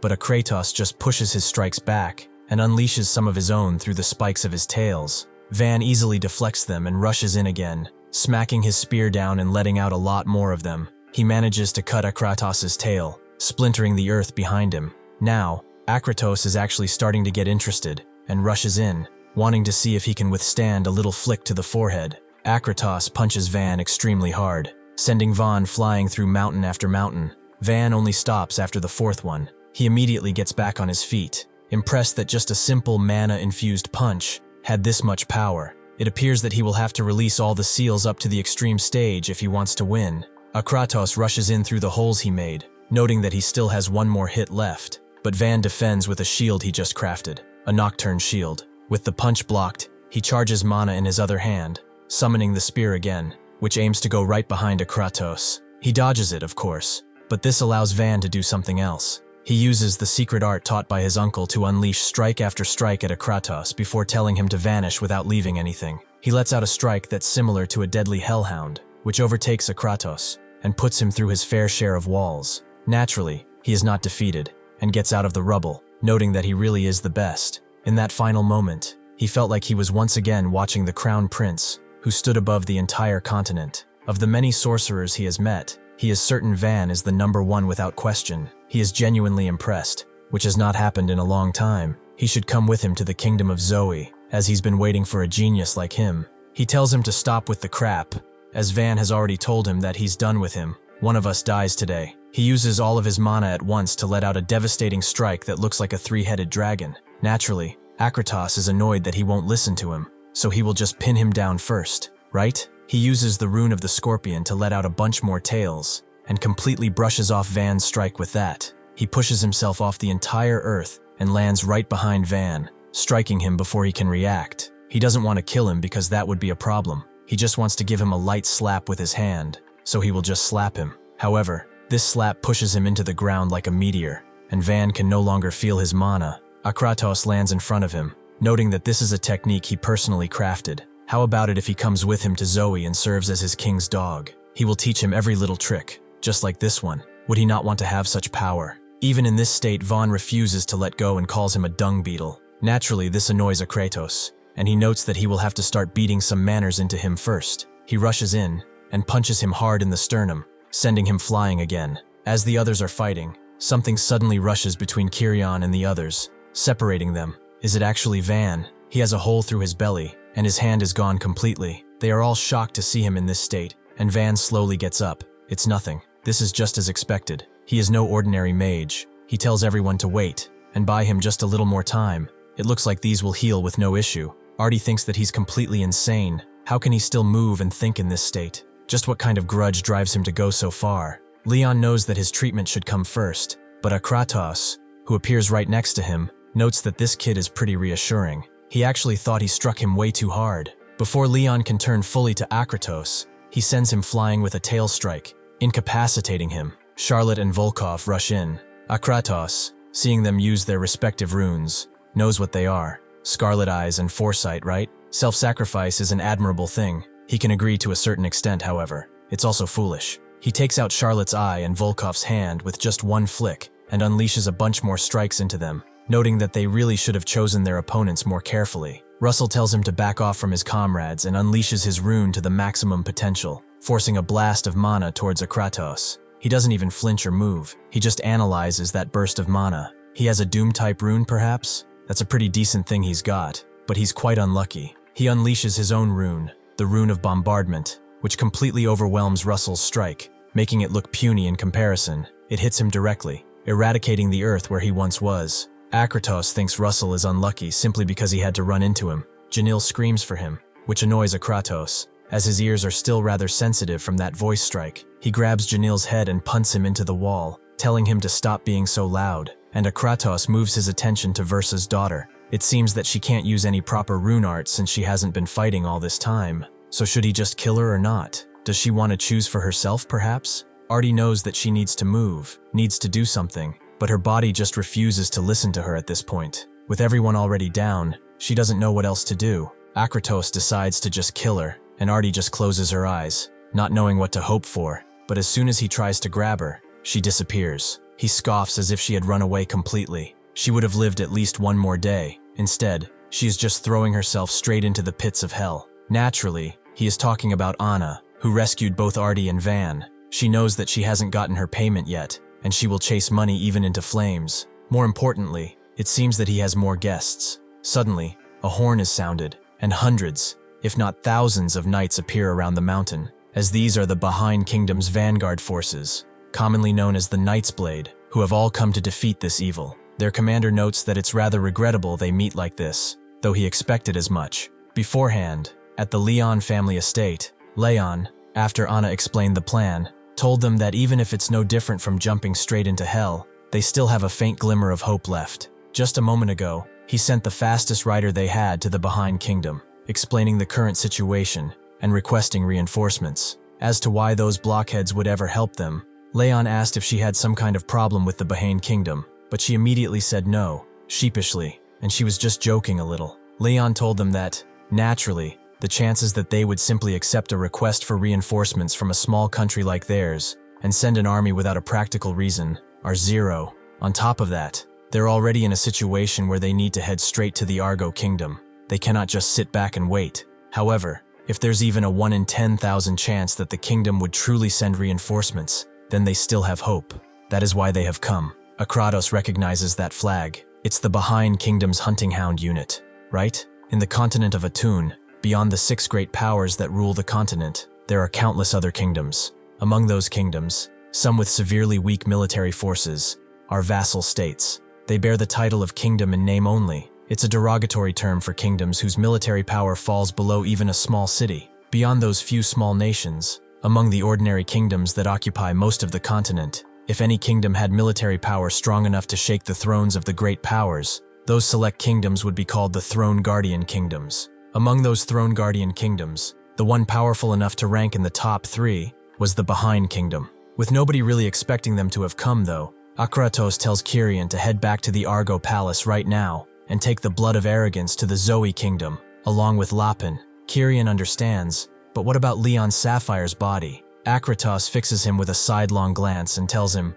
if that artificial mana business even matters now, do you really not know what's more important? He will not say it twice. Kyrian immediately bows and notes that he will follow his orders at once and leaves Leon's body, as Akratos will take care of that himself. With that, Kyrian rushes past, aiming to complete his master's objective. The commander notes that, as he knows, the Behind Kingdom is an official ally of the Hora Kingdom. For the Grand Duke to refuse to retreat and choose to fight them here is the same as saying that the Zoe Kingdom is declaring war on the Hora Kingdom.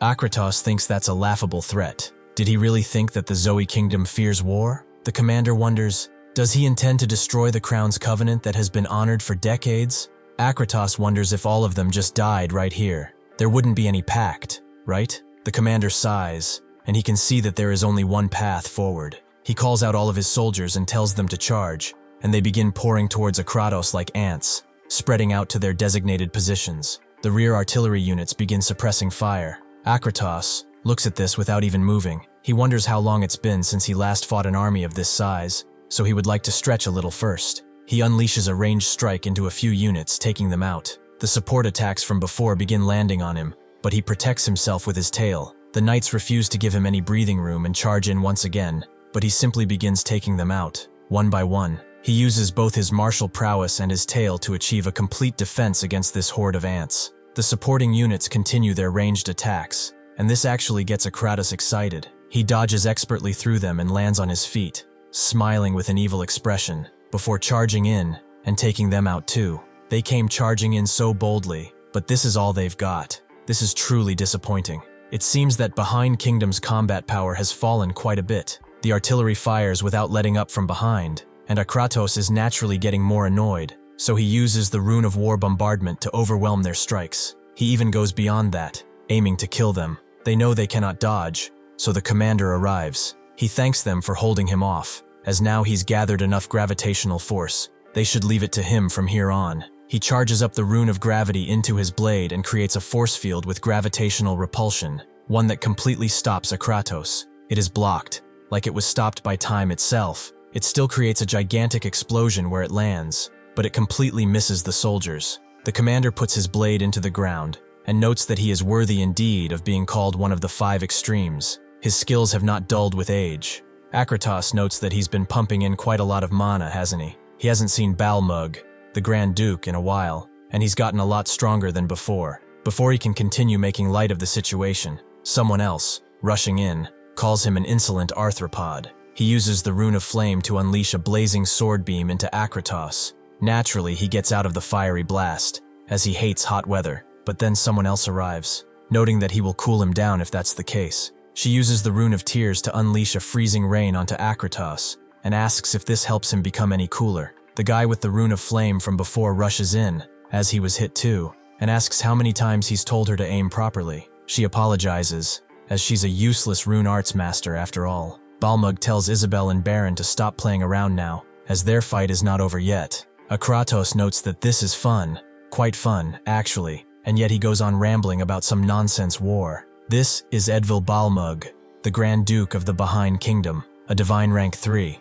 The other one is Baron, the commander of the Knight Order of the Behind Kingdom, a divine rank 4. This is Wither Isabel, commander of the Knight Order of the Behind Kingdom, divine rank 4. Akratos wonders, are they all here to crush some other kingdom or something? Or perhaps have they all come to kill him? Vaughn has had enough. He calls over Asura, and notes that he needs power stronger than this, stronger than anything he's used before. All the mana he sealed away, he wants it unleashed. The other Behind soldiers gather up the injured with Artie, wondering if everyone will be okay. One of the soldiers tells them that their injuries are pretty severe, and there will be long-lasting effects because of them. However, their lives are not in danger. As for the Grand Duchess, however, it's pretty hard to say if she will survive the next hour. Artie looks down at her with a very mixed expression, and she does not know what to think about her. The soldier looks at Anna, and guesses that she does not need any treatment. Her Majesty of Behind has been looking for her for quite some time. She never expected to see her in a place like this, though. Suddenly, one of the other soldiers arrives,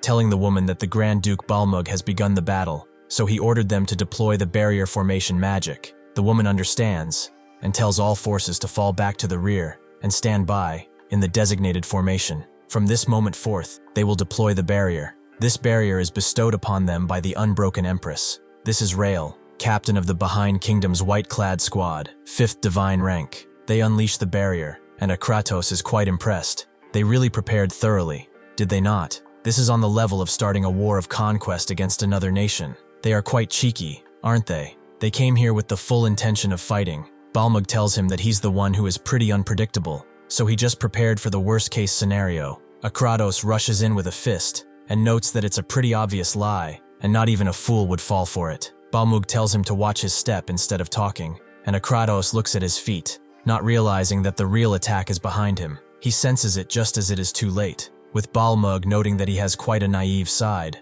unleashing the Rune of Gravity with 50 times the normal weight of the earth applied on Akratos. He doesn't seem to be affected, however, and laughs. In pure hand-to-hand combat, even among the 5 extremes, I pride myself in being the best. Something like this is far too light. He jumps away in the air, and Balmug rushes in with his sword, throwing it right toward him. When Akratos dodges, Balmug uses his rune to jump wherever the sword is, pulling himself to it and unleashing a devastating gravity repulsion field strike into Akratos, burying him in the ground. He digs himself up and notes that it's not as bad as he expected, so let's see how wild he can really run before he can use the Doom Bolt. Baron rushes in with a heavy punch to his back, noting that he seemingly forgot about them already. He uses the second phase of the Rune of Ignition Combustion to unleash yet another double-fisted strike on Akratos, making heavy red flames flurry in the air. Akratos, however, catches one of his punches, noting that he hates how hot he is. He rushes in with his tails, aiming to kill Baron here, But that's when Isabel uses her rune of tears to create weeping statues that stop the strikes and then unleashes a bunch of frozen tears into him. Akratos defends himself with his tails, but Balmung uses this as an opportunity, casting a bunch of runes of gravity around and pinning his tails into place, allowing the attacks to fully hit him. Balmung charges in, telling Isabel and Baron to not give the Grand Duke a moment of rest, so they all get prepared. Isabel uses her powers to create a weeping armor that grafts onto Baron, and then he jumps on Balmung's sword, and Balmung uses the accelerated gravity core to send him absolutely flying. Baron himself uses the rune of ignition, the third phase, the raging flame, to unleash most of his power. Akratos looks at this with a smile on his face, as this might actually hurt a bit. With the 3 runes combined, they unleash their most powerful strike, the sorrowful fire of annihilation. Naturally, it lands and splits Akratos in half with a gigantic explosion that almost blinds everyone. Rael did not expect that their barrier would actually shatter, since it was bestowed by the Empress herself, but this is the power of their knights. Charlotte is amazed by the fight, and everyone wonders if they can actually win. Rael tells them that Akratos' mana is still intact. He is not someone who would die so easily. Sure enough, Akratos is simply lying on his side, as that was quite the impressive technique. But what did they expect it to do? Something like that will not work on him since he has the rune of fusion. Baron is annoyed, wondering how many rune arts he has stolen with that damned ability of his. But Akratos suddenly appears next to him, fully healed, and wonders why he should tell him. He is going to die soon anyway. With no opportunity to react, Balmung screams at Baron to dodge, and Akratos moves in for the finishing blow. But that's when Van appears and grabs Akratos' arm, signaling the beginning of the end for him. At one point, as they were staring up in the sky, Linda wondered, if one day he were suddenly left all alone in this world, what would he do? And Van told her how it is. If that happened, he didn't think he would have a reason to exist in this world either. Naturally, she got annoyed and began bullying him, as that was not the answer she was looking for. After all the trouble she went through keeping him alive, he would just die. She told him then, even if he is left alone in this world, he has to keep on living. She told him that God dwelled within the soul of all creation. That is why everything that exists in this world is noble. If he ever loses the meaning of life and finds himself a wanderer, he should make sure to follow the mission she has given him today, to live as his own soul guides him. That is his mission. Before he can hear any more, Van wakes up from this reverie in his mental world, where Asura is glad that he finally opened his eyes. Van is a little confused as to why he has that appearance though, and Asura tells him how it is. Within his mental world, he cannot manifest his true body. But why is he struggling so much? There are corpses everywhere, just like when he killed that man, Kasarak. Using a narrow prison would make this a simple matter. Van tells him that this man is an opponent he cannot handle with 600 series armament. He needs a 20 series at the very least. He will release the sealed mana up to the extreme stage. Asura forbids it given his current state. He does not have the ability to handle that much mana. Asura explains that his existence is parasitical, tied to Van's very soul, so he will not tolerate Van dying recklessly. Van tells him that he will not die. Akratos struck his acupoints and suppressed the eruption of mana. In this current condition, even if he releases his mana to the extreme stage, there is no risk of it running wild. Asura understands, but even then, he will not be able to maintain it for a long time. If there is even the slightest sign of mana running wild, he will seal his mana again. Vaughn tells him it doesn't matter because this will not take long. With this, he activates around 70% of his true mana, and Akratos wonders how the hell he is perfectly fine again. Vaughn simply raises a fist and drives it into Akratos' belly rather lightly. This is enough to completely crush his insides and send him absolutely flying with a precise world-shattering strike. Everyone is shocked to see him up. He was lying there just a moment ago, so how the hell is he fine? Volkov confirms in his own mind that this mana he feels from Vaughn right now is like a massive pressure on par with, and perhaps even rivaling Akratos's. When Baron approaches Vaughn, he just gives him a stare and slaps him across the face. It was a simple strike, but it was enough to send Baron flying too. Isabel rushes towards him, and Balmung actually catches Baron just in time, perhaps even saving his life. Van tells them that if they are in the way, they will die for nothing, so third parties should stay out of this. Suddenly, above the cracked barrier, he unleashes something even better. 4 Asura pillars descend from the sky, cracking the barrier completely. This is the 4 gates, the Forbidden Realm. Balmung goes to touch it lightly, but quivers before he even does it. He notes that, with a barrier of this level, none present can enter. Their mission was only to keep Akratos tied down until the Empress arrived, so they will just watch the battle of this mysterious boy for now. Akratos slowly gets up, feeling his outer shell being pierced. Just what kind of nonsense is this? Van finds it quite amusing as he looks at him from above. Where did that arrogant expression of his go? Acting as if he was a god. He should not even think about running away now. Inside this barrier, Akratos will never be able to escape, since Van created all of it. As Van is getting so confident just by landing a single hit, Akratos unleashes even more of his disgusting power, crafting his own fist into a wild beast, asking how Van dares to act smug in front of him. He uses the Rune of Fusion Scorpion Ember Bombardment to let out a strike that uses the full brunt of his power. Balmung realizes what this is, and tells everyone to run away. Rael deploys the barrier as well. Anna wonders if she should run now since it's so dangerous, and Akratos tells Van to turn into ash and disappear. This is the Annihilation Cannon form, the final strike. Van simply moves an arm to his side, noting that he has not grasped the situation at all, has he? He shatters reality with his fist, and summons his formless armor, which crashes onto him and makes a few pointed blades appear next to him. Vaughn tells him to laugh as he wishes, because today is the last day that he will ever be able to do so. To meet his strike, he unleashes the heavenly hand of Asurus, shocking absolutely everyone, including Akratos, as they stare up in the sky. Van tells him that he is the one who will become dust, and once the hand lands, it creates a shockwave that goes even beyond the continent, having the power of a gigantic nuclear bomb. This strike throws everyone off their feet and creates a gigantic crater where Akratos once was. Rael tries to get information out of Anna, demanding to know who that kid is, but she doesn't really know either. Rael is so afraid because, judging by the amount of mana he just used, he is definitely first divine rank. This rank transcends the realms of humanity. They are inhuman beings encroaching upon the domain of the gods. There is no way someone like that could just drop out of the sky like this. Something like this should be impossible. Van knows that Akratos isn't dead yet, and tells him to come out. Akratos wonders how long it's been since he used the Covenant of the Crown. Having a fight that gives him such a sense of elation, Van really has made him happy. Akratos has used his final form, the resonance of the Rune of the Scorpion, the extinction molting state. He states that he, the Grand Duke of the Zoe Kingdom, fully acknowledges him as a strong person on par with the 5 extremes. Balmung is shocked that he used the resonance of rune arts. He has staked his life on this fight. Ordinarily, with a weak soul and body of a human, the true power of rune arts, a miracle bestowed by the gods, cannot be utilized to even half of its potential. However, a very small number of sorcerers can make their own souls resonate with the power of rune arts, allowing them to draw out the inherent power of the rune arts. That is precisely what resonance means. Isabel wonders if Balmung can do it too, and he denies it.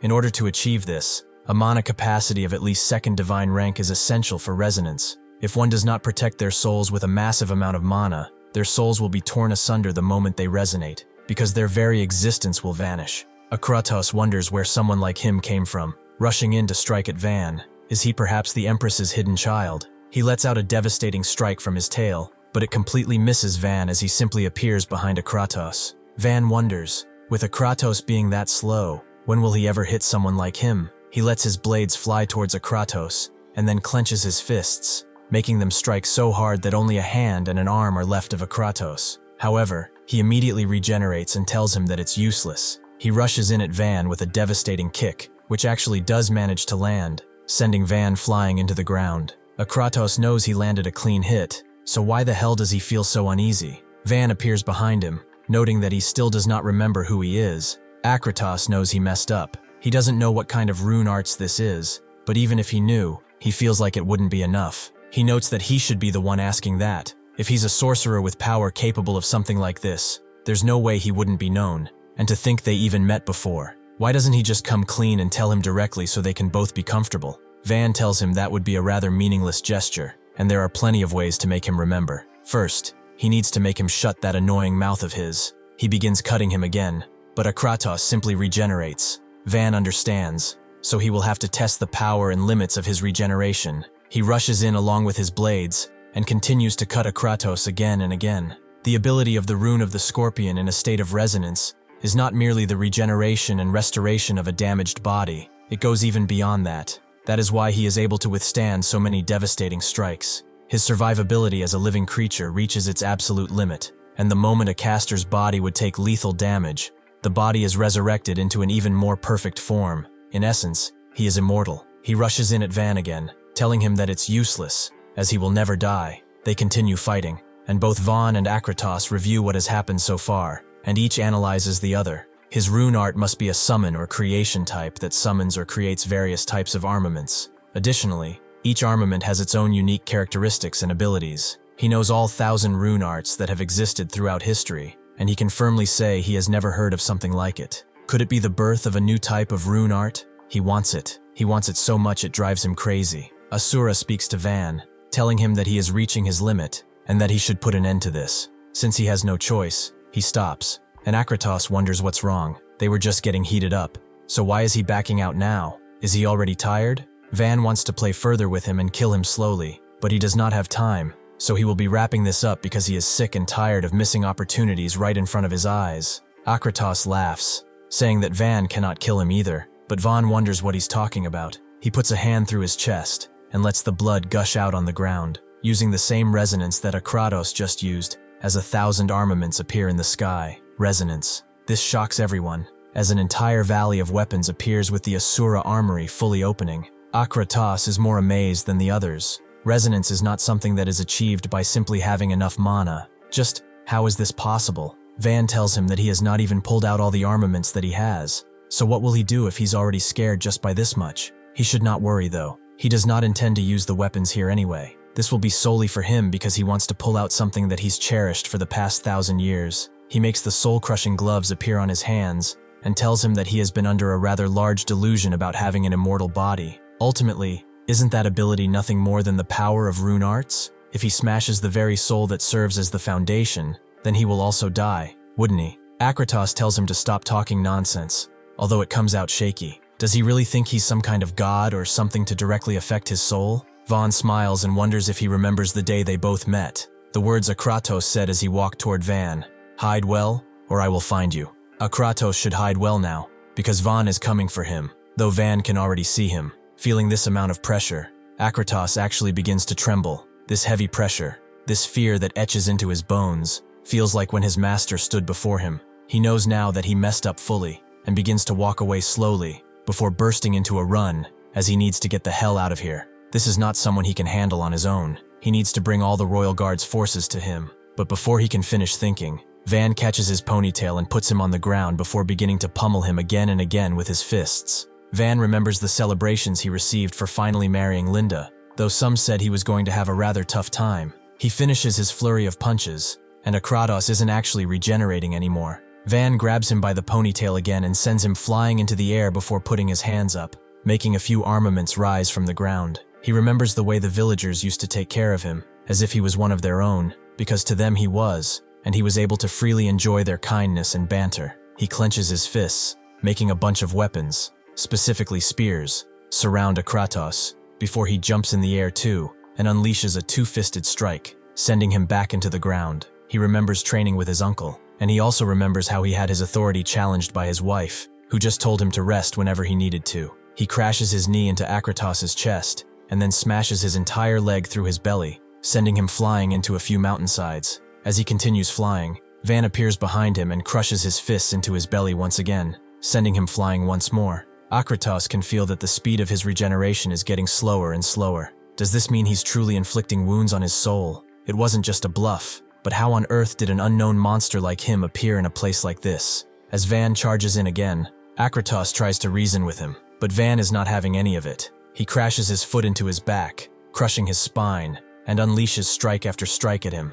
One's not meant to kill, but meant to completely incapacitate his very soul. He eventually puts him on the ground and stands before him. Akratos pleads with him, saying he does not know what he did, but he was wrong. First, they should come down and talk about this peacefully. Van continues to punch him, daring him to brag about being immortal one more time. Why isn't he talking anymore? Finally, his rage consumes him, and he remembers Linda. He remembers everything that they shared, and everything that was taken away from him, as he completely and utterly maims Akratos, punching him again and again with an all-consuming rage. Eventually, Akratos grabs Van's fist, and through his broken mouth, tells him to stop while saying that he was wrong and pleading for mercy. Van then grabs Akratos and tells him that he should not apologize now, even if he apologizes. For him, for her, it's already far too late. As he is held in the air, Akratos tells him to stop, as he cannot regenerate anymore, but Van refuses and rips him straight in half, bathing in his blood. His revenge is finally complete. Standing before the broken Akratos, Vaughn gets something out of his armory, a grotesque-looking helmet. He puts it on Akratos, and he immediately becomes an obedient puppet. Vaughn asks him, 5 years ago, in a village in the Asurian mountains, do you remember destroying it with your own hands? Akratos does, as he was ordered to kill everyone. Vaughn is glad that he remembers, that he finally remembers. He definitely said it back then, that he was in a position where he had to do what he was told, that he had no personal feelings about it. He put him in a subspace that the Lord prepared just for him. Who was it? Who was the bastard who instigated all of this? Who put him there? Who killed his people? Akratos tells him that it was an order from the Lord. Van knows that he can only refer to one person, the king of the kingdom of Zoe. There is no one else but him. He demands to know his real name and rune art, but Akratos cannot answer. Even if he is wearing the crown of truth as expected, the entire kingdom is involved in this. Akratos confirms as such. The Asurian mountain operation was unprecedented in the history of the Zoe kingdom and deployed one of its largest forces. Van tells him to speak more clearly, and Akratos tells him that the Lord actually stepped in personally. Vaughn is confused. Vaughn is sure he saw only Akratos back then, and Akratos knows that's how it appeared. But those personally selected by the Lord and the Lord himself had cast a formation magic and surrounded the entire area. After he was trapped in the subspace, the Lord revealed himself a moment later. Van understands and asks his final question about what happened after he was trapped in that subspace. What did Akratos do to Linda, the girl with orange hair, after that? Akratos remembers that the child was personally taken care of by the Lord. Vaughn bites his lower lip, and a new simmering rage awakens in him, because it means that the true culprit who killed Linda is still alive and well. He asks if the king is still in the kingdom of Zoe, and Akratos tells him that nobody knows his true whereabouts. Vaughn shakes his head, calling him a useless bastard, and gets to his feet. He apologizes to everyone, as he can't die just yet. Suddenly he feels a hand on his shoulder, and sees everyone still looking at him. He smiles for a bit before they disappear completely, as the illusion falls. Perhaps this was just a figment of his imagination. Perhaps they would not have wanted him to suffer as he did. Van takes off the crown of truth, and Akratos wonders what the hell that was. How dare he do this to the Grand Duke of the Zoe Kingdom? Does he really think he can get away with something like this? Van continues to approach him, and Akratos immediately begins pleading again, but Van isn't even listening. He tells him that this is a long-standing tradition in the Asurian mountains, and it was taught by his uncle. There were 2 principles that he had to remember. He should repay favors and grudges tenfold. Second, he should never look back on the righteous path. He must always repay grudges and favors 10 times over. And if it's a path he believes to be right, he should never look back. It's an eye for an eye and a tooth for a tooth. He should always keep that in mind. So now he will do just that, and never look back on the righteous path he has selected. He raises his fists with finality, and Akratos tries to plead with him however he can, but Van does not look back. With that, he crashes his fist into Akratos, creating another shockwave strike, and completely and utterly annihilating him. As for Akratos, there is nothing left of him. Asura's mana leaves Van as well, and the sky begins to clear up.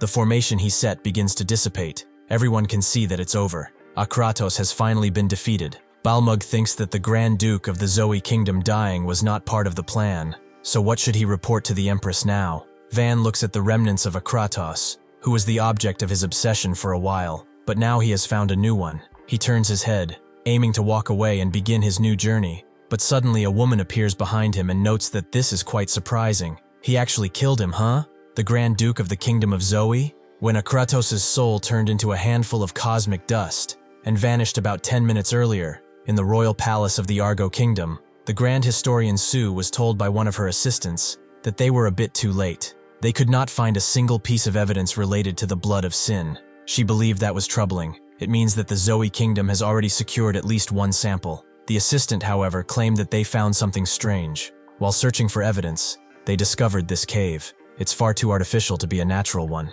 Sue, the Grand Historian of the Hora Kingdom, went inside, and they found a large script in a language that disappeared at least several thousand years ago. But Sue could read it very well. It claimed that Runecraft is the brand of fate, a curse bestowed by the gods. As she wondered what kind of blasphemy this was, and how it was written, one of the soldiers rushed into her, asking what the commotion is about. That's when he told her that Her Majesty just rushed off somewhere in great haste, and it seems that she landed right next to Van. He did not sense her presence at all, and he could not gauge her mana at all either. She's someone at least on par with Akratos, maybe even higher than him. She tells him not to be so wary, as she has no intention of harming him.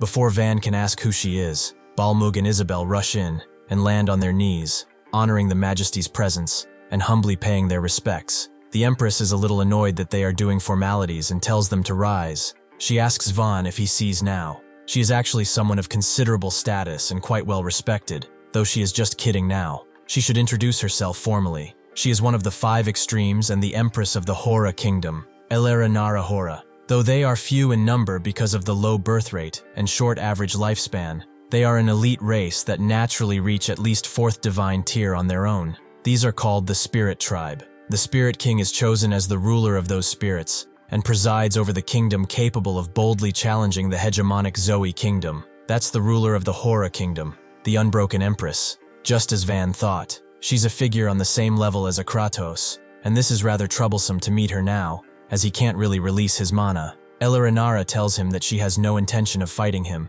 so he doesn't need to glare at her like that. Balmung asks about the other troops. Did she come alone? She confirms as much, explaining that she suddenly sensed a surge of mana as a Kratos disappeared. She rushed in, wondering if he was dead, and it seems that he actually is dead. She approaches Van and asks, "Would you perhaps have any interest in becoming my disciple?" Balmung wonders what she is saying, but she puts that aside for a moment, as they should deal with this first. With a wave of her hand, she unleashes her rune arts, and from behind Balmung, a figure appears that was hidden in his shadow. He is a rather sneaky individual, isn't he? He thought she would not notice him hiding like this. The man expected as much. Deceiving the Empress was an impossible venture from the beginning. He throws his mask away, as that was something Kasarak made for him, and he can't make any more of them now that it's broken, so it's a real shame. From above, they wonder who that man is, but Charlotte recognizes him, and Janil does too, as Rodam Zanil, Janil's grandson. Eleranara has heard that name before. He is the traitor who assassinated members of the Wana Kingdom's royal family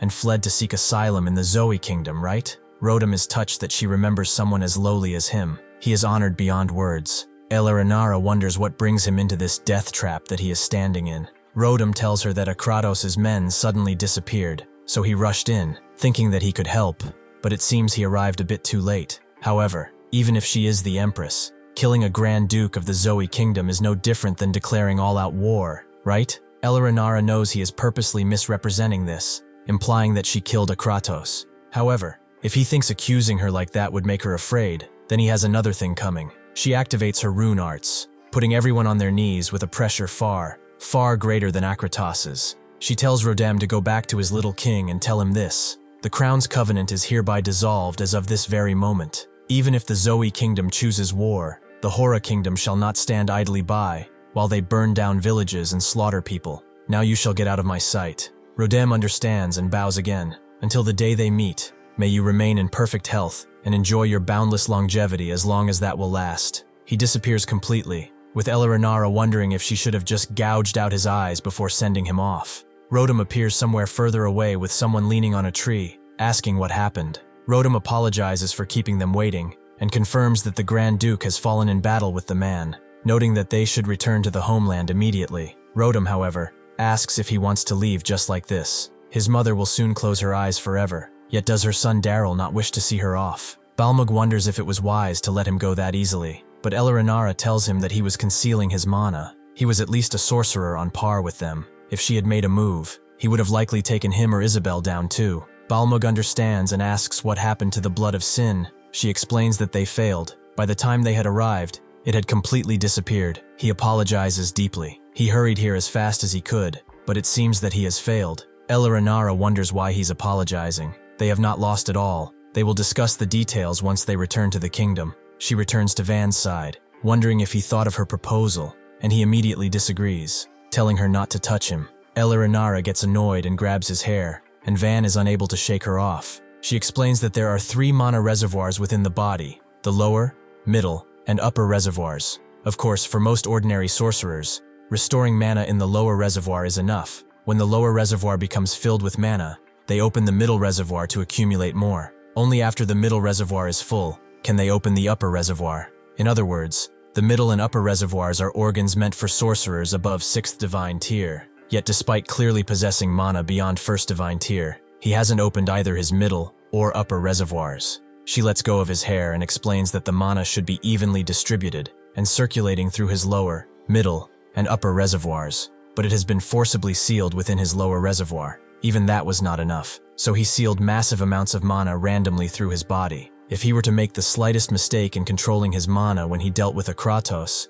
his mana would have run wild, and his body would have blown up. Van scoffs and notes that whether he lives or dies, what does it matter to her? She crouches down beside him, a little amused, as he's like a wounded cat refusing the touch of others. He has a thorny way of speaking yet still addresses others with proper respect. With that gentle nature, she can't possibly walk away from him. Vaughn opens his eyes a bit wider, confused by the sudden gentleness in her tone, but then Eleonara laughs it off, noting that it's just an excuse. The truth is that letting someone with such talent go to another kingdom is simply unbearable. Still, this is all too sudden, right? On top of that, he's only just finished a grueling battle, so he should rest first. She apologizes. She calls Balmug and tells him to recover the bodies of the fallen and head to the Huana kingdom first, while treating the wounded. As soon as they recover all the bodies, they will depart for the Hora kingdom. He bows his head and suddenly hears the flap of wings, as Eleonara guesses that they finally caught up. It took them a while, a little too long for those called the Heavenly Guard.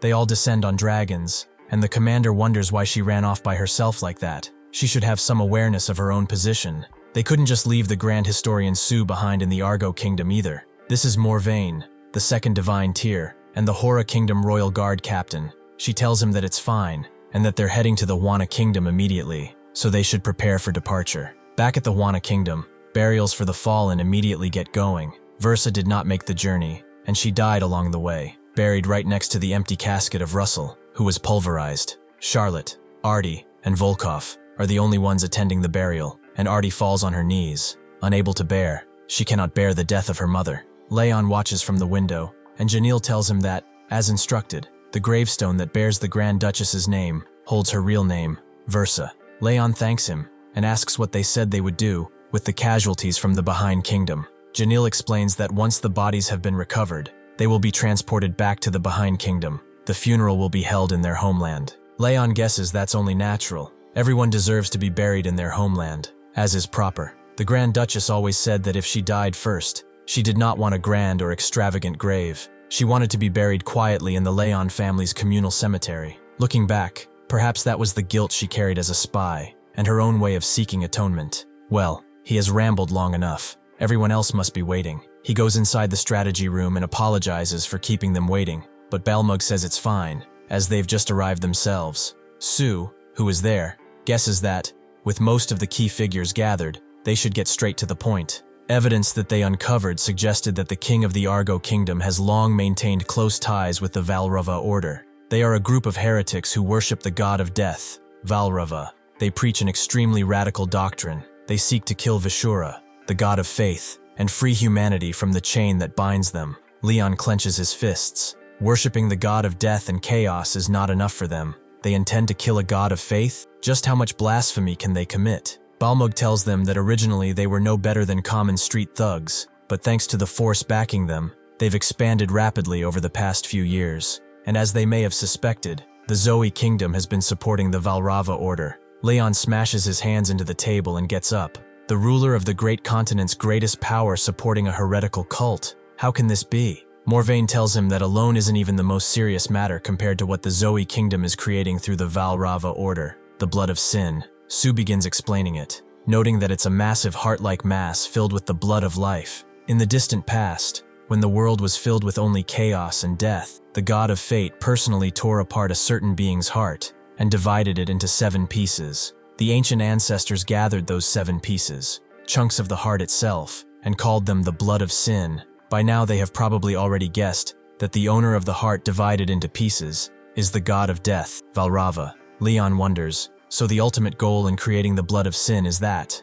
right? She confirms, it's resurrection. What the Zoe Kingdom seeks to accomplish through that blood of sin is the resurrection of the god, Valrava. Within the underground of the Argo Kingdom, one of those pieces of the blood of sin, the blood of arrogance, was created by forcibly extracting the blood from every citizen in the kingdom. Leon can't believe it. Serpia, no, Kyrian, just how far has he fallen into madness? Sue wonders when the Empress will be coming, and Morvain gets up, guessing that she's probably lazing about, because it's too much trouble. He gets out of the room and scoffs as he's not her babysitter.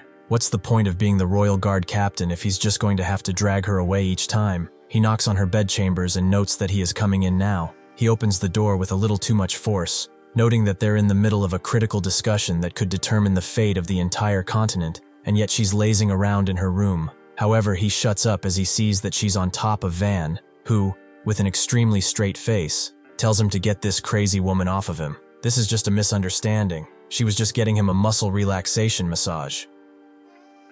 Thank you for watching. See you next time.